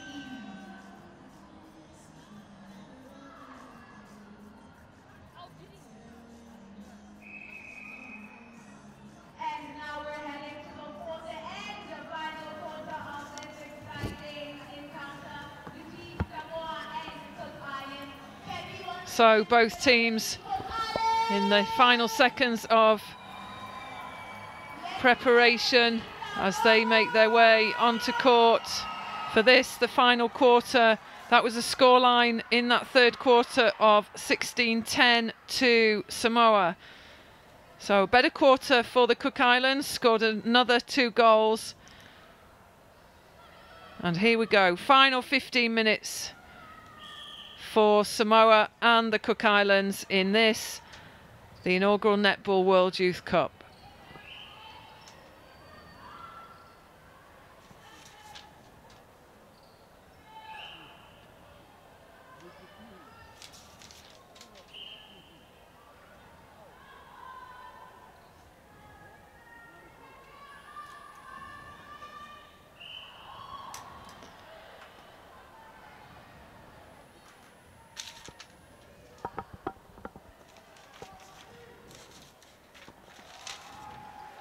So next up in this, the day 8 of competition, the placing matches, we've got the home nation up against Zimbabwe in the final game today. So that will be a placing game for 9th and 10th position.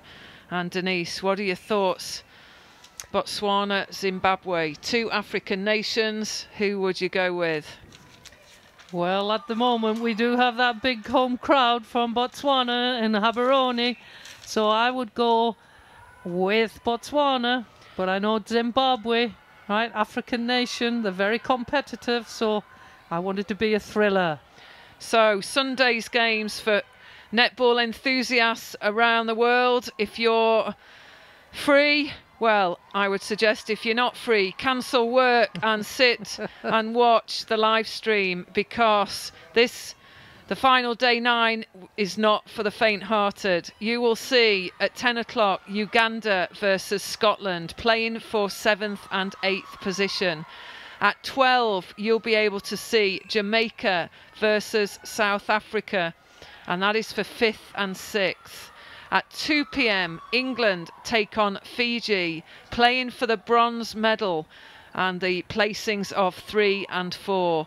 And then the spectacle, it always seems to be Southern Hemisphere, New Zealand versus Australia. And England did their best to try and crack the Australians. It wasn't to be. Fiji couldn't do anything against a clinical New Zealand. So the final, playing for gold and silver medals, is New Zealand versus Australia at 4 p.m. Superb day of netball ahead. It's not over yet though on day 8 as we play out this game against Samoa and the Cook Islands.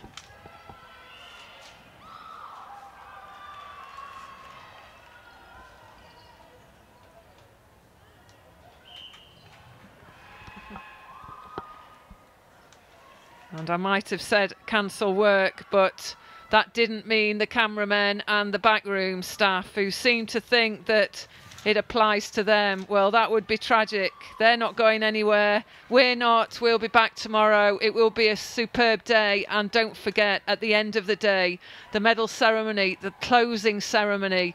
And we witnessed a superb opening ceremony, seems months ago, but Botswana did themselves proud, and I'm sure they'll be doing the same again at the closing ceremony.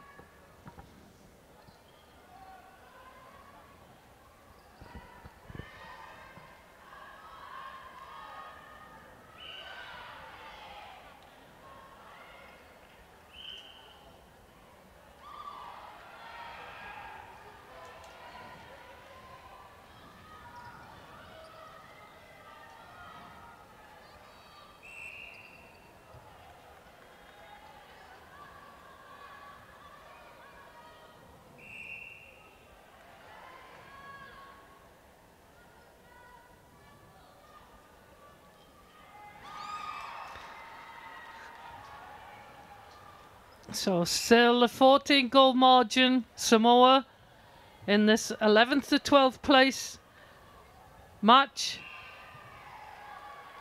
They're leading the way, opting to take High percentage shots under the post. It's very quiet on the Cook Islands bench.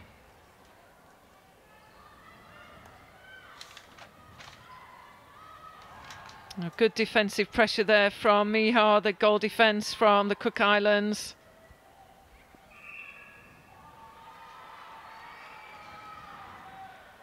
Steely-eyed vision from the shooters to the post.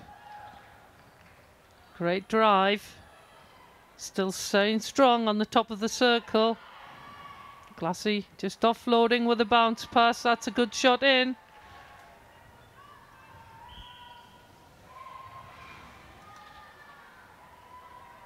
Great to see both teams still challenging.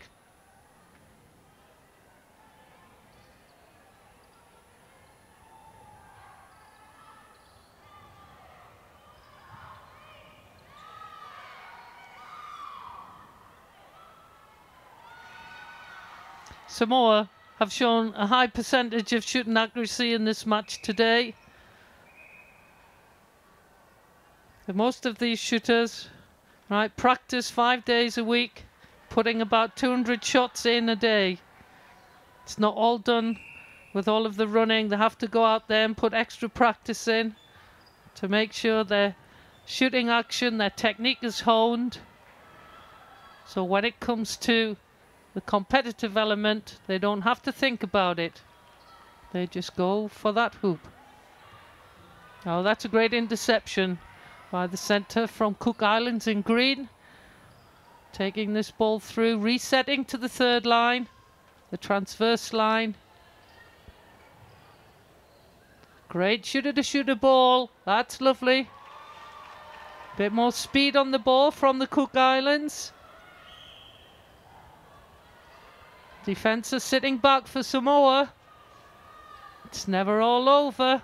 Another 9 minutes to go. Yep, double defended. That's excellent to see the commitment from Cook Islands.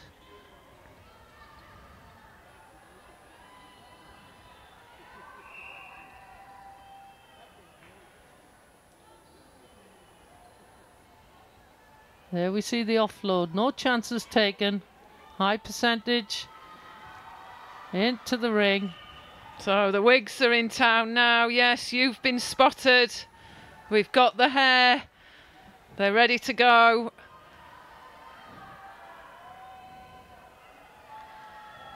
So it looks like Thierry's going off for Cook Islands. She's done a sterling job. Some fresh legs coming on.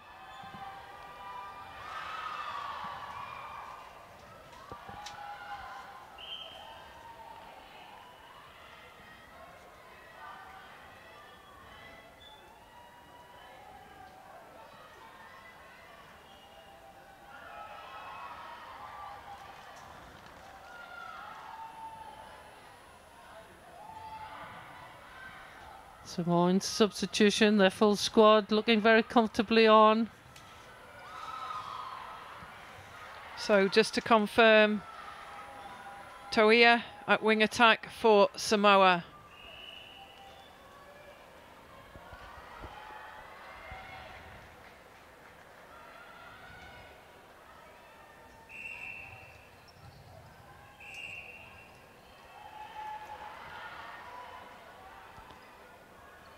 So new replacement wing attack for Samoa again at that time out. So ringing the changes. And as we said, some tired legs out there. Really struggling now, some of the players. And it's the final push for the Samoans and the Cook Islands in this, the 2017 World Youth Cup campaign.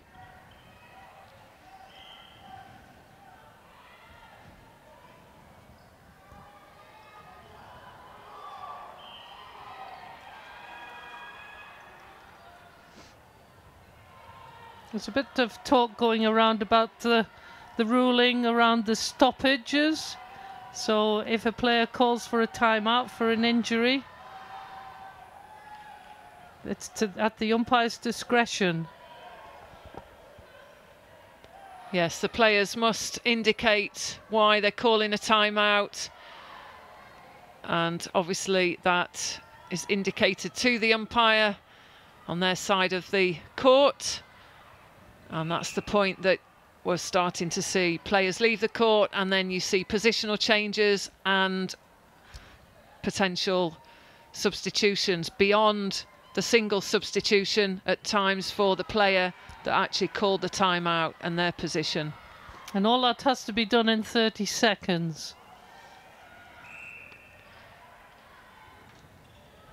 So remember, the umpires, they can call a timeout, and that is indicated from the bench. That would be the paddle held up with a U, and that on most occasions is to either ask a player to put a bib on if it's come off. It could be if there's blood on the ball or on the hands of a player or body, and that would be their opportunity as umpires to stop the game. Occasionally it's done to tidy up as well if they want to speak to the captains, but for the players themselves, they've got an opportunity to call a timeout themselves. If they are injured, they leave the court, and that's when we see sometimes, Denise, an awful lot of changes, not just the one for the injured player. Yes, we certainly do. But that is a time that both teams can do that. It's not just the person calling the timeout. The opposition can then put substitutes on as well. Wow, look at that. Give us a wave. Superb. So you got yourself ready, that young lady got herself ready in the crowd and then designed the face paint. So that's the commitment of this crowd, and they're desperate to see their home nation, Botswana, take that 9th placing. Up next against Zimbabwe at 6 o'clock.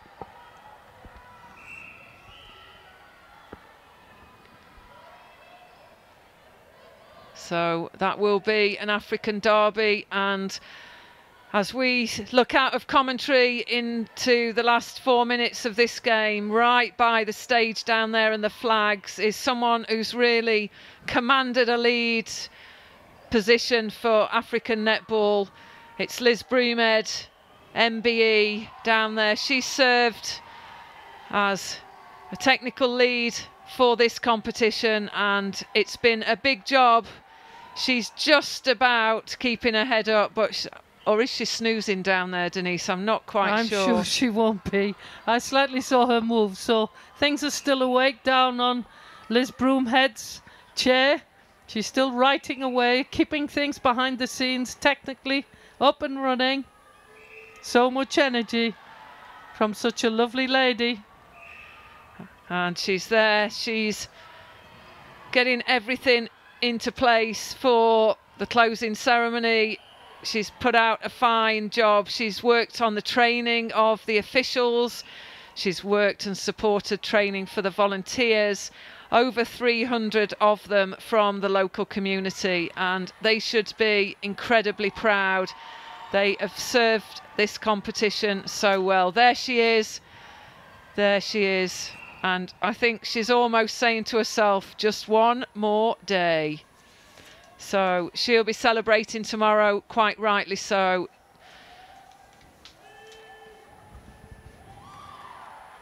So some changes for Samoa.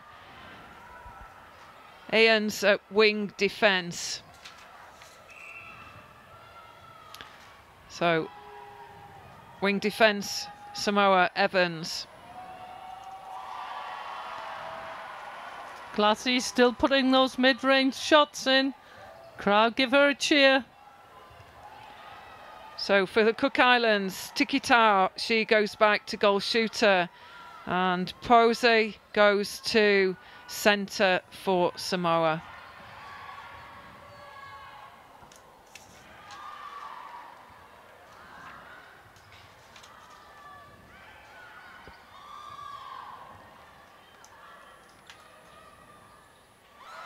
Fabulous long range shot. Samoa still popping them in. Taking the scoreline, Samoa 63, Cook Islands 34. So very clinical performance by Samoa.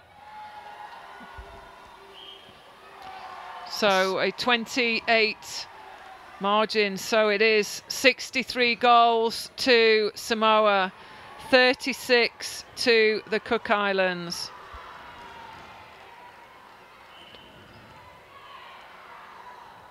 So a 27 goal margin.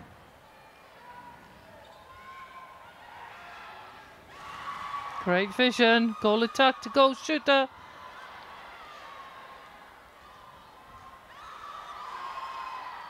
So that could be the last goal of the competition unless the Cook Islands can salvage one more. Pressure Salia there at goalkeeper. Long bomb. And just jumps out. In the last 9 seconds, it's worth going for that shot.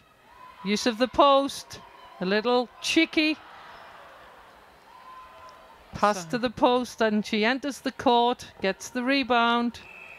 So another miss. It is a penalty, so it will count. It does. And that's the end of this placing game for 11th and 12th. So fine performance, Samoa, 64 goals to 37. And they will take the 11th place. And the Cook Islands will finish this campaign in the 12th placed position. So fantastic performance, Samoa.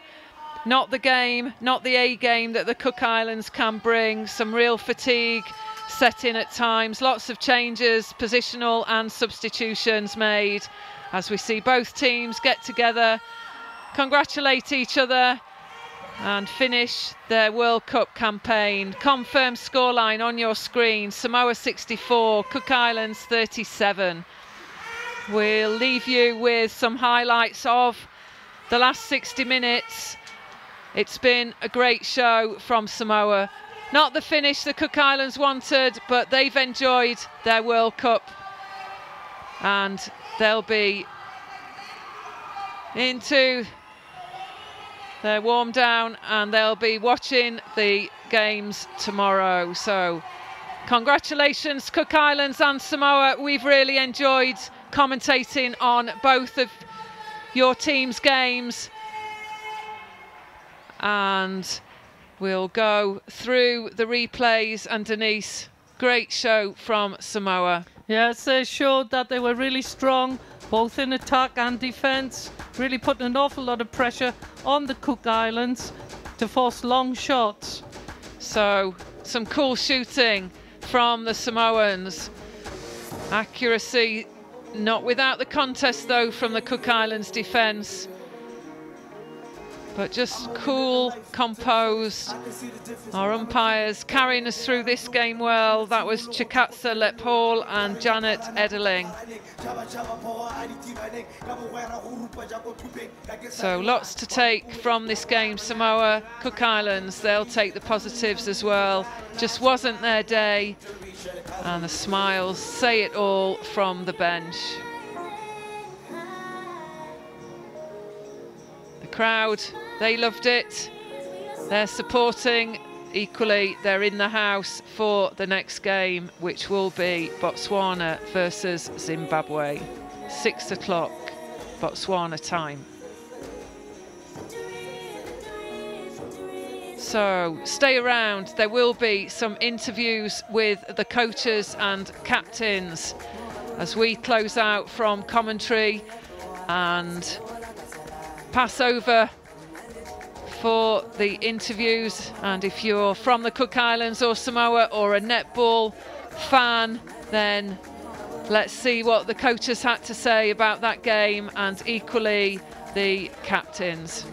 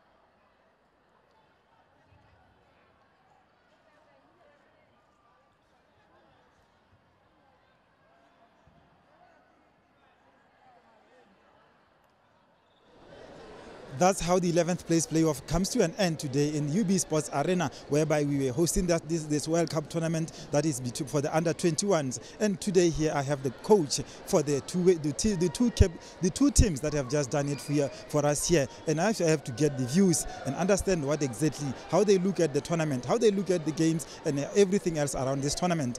Coach, let's start with your team. How you played? Are you satisfied with the kind of showing you showed up here today? Yes, I'm very satisfied with how our team played today. They gave it their all, and especially for their last game, I'm so proud of them, and I really want them to just really appreciate the game. The position that you finished at, are you happy with it? Yeah, I'm really happy with that because you know, it was my last game yesterday, so I'm really proud of the team especially. And then obviously there will be some positives that you would like to take home after this tournament. What could they be?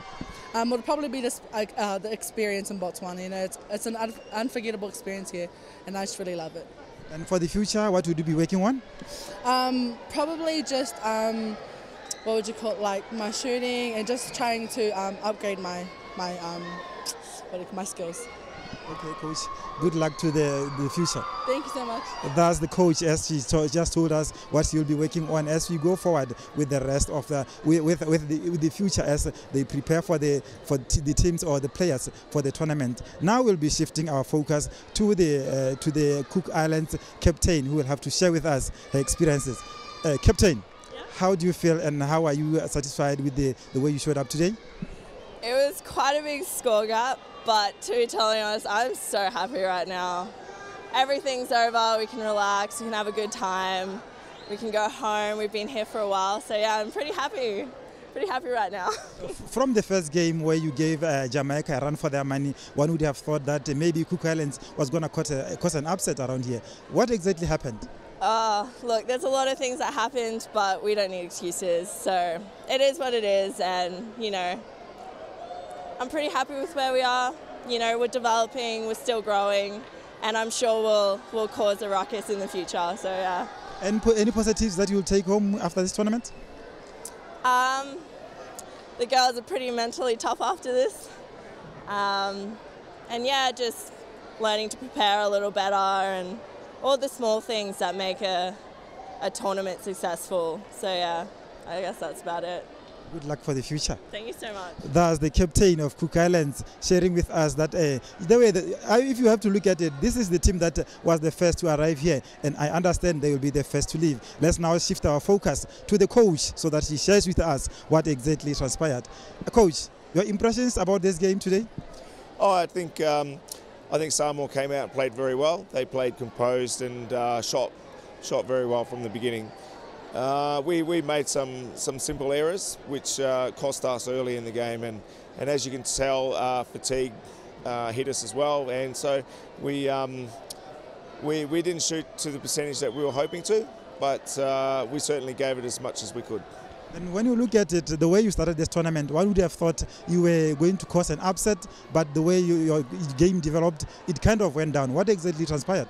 Yeah, so we had a lot of illness in the first week that we were here, and so a lot of the team had gastro for a week, and so for our friendly games we actually had to call time, so players had to come off to go to the bathroom. So as this tournament is a long tournament, when you have that dehydration and fatigue from not being able to utilise the food that you're eating, your body certainly starts to take the damage from it, and you can't cope with the pressures of training and turning up to a game. And when you look at it, what would you say will be the positives to come out of this tournament for you? Oh, certainly, you know, the positive would be that we were able to play with Jamaica, and you know, the girls will take this experience and hopefully take it into them playing for the Open national team, and work on that experience and to help develop the Opens team. So we can hear Botswana coming in at the moment. So thank you. Okay, good luck to the future. Thank you. Thank you. That's how we wrap it up today for the 11th place playoff today. And as you can hear the uproar in this hall, it means that the host nation, Botswana, will be up next, up against Zimbabwe in the 9th place playoff. At the moment, let me cross over to Ms. K to give you the reviews and the preview for the Botswana-Zimbabwe game.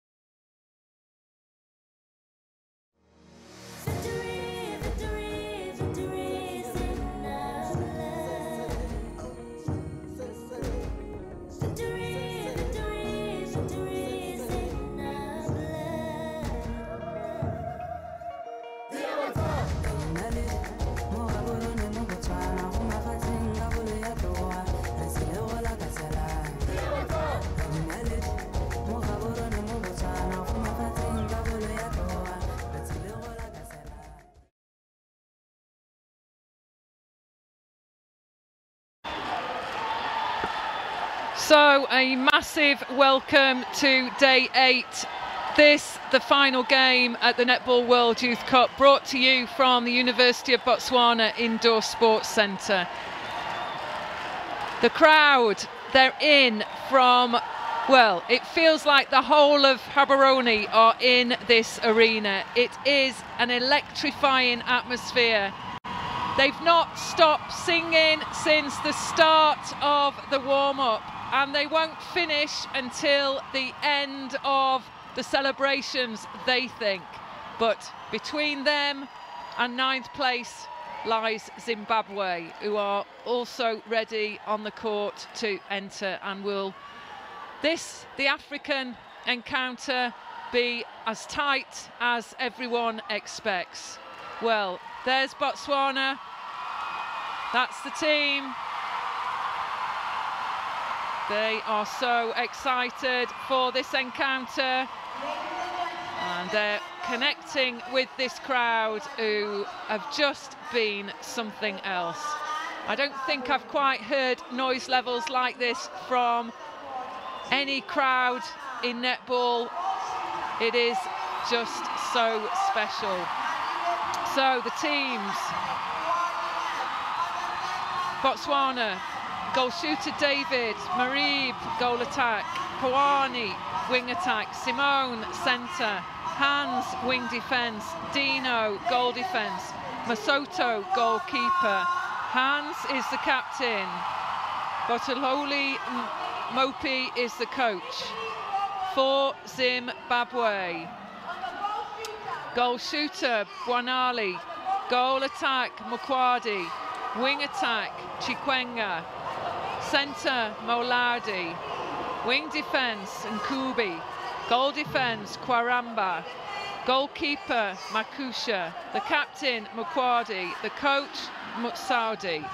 And the umpires for today's encounter, well, players are under pressure, our umpires are under pressure, but we've witnessed a fantastic Team White for this, the World Cup campaign so far. So Louise Travis and Nigel Lim, they will be on the lines today, and the reserve is Tara Warner. So this is the game playing out at the Netball World Youth Cup for placings 9 and 10. So Louise Travis to deliver the ball, and we'll be underway in seconds. So Denise Egan joins me in commentary, and already disruption to Botswana, but again, early nerves. Yeah, real great turnover, a real flood of Botswana players into the centre third. But a little bit nervous on that catch. Got to keep those eyes wide open. So a lot of pressure on every pass. Simone trying to go for that front ball.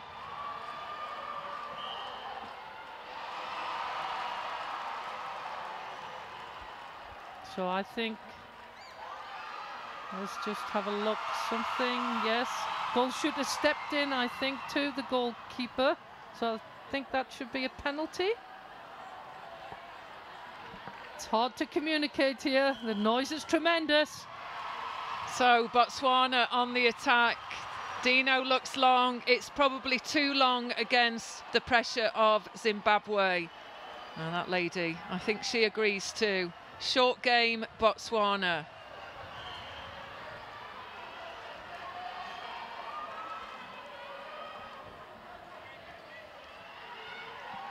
So Dino, she's got to keep herself in this game. Try and avoid any contact obstruction penalties. And Louise Travis just keeping all of this a tidy affair so far. So first goal, Zimbabwe. It was off their centre pass, so chance for Botswana. That's good defensive pressure from Zimbabwe. And there's an early gain.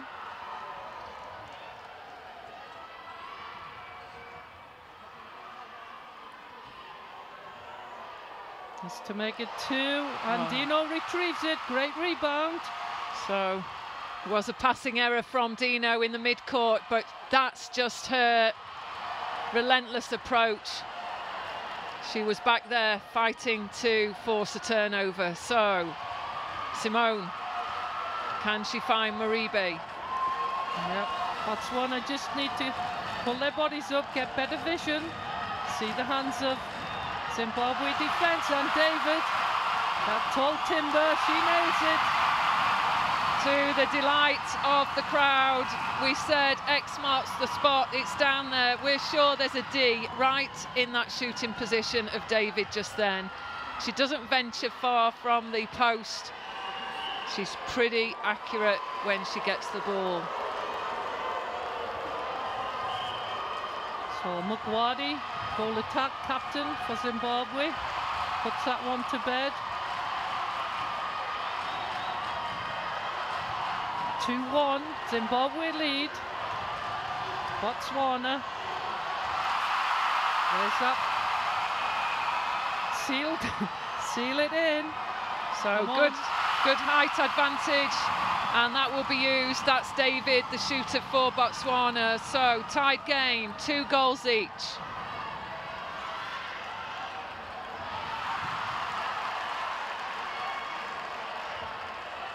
So the coach from Botswana has chosen to put Dino on the goal defence. We normally see her in the goalkeeper role.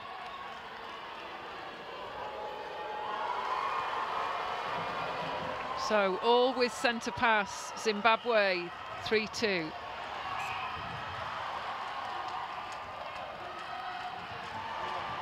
Nice ball, superb space at the back there, well held by David.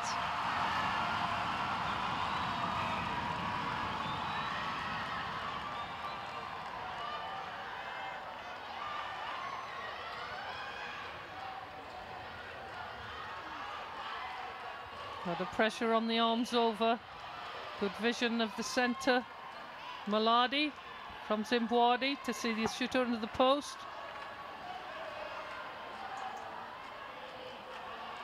Step in, we see that often from African goal shooter, goal attacks.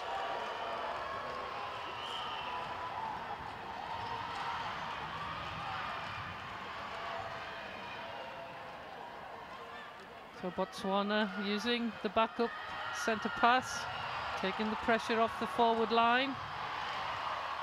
So not quite got the angle yet, David, on the goalkeeper, but that gets in. So Makusha not getting the better of David, as she will surely land this next goal. So tied game.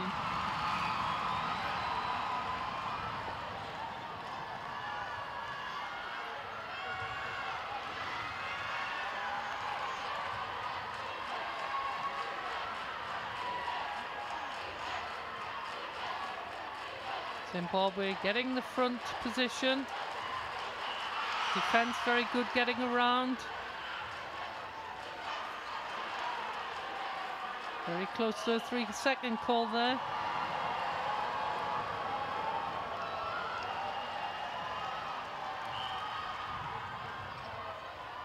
So Botswana trailing, still with centre pass to score. Maribe up against it with the challenge and the tight defence from Karamba, the goal defence from Zimbabwe. But that's the ball, Denise, that's working so far into David. Yes, and it certainly should. You've got a bit of a height advantage. You've got to ensure Botswana make use of that, but Zimbabwe have got to get heavy arms over, force more of an inaccurate pass into David in the goal shooter position. So Cook Islands, they've quickly changed their kit and they just want to be involved with the dancing. They're supporting the home nation. So how good is that? We see Cook Islands mixed up their gear and they're behind Botswana. Great long ball to the circle edge.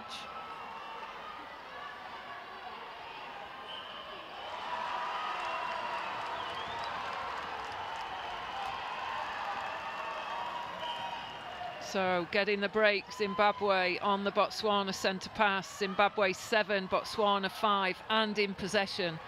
So critical time, Botswana. Can they force the error?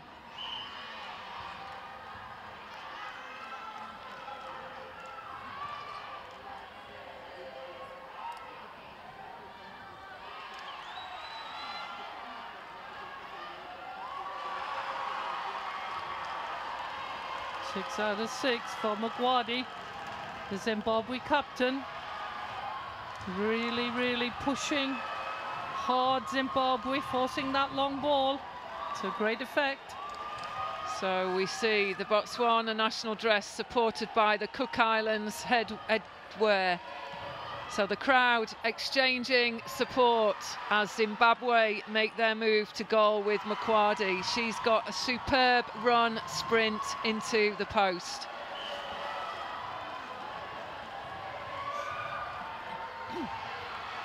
Hands, great arms over. Unfortunately, we can't capitalise, the Botswana team. Fast transition by Zimbabwe through the mid-court.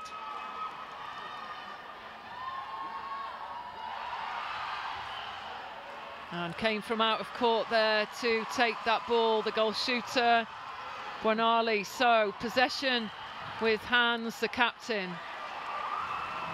And that's reverse, so it's Zimbabwe ball. Botswana late to set up for that backline throw-in.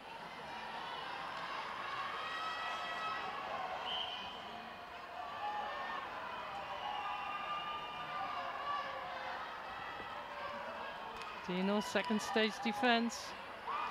But goal attack Mugwadi, that's 8 out of 8.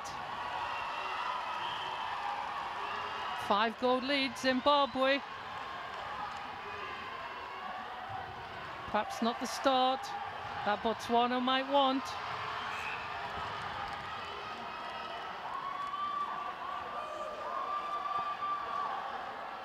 Oh, we don't take any Arsenal supporters at netball, that is for sure.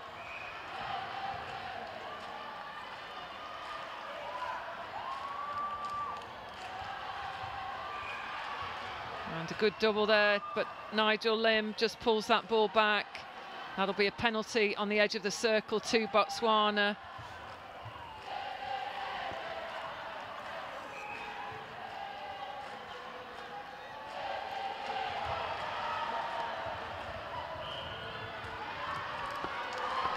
We're not capitalising on that overhead ball to David. A lot of body on body in there. She must hold strongly. Wait for the ball to come over. Oh, fantastic! What a goal. That's the hot shot. Maribe, she can put the long bomb in, and to the delight of the crowd, margin down to 4.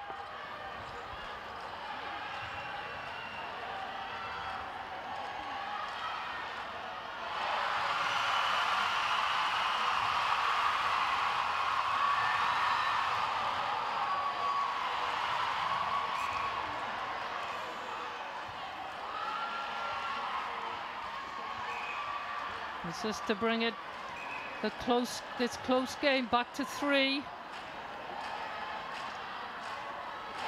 Can David secure it? And yes, she can.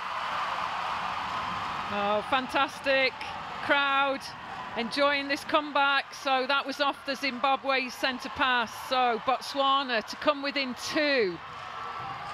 David, big pressure, and I think she just felt that she was being held a bit there by the Zimbabwe goalkeeper. Yes, we can see it all from this angle. It's really difficult for the umpires when they're coming round that back line. So much to see. It's so hard, isn't it, when you've got 4 players right in front of you as an umpire as well. So doing a great job, our team white on court.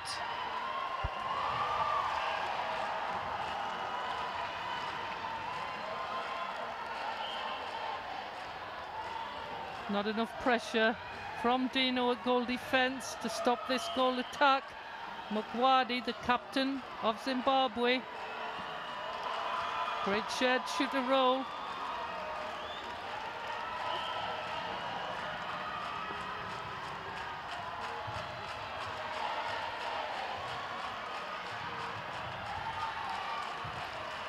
So Zimbabwe doing all they can to disrupt. Some good solid defence from Nkubi on the wing defence for Zimbabwe. Kwaramba the goal defence, and Makusha tracking hard on the front position of all the Botswana attack.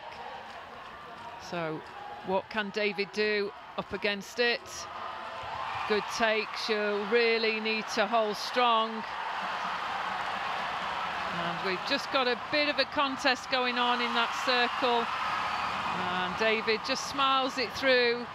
Important, she stays really composed. Yes, I just think she needs to get herself a better angle so that she can protect herself as the ball comes through the air. So she's taking the ball away from the defender's hands.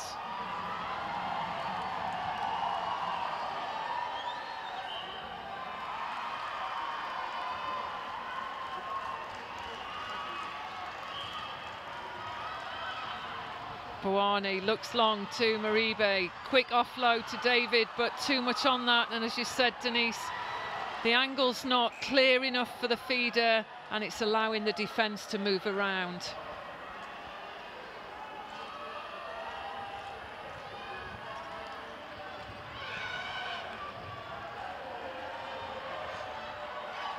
And Barbie being very patient. Some good quick passes.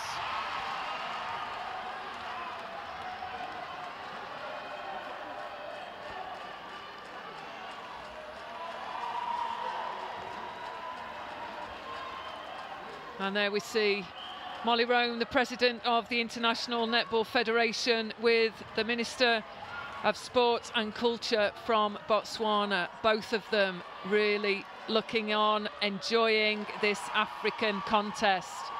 As it stands at the moment, Zimbabwe with a 7-goal lead.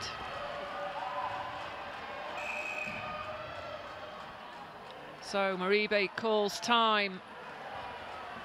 She will leave the court. We've got changes in the defending end. We'll get them to you as soon as we possibly can. And goal attack, So A Ba Tsaa, she comes on and replaces Maribe.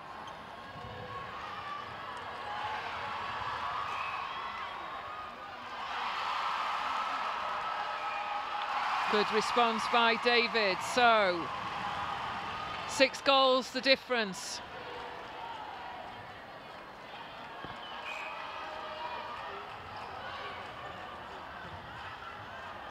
Yes, we're probably into the last minute of this first quarter. Botswana 9, Zimbabwe 15, and a footwork call. Can the Botswana bring the ball through the court? It could really do with another goal. Not to be.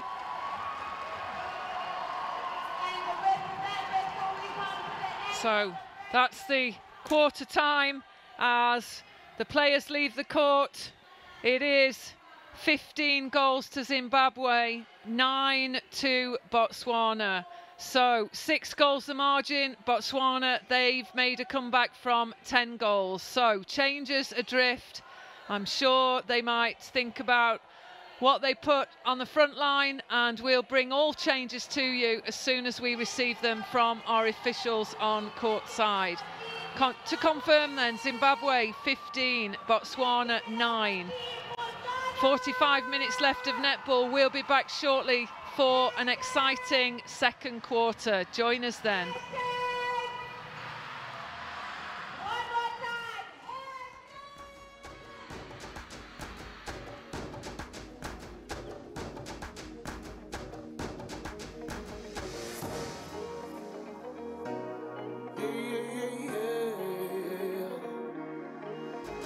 I'm only living life to the fullest. I can see the difference. I'm improving day in and day out. I'm doing the most from the team all over to Kopelelo.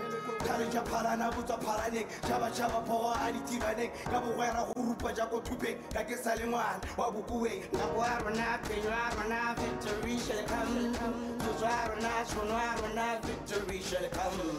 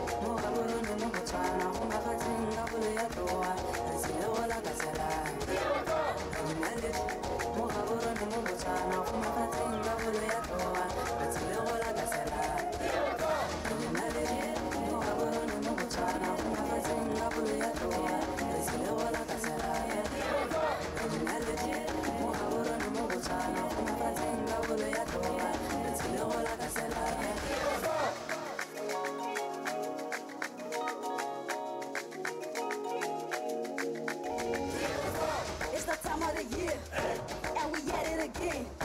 Just believe that you can become whatever you see in your head. The time is now, we can never look back. When the going is tough, we top it back. Hold on to when you should never lose that. So fell up in little tough, but you relax. Put on my party and double blind.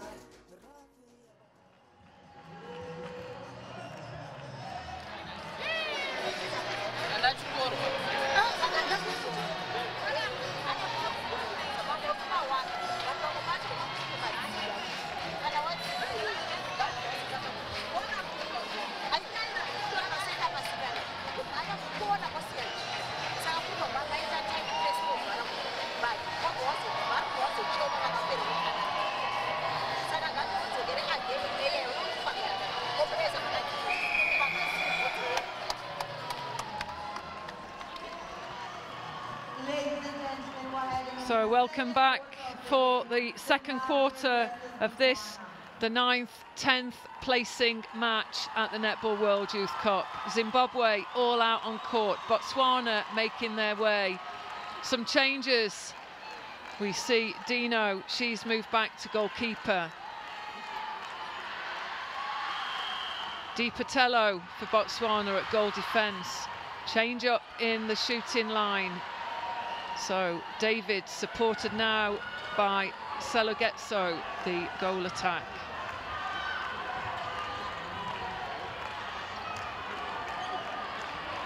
So an early catching error from Botswana.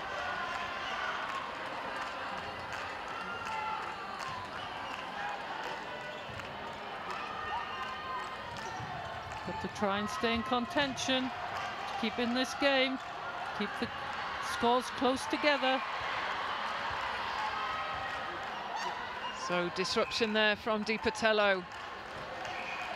Penalty on the edge of the circle to Zimbabwe. Oh, penalty shot.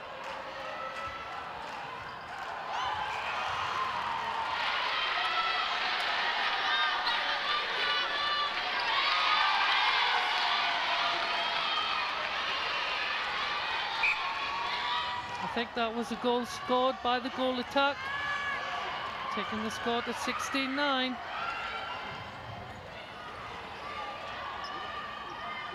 So Zimbabwe again, Dino back in that favoured position. Shooter steps in. So Dino disrupts. It's 16 goals to Zimbabwe, 9 to Botswana.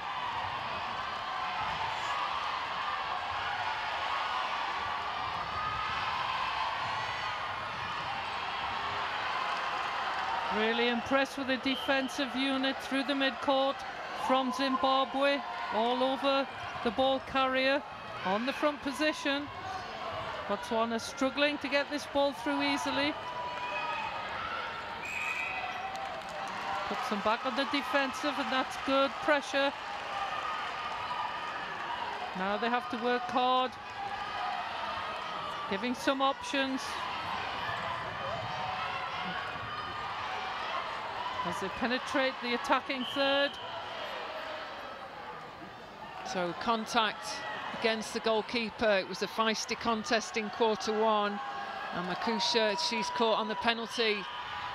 Overcooked that one, Selogetso, but David gets the penalty now.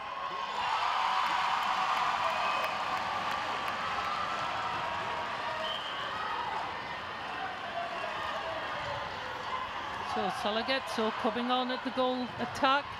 Can she keep penetrating that circle, making the draw, leaving the position, and that was much better from David. So hashtag we deserve top 8. That's what the locals think. They missed out narrowly. 0.02 in relation to them going through to the top 8. And if they'd have scored one more goal, all would be different.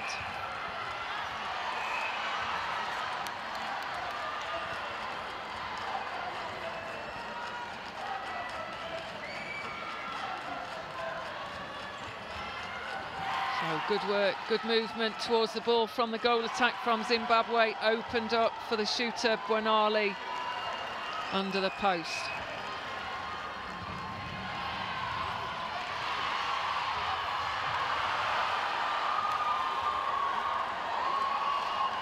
So too much on that one, and it's getting risky, Denise, that high ball, isn't it, with the defence of Zimbabwe? Yes, it certainly is. They need to perhaps get the ball to the goal attack as she penetrates into the circle, and then at least we can get an out and in or a swing, getting the ball on the draw to the goal attack, and then open up the shooter under the post.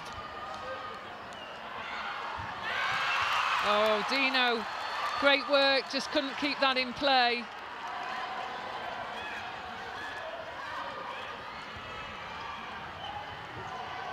Okay, that's good. The Zimbabwe goal attack just pulling out, giving a little bit of space for the ball to move through. They're very, very clever with their court craft. And there's another one for Magwadi. 7-goal difference here. Looks like Simone's going off from the centre position. Some fresh legs on for Botswana. It's centre. Might be just what they need. So we'll bring those changes to you from the mid-court of Botswana. And Simone, she stays at centre, the change at wing attack.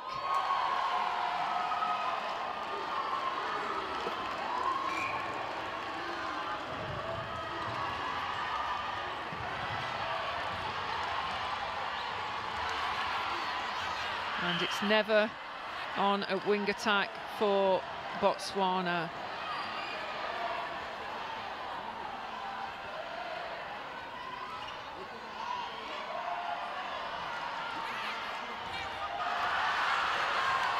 So not able to get that ball through to David on that tight double defence from Zimbabwe.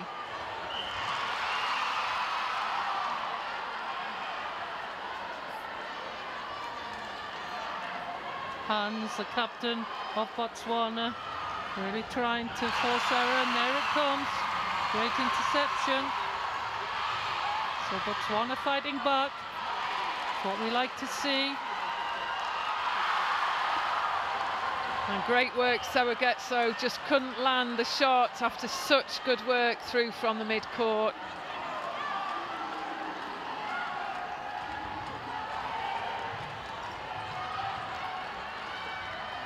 Zimbabwe bench are delighted with their performances. 8 up, soon to make it 9. So speed of ball, speed of movement of the players from Zimbabwe in the attacking unit. Just too much for the Botswana defence. Some good principles from Zimbabwe. Great accuracy of pass and movement, timing into the space. Taking this game away a little bit.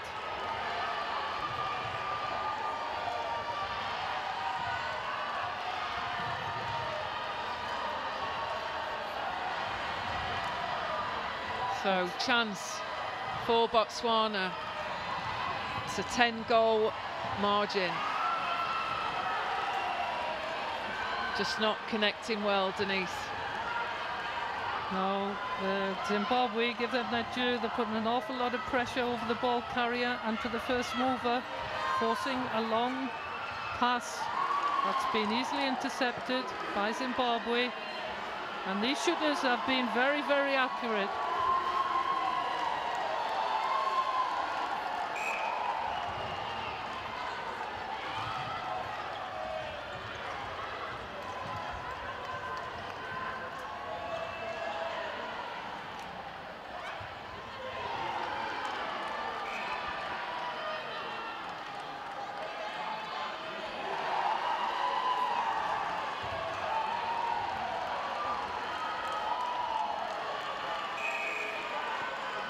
So this time Simone calls the timeout. There will be a change, and it looks like Hans will go to centre.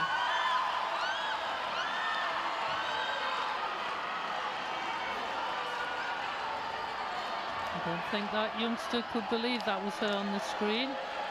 Having to take a second look. Dino back to goal defence.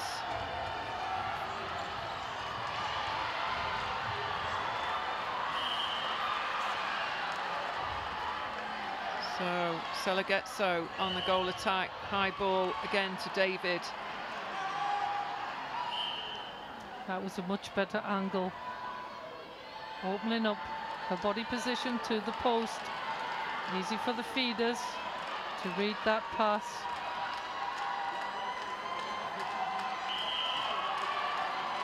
So they have to wait for the whistle, and there it goes. Much better response from David on the goal shooter for Botswana.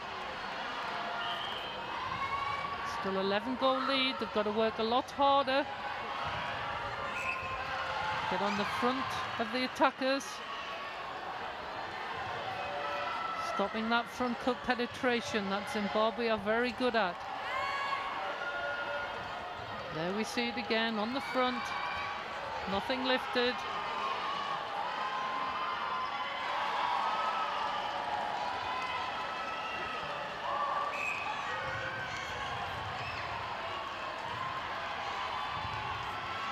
So Never doing all she can on the wing attack with hands, trying to get this ball through to a position where they can offload to David, but a penalty again against the goalkeeper.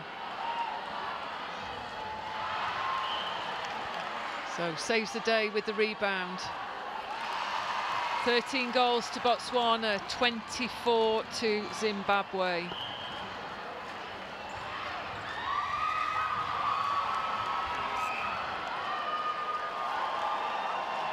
So home alone under the post, the Zimbabwe goal shooter, and that is Bwanali.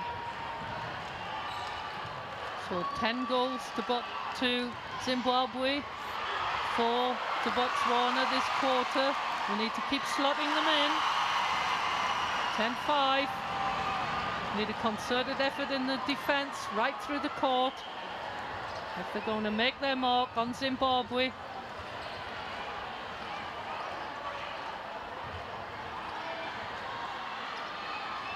There it goes, working the front.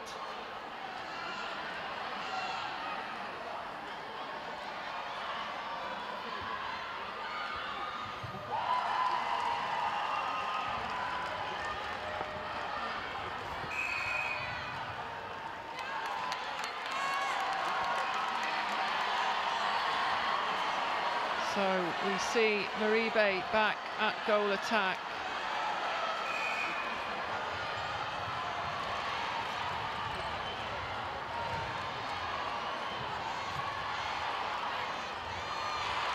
That's a much better feed. Nice and lofted. Making it easy for David to pull it in. We need a bit more accuracy on that feed. Maribe certainly has that. So the lineup now for Botswana, 2 timeouts and changes. David stays at goal shooter. Maribe, she's back on at goal attack. Never wing attack. Fasodi on at wing defence. Hans moves to centre. Dino goal defence, Masoto goalkeeper. So far, Zimbabwe, no changes. There he is, Travis just setting the penalty. Lovely high ball, much easier for the shooter David to get it in. Have we got a change in momentum here? Botswana certainly need it. So the long bomb goes in, finds David. So 2 quick goals for Botswana. 11-goal difference. It's 26 goals to 17.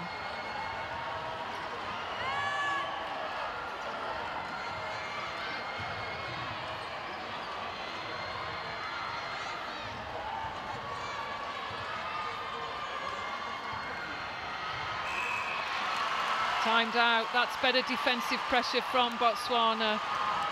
Just forcing wide, forcing Zimbabwe away from the ball.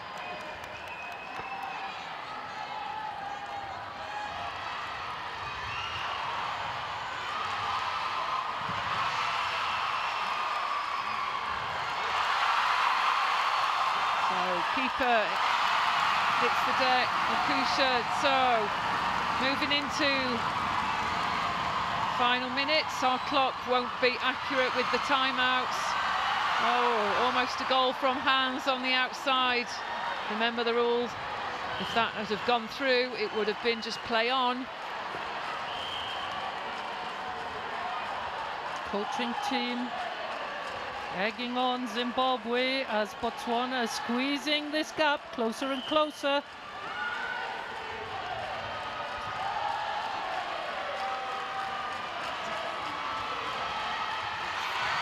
Dean on the goal defence again. Gets another interception. Last ball in, forces passing error. Can't pull it in, David. Good speed, Kwaramba, the goal defence. So Botswana in possession. Can't help but think if this goes in, Botswana are really, truly back into this game. Yeah, David, great screen. So it's back to 7 goals. That's Marie. She's entered the court. Zimbabwe not looking as happy as they did 5 minutes ago. Botswana picked the pace up. Much better defence. They need to get across for that straight line ball. It's coming in too easily. The crowd know it.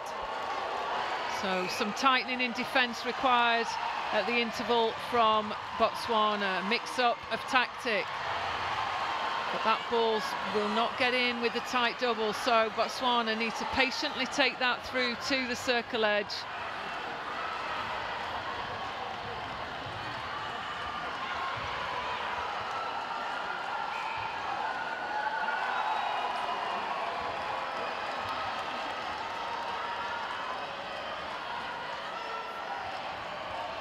You can see a Spider-Man face there. There he is.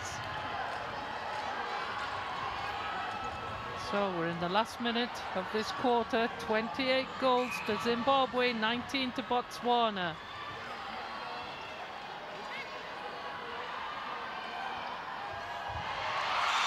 Great take. And it was out of court, so from Zimbabwe, so throw in. That'll be Masoto to take. Clock's running down. It's interesting from the Botswana coaching team, not holding up any timers. So that's half time, and she doesn't look so happy, but a bit of a comeback from Botswana. It's Zimbabwe 28, Botswana 19. Still edging momentum with Zimbabwe, and it's all to play for in the second half. But as it stands at the moment, Botswana trailing what has been a very competitive side from Zimbabwe. They're tight on the defence, and they're not letting Botswana get that ball through to David as easily as previous games. So we'll be back in 10 minutes for the second half of this, the placing game for 9th and 10th position.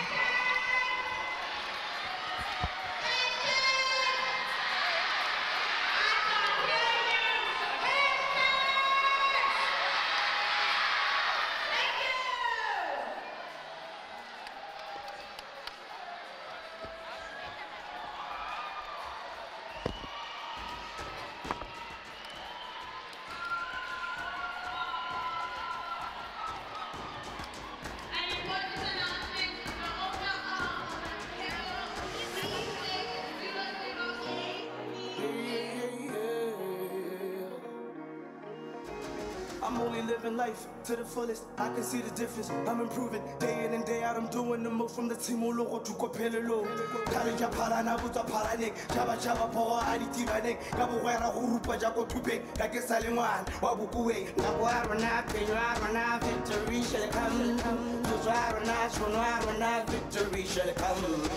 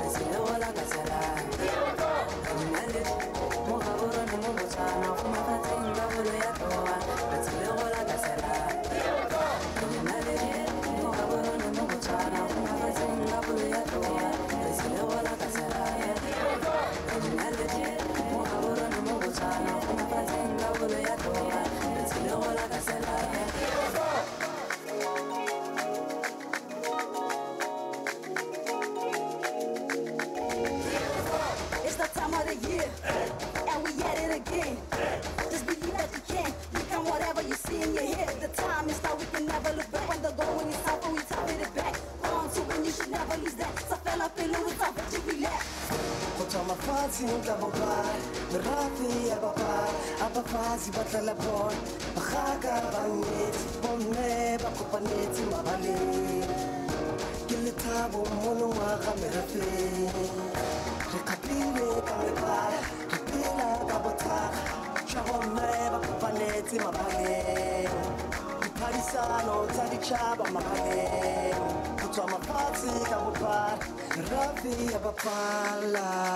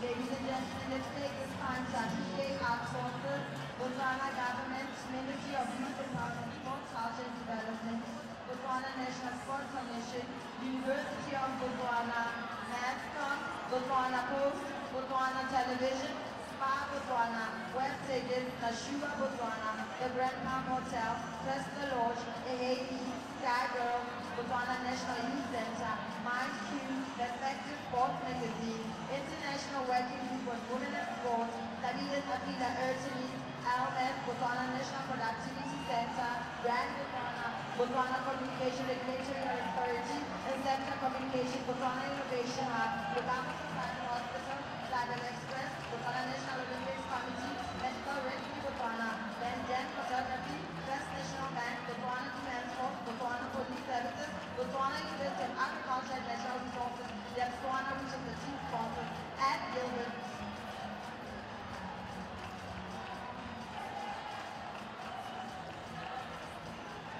One more time, ladies and gentlemen, let's give it up for Team Botswana. And now, ladies and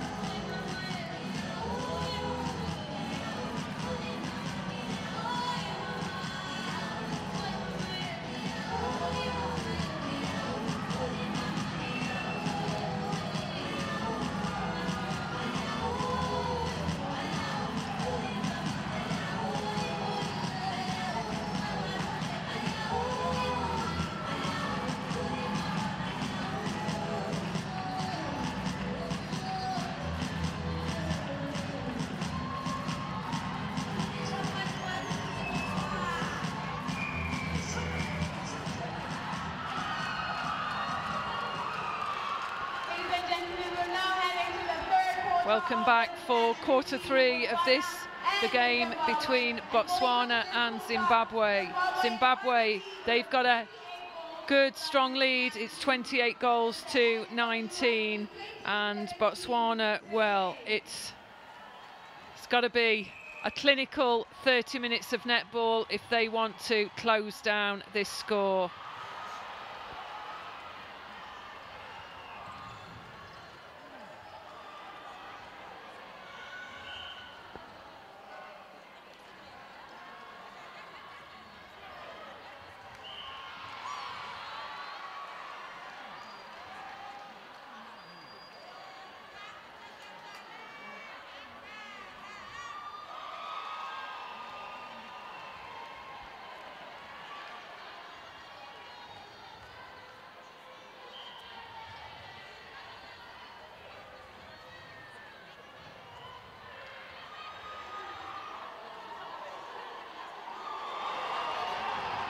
So 2-0, early lead again.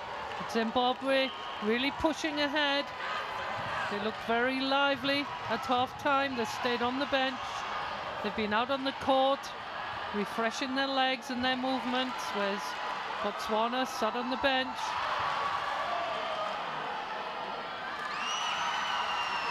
David's back on the goal shooter position.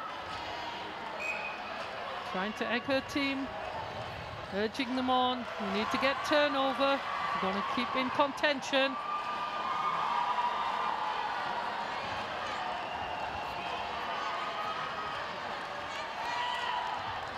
So Botswana not really happy with the performance so far. Coaching staff as well. Just trying to get them back in this game. Swing the momentum from Zimbabwe. As David marks the spot, she always will put that ball in from that position.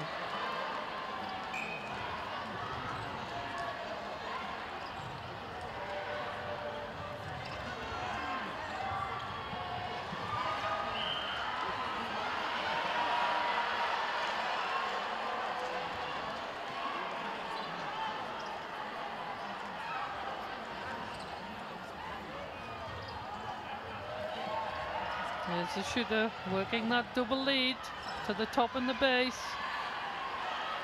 Full attack, still not happy, wants to get closer.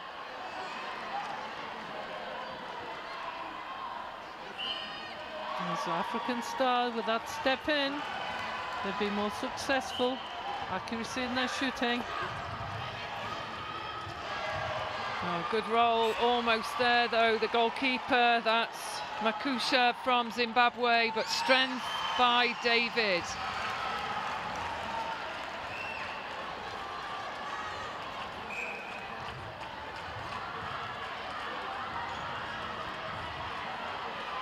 So Zimbabwe maintaining this 10-goal difference.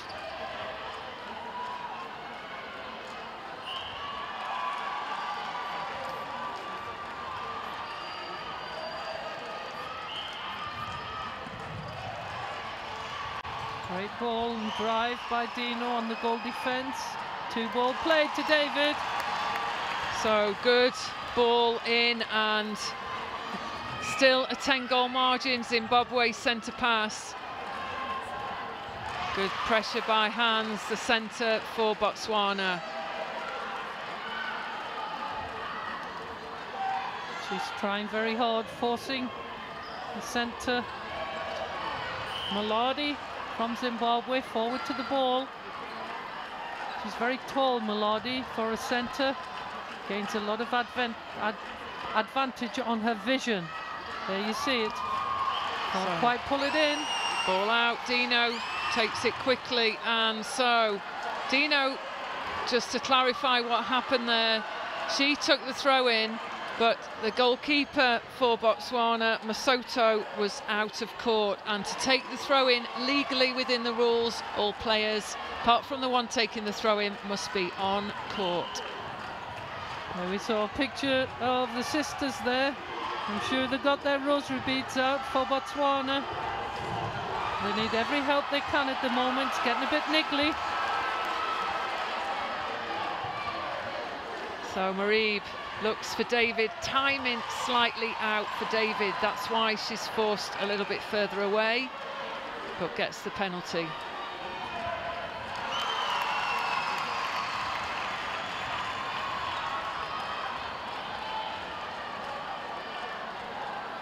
Ten-goal game, and Zimbabwe not really in any rush to collect the loose ball, to get it for the centre pass.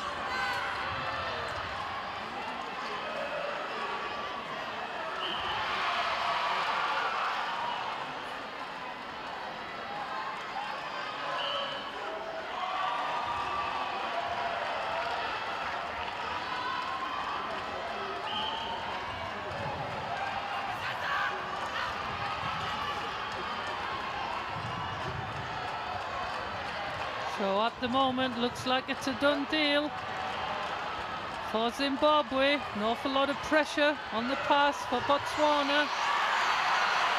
They need to make some impact. Things are getting a bit physical in there.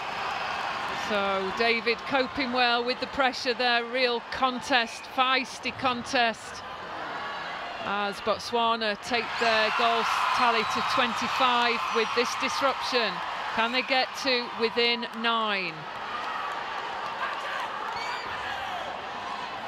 Players trying to stay fresh, using the bikes, keeping the blood flowing around their bodies, so they're ready to come back on when needed. Much better from David, stronger position on the hold. So in possession, Botswana centre pass, oh dear, and that could have brought them to within 8. So on the defence again. Dino quickly tracks back to pick up Mukwadi, the captain, at goal attack. This is where Zimbabwe have been very successful. That front body position. On the defence, not letting the aerial ball go. So still 10-goal difference. Good hands. So there we see Northern Ireland.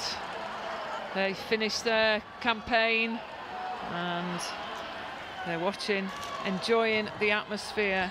Northern Ireland, they played against Barbados today. Barbados beat them 54-42. So Barbados finished 15th, Northern Ireland 16th.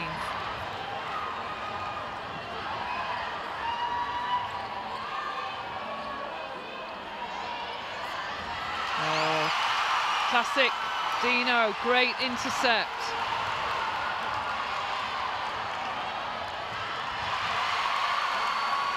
Good take, Dino.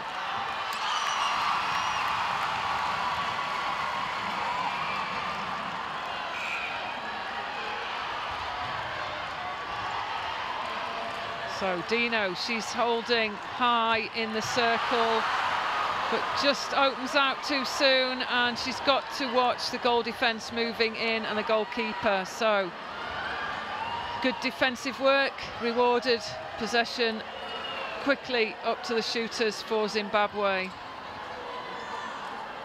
Can't but feel Botswana. The tiredness and fatigue is sometimes there. Instead of making 1 or 2 passes, they're trying for that longer ball. With this tight Zimbabwe defence, it's not been successful. So a bit of coolness needed in the head. Work the ball, work the ground, give and go, make the movements to take the ball through. And that's what Zimbabwe are doing. They're being very successful with it.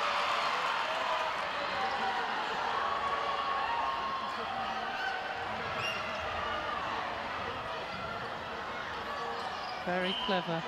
Using the pivot, out and in, and the lunge back to get closer.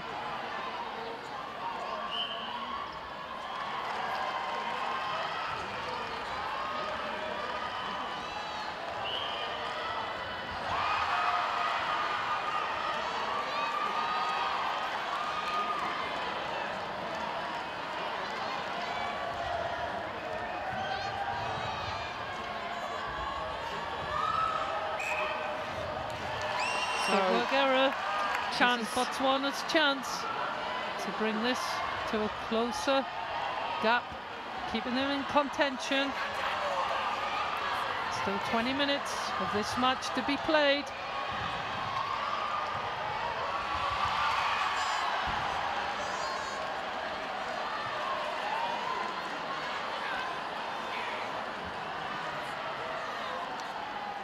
Takes a step in, David nails it.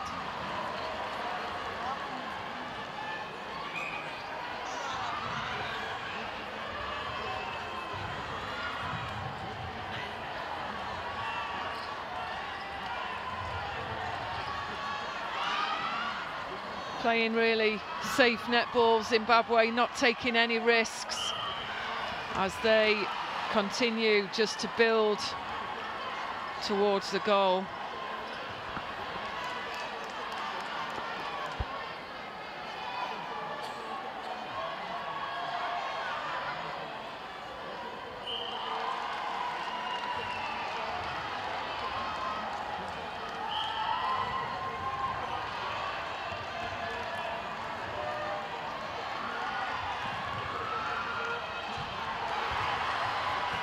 Good front defence by the centre, Maladi from Zimbabwe. She's been a force to be reckoned with. Her great height and athleticism. She's often intercepted a lot of balls in the mid-court, and she brings that ball safely through with the rest of her team. Great possession game by Zimbabwe. I'm sure the coaches are very pleased. Going a bit quiet with the Botswana crowd.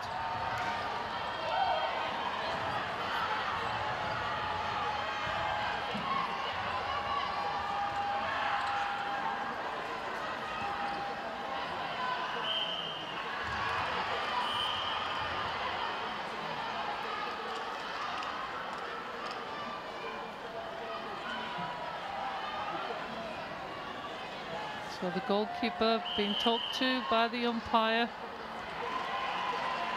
Just keeping it tidy. So timeout called by Louise Travis, and that looks like hands limping off the court. That's the captain for Botswana. Oh, sorry, no, she looks like hands. It's for Sodi, the wing defence. Hands stays at centre. And that is Simone coming on to replace her.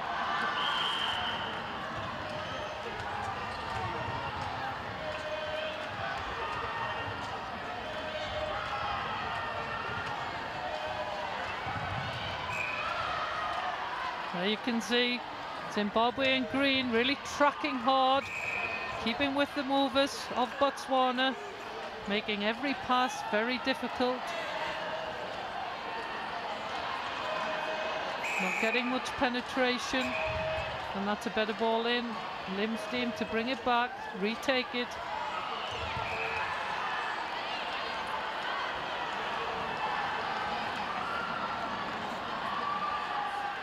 So gets the penalty, and David, she lands the shot. So 12 goals the margin. Zimbabwe on the front foot, Botswana caught chasing. And it's Zimbabwe that seem to have the higher intensity on court as we watch this third quarter play out. Yes, they've certainly been relentless in their positioning to get onto the front of the defender, keeping the game short, not enabling Botswana to get on their hands between the passer and the attacker. That was a good passage of play. Good linkage, good connections. So when they do get the front position on the Zimbabwe defence, the ball moves nicely through to goal. So 12 goals, 42 to Zimbabwe, 30 to Botswana.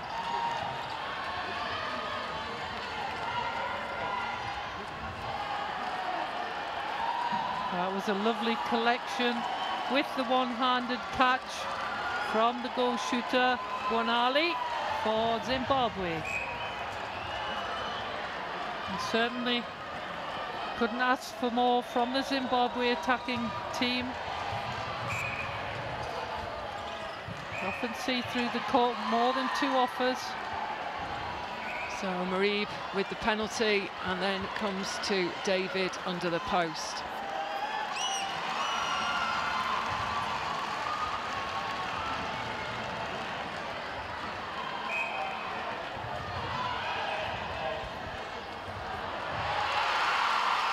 Right, turnover Botswana, the crowds are roaring. Trying to get the Botswana team, and there's a loose pass again. Really significant of what's been happening with this Botswana mid-court unit. So to confirm the changes for Botswana in quarter 3, it's Pawani who's leading the way at wing attack, and as we know, the Simone on at wing defence. 12 goals the margin. Zimbabwe look the most composed, taking the time to work this ball safely through to a shooting opportunity.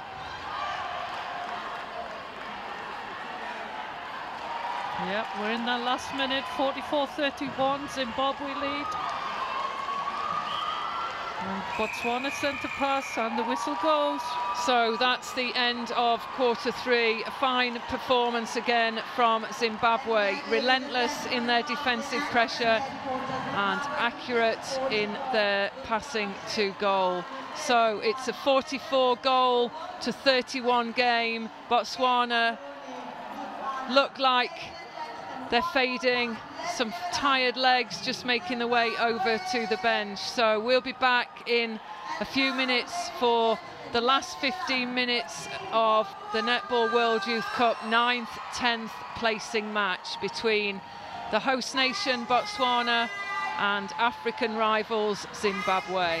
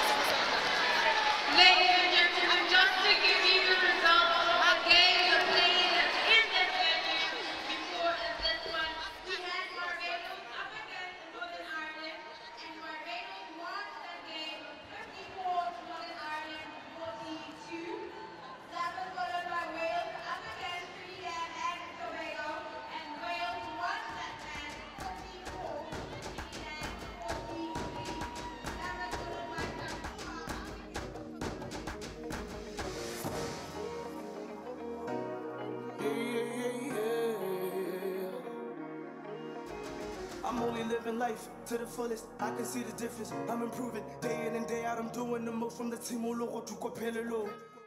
Parana buta paranik, chaba chaba poa aditivanik, Gabuera Hurupa Jaco Tupe, Kakesalimwan, Wabukuwe, Naguarana, Penuarana, victory shall come. Tuzarana, Sonarana, victory shall come.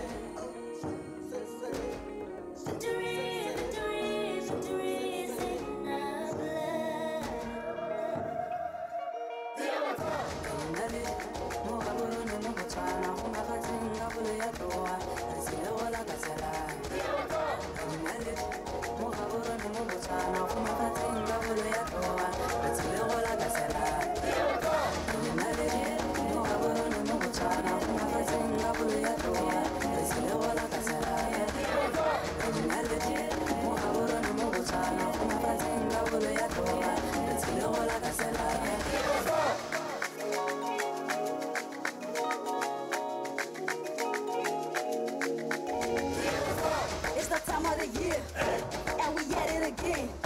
Just believe that you can. Become whatever you see in your head. The time is now, we can never look back. When the going is up, we top it back. On to win, you should never lose that. So fell up in with top, but you relax. So welcome back for the final 15 minutes as Louise Travis and Nigel Lim indicate the 30 seconds. Zimbabwe out on court first, Botswana trailing and also trailing on the scoreline. 13 goals, not the game we expected.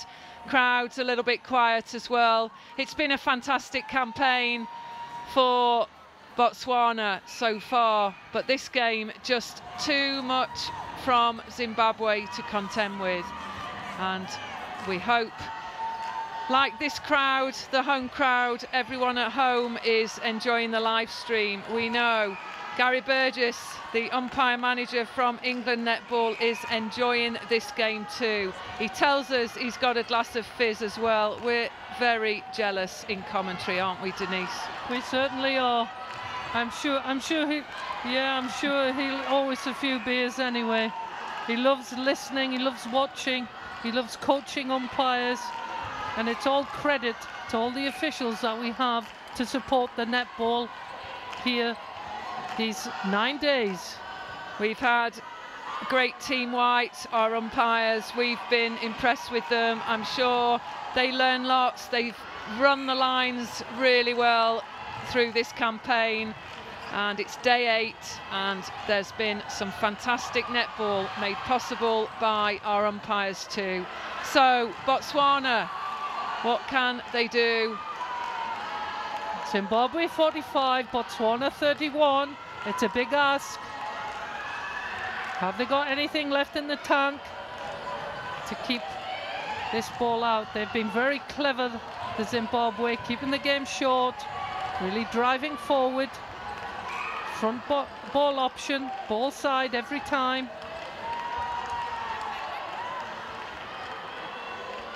So real intensity, African rivalry, physicality out there, contests all over the court.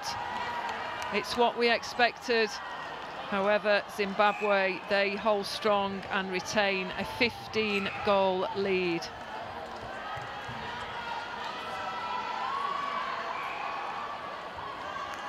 And we can talk about 10-goal margins, but 15, Denise, probably just too much when Zimbabwe are showing great composure and confidence. They certainly have. We've seen a lot of cool heads out there, but a lot of fast legs. They've really made an effort to keep the game short. No lifted balls, and there you can see getting in the line of the passer and the receiver. This lady here playing in centre, Moladi, has been most influential for Zimbabwe. So there you see, she gets the ball lifted for the wing defence to come and have another chew at it.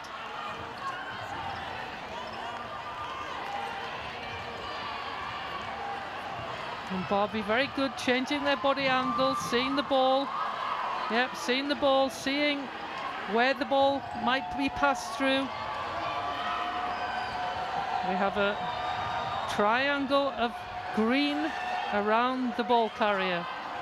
So 3 interceptions in a row for Zimbabwe just tells you something else as Hans, the captain, goes down on court. She'll be calling a timeout, and she will no doubt be going off with an injury there. She has to leave the court, so she'll be replaced.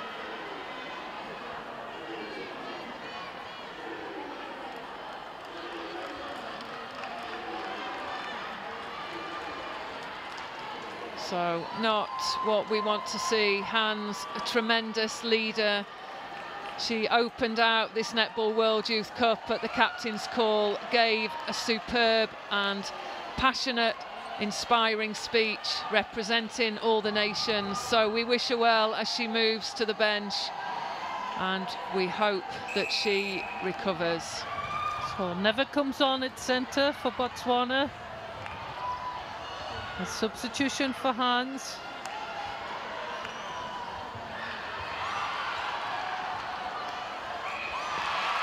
And is that a possession? Not quite sure.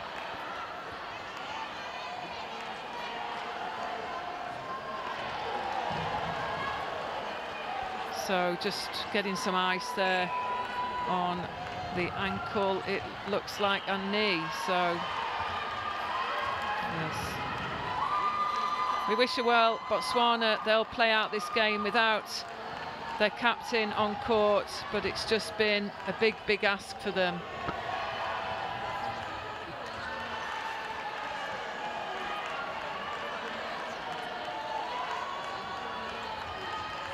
Yeah, Hans has worked tirelessly. She started in the wing defence position. She's moved into the centre role.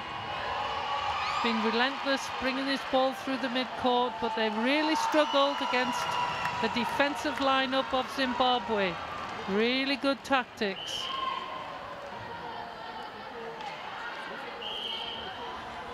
So still receiving treatment there, Hans. We do wish her well. She's been a standout performer in this game.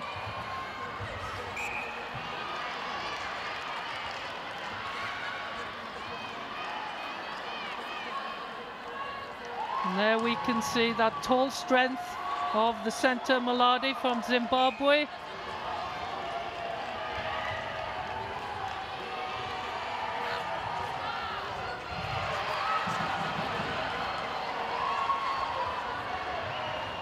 Most impressed by full team defence from the Greens. There it goes, out and in, secures to get it closer.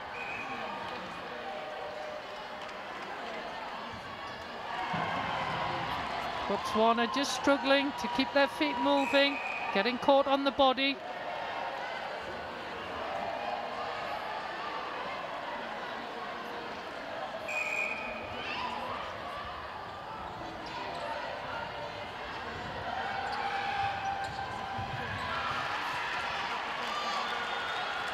So, as we wait for the ball to come into play again, Sneveru retrieves it, Zimbabwe possession.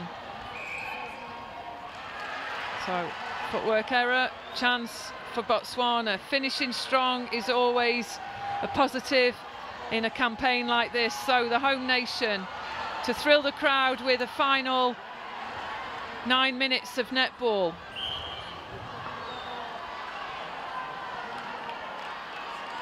A little bit of over eagerness, the goalkeeper on David. Louise Travis, with her keen eyes, sees it all. Botswana needed that goal. Get them back into this game.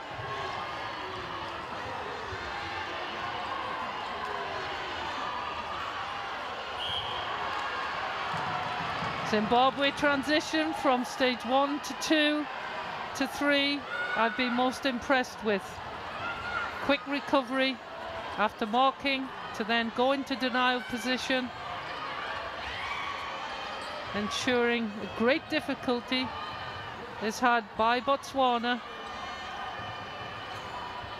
They found it very difficult to penetrate this Zimbabwe defence. Zimbabwe get this bonus. It's this penetration through the mid-court. They can see tired legs, not able to pull it in. Zimbabwe build it up. So fatigue just brings a lack of concentration, and it's been a massive tournament for Botswana. They've lifted the crowd, they've produced some quality netball just like that, getting the intercepts, and they've been through some tight games to come out victorious. The likes of Jamaica, they've taken on and beaten, so that eventually will take its toll. So Botswana leading into their last 7.5 minutes of netball. Yes, the whole pool they were in has certainly been closely contested, with Uganda in there as well. It wasn't until the last game that a decision was to be made on who was to go through in first, second and third placings.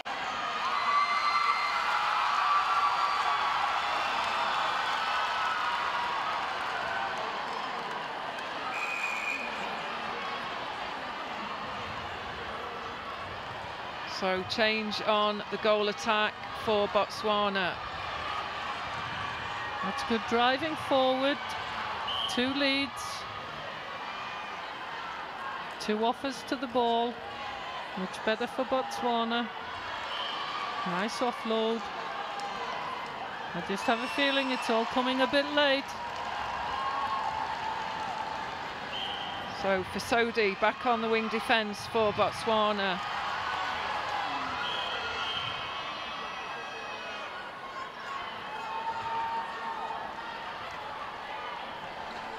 So Louise Travers speaking to the centre. A little bit too eager. Causing disruption on the circle edge. So gets a little bit of a talking to.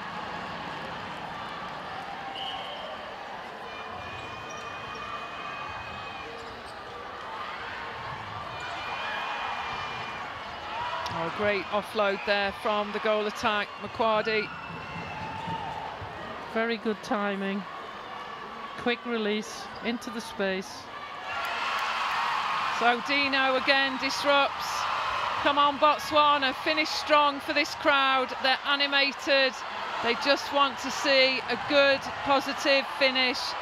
But again, credit to Zimbabwe. Strong and relentless in defence. Yeah, Botswana need to take a little bit more care, see when there's a double defence on the tall goal shooter. Moving the ball around the circle edge, just like Zimbabwe are doing, to great effect. Dino takes the rebound again.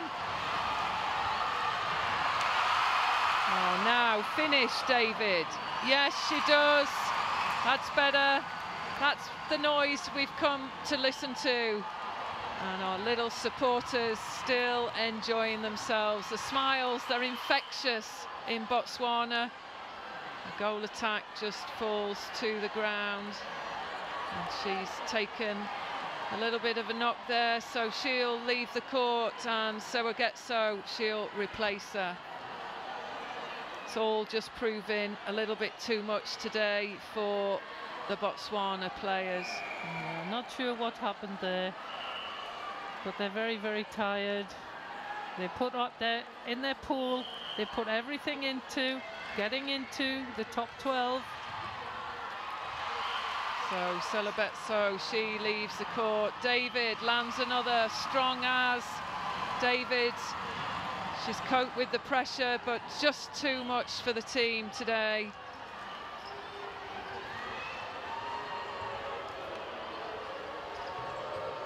So goal attack, McQuarrie, the captain, lands another goal as Zimbabwe extend their lead to 52 goals, Botswana 38.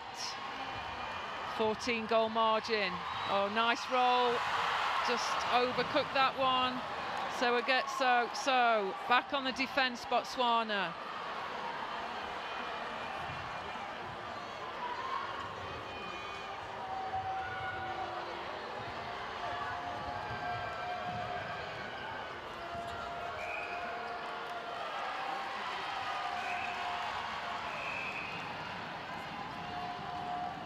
Give us a wave.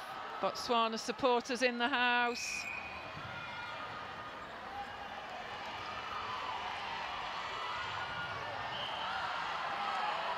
And there'll be an action-packed crowd in this, the University of Botswana's indoor sports centre. I think any team playing tomorrow would just want to adopt this crowd. So whoever you're supporting, take a look at the schedule and check out the games which will commence tomorrow. And in terms of African timing, Uganda versus Scotland at 10, Jamaica v South Africa at 12, England versus Fiji at 2, and New Zealand versus Australia at 4. So one of the Botswana players have left the court there. She's gone off on a stretcher, so we wish her well. We hope that she recovers. And this has been a very tight contest, and so we know that it's taken its toll on some of the Botswana players, but A Ba Tsaa, she's left on a stretcher. We wish her well.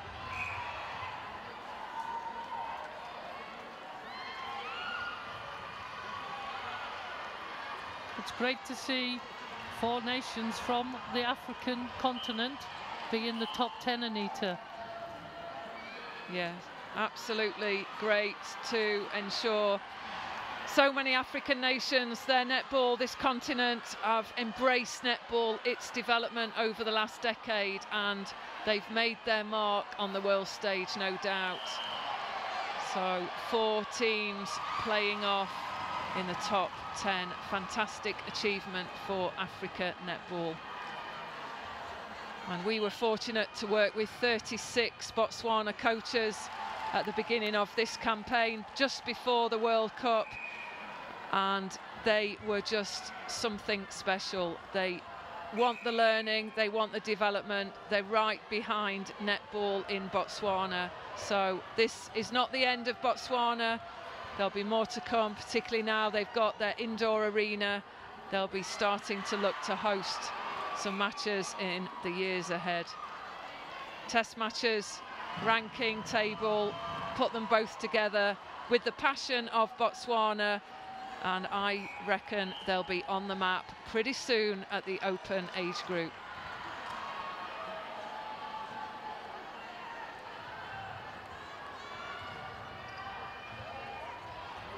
So as Zimbabwe take this game into the last closing minute of a thrilling, very hard challenge game, we have a scoreline of 54-40 to Zimbabwe. The shooters have been relentless, accuracy high, passing and movement has been a real team effort from Zimbabwe. So some disappointed fans in the crowd, but it's been a fantastic day of netball, and this one a good, solid physical encounter, managed safely by the umpires Louise Travis and Nigel Lim. And as we close out the game, this will be the final minute of netball being played by the home nation Botswana. They've thrilled the crowds have thrilled us with their wonderful spirit. So David, can she retrieve this one?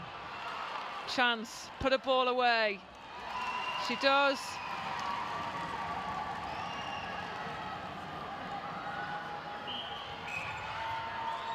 So breaking there, chance for Dino to work this ball quickly down. Long ball, and that's time. Zimbabwe, they celebrate. They finish 9th in this, the Netball World Youth Cup. Botswana, disappointment, but they will be placed 10th. A top 10 finish. They should be proud. Zimbabwe, fantastic performance tonight against the home nation, against the 8th player. A big, few thousand strong crowd right behind their national team. So there'll be some disappointments.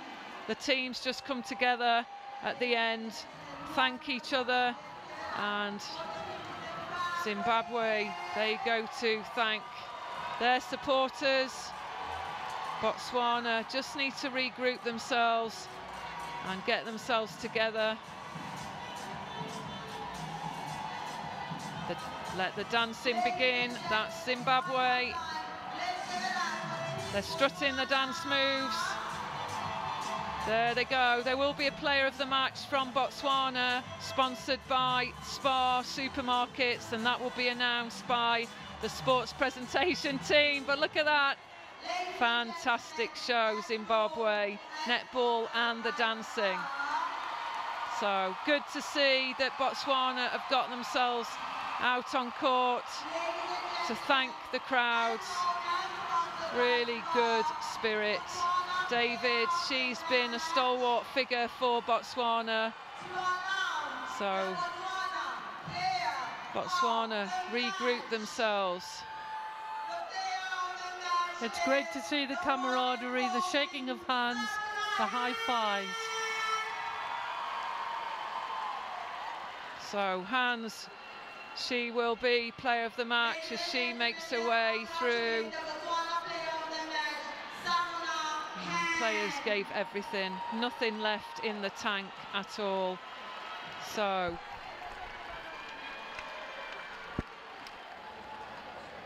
there she goes. She's played 45 plus minutes of netball, worked incredibly hard.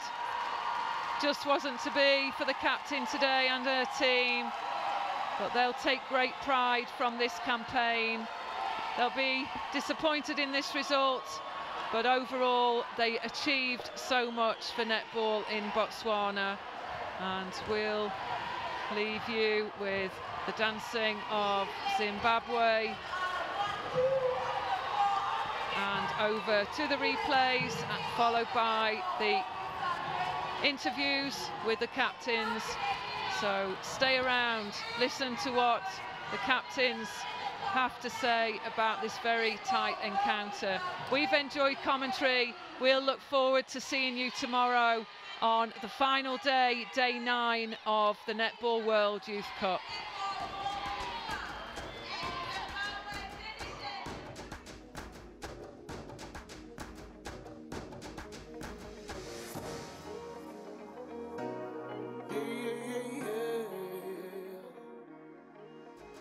I'm only living life to the fullest. I can see the difference. I'm improving day in and day out. I'm doing the most from the team.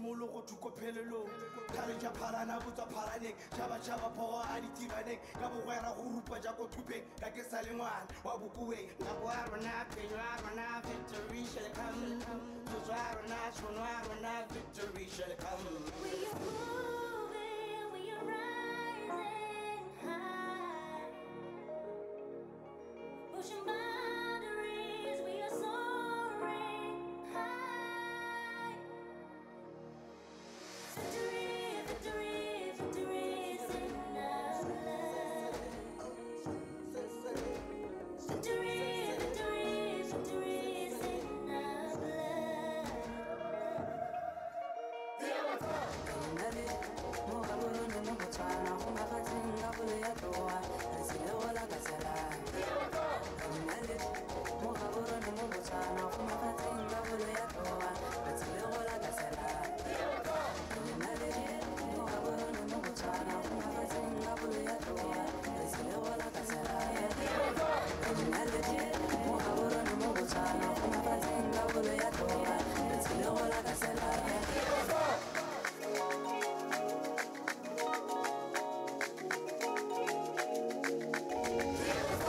It's the time of the year, and we at it again.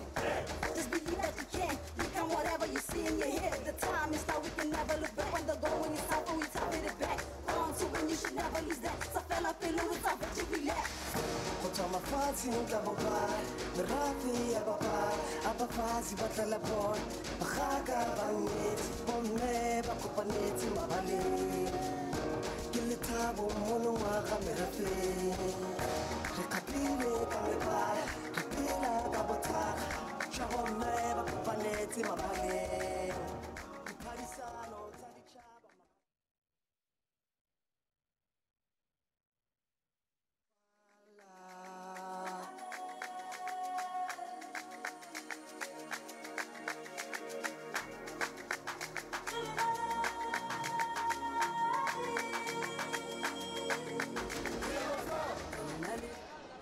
That is how the epic encounter of the two neighbors in Botswana and Zimbabwe ends. Zimbabwe getting a more respectable position of position 9 when Botswana goes home with another respectable position, I would say, position 10. You realize that these are teams that have played each other many a times, especially at the senior level. But today's encounter, I can tell you, was one more much in the middle of the court where Zimbabwe was up in grabs for every ball that came across. That is how I saw it. But anyway, I have the two coaches here who are going to be telling us as to how they saw the game unfolding from the first quarter to the fourth quarter. Here next to me is the Botswana coach, who I would want to hear her views. Coach, today's encounter, another lesson for the girls, I am sure, a very physical and fast-paced game, especially in the middle of the court. Yes, indeed, a physical and fast-paced game. No surprise, we expected that because we know how Zimbabwe plays. But I think at the end of it, Zimbabwe wanted it more than we did. That's my view. They fought more for it. We gave our balls away, a lot of balls that we gave away. We marked and then gave the balls away. When they got the ball, they utilized it. A lot of unforced errors that characterized today's game. Was it about panic, the stage, position? What was it? That's exactly my point. I don't know whether it was the anxiety to get position 9, because we had talked about playing our own game and perhaps doing just slowly containing when we've got possession, making sure that we utilize the ball, because it's something that's happened before, even in the Uganda game. I think I've also realized that when the game gets physical, we do tend to lose a lot of balls. 10th position, not a bad result, I'm sure. But I'm sure there's a plan that you have for the girls from now on after the tournament. Anything that you can share with us? I'm afraid not. Perhaps Bona would be in a better position to say. I'd say yes, 10th position, not bad. We would have wanted better, but this is what it was to be. And we are thankful. We thank God also that we managed to get at least to top 10. These are positions that had to be filled by one team or the other. Unfortunately, it is your team, and thanks very much for making time for this interview. Thank you very much. There goes the coach of Botswana. Coming next shall be the ZIM coach, who I'm sure is happy with the plan. Coach, it must have gone according to plan. I could see the body language from the bench, the technical team ululating after the game. Yeah, we're so happy, we're so excited. The girls really played to instruction today.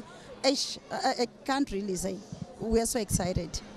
Did you save the best for the last? I've looked at a number of your games, but today's encounter, interceptions, area battles, you won almost all of them. Well, not really. I cannot really say that. Well, since we were fighting for position, what we told the girls, we didn't want to be on position 10. We wanted position 9. Which is the top position in the group from 9 to 12. So we wanted to be number 9. So we talked to the girls. The girls really fought hard. They played to instruction. We told the girls to defend as a team from the GS to the GK, like you saw. And your overall impressions about the competitiveness of the tournament, not only Zimbabwe playing opponents, but generally the competitiveness of the Under-17 Cup? The competition was very high. There are certain teams, like certain countries, I never even knew that they exist. I saw them playing very good netball. The competition was very, very high. Coach, thank you very much for your time, and to go and enjoy and celebrate the 9th position, a very respectable position, I'm sure. Thank you. There goes the ZIM coach, who is so happy. I can tell you I was able to be looking at the technical team on the bench, ululating, jumping all over. They deserved it. They did so well today. Next to me is the captain of the team, Team Botswana. If you're able to see her when she was coming down here, she's limping. It was battles in the midfield. Tough encounter in the middle, I can tell. Yes, it was a very tough encounter. Zimbabwe was here to win. They really did want to win this tournament, so unfortunately we had to lose this one. I was looking at your team, the very first quarter, very unsettled today. I don't know what was going wrong. I think it's because Zimbabwe was playing more of a physical game, and we failed to resist the physicality of the whole team. So I think next time what we've learned from this game is train against people that really use force to go for the ball. A lesson learned. Thank you so much for making time for this interview. Thank you very much. There goes the limping captain of Team Botswana. I can tell you it was so physical in the middle of the court. Twice or so she had to go out to be taken care of by the medical team. Here in Botswana, Gaborone, the capital city, from the University of Botswana, where the main venue has been. I can tell you the support that this Team Botswana enjoyed has been so magnificent. It worked wonders for them, I can tell you. But I know on studio they're ready and waiting to take us through all the quarters and all the other games that we saw today. And from me and the rest of the team, next time. I'm only living life life to the fullest. I can see the difference. I'm improving day in and day out. I'm doing the most from the team all over to Kopelelo. Kalija Parana Buta Paranek, Java Java Power Aditivanek, Gabuera Hurupa Jaco Tupe, Gagesaliman, Wabukue, Nabuarana, Victory shall come.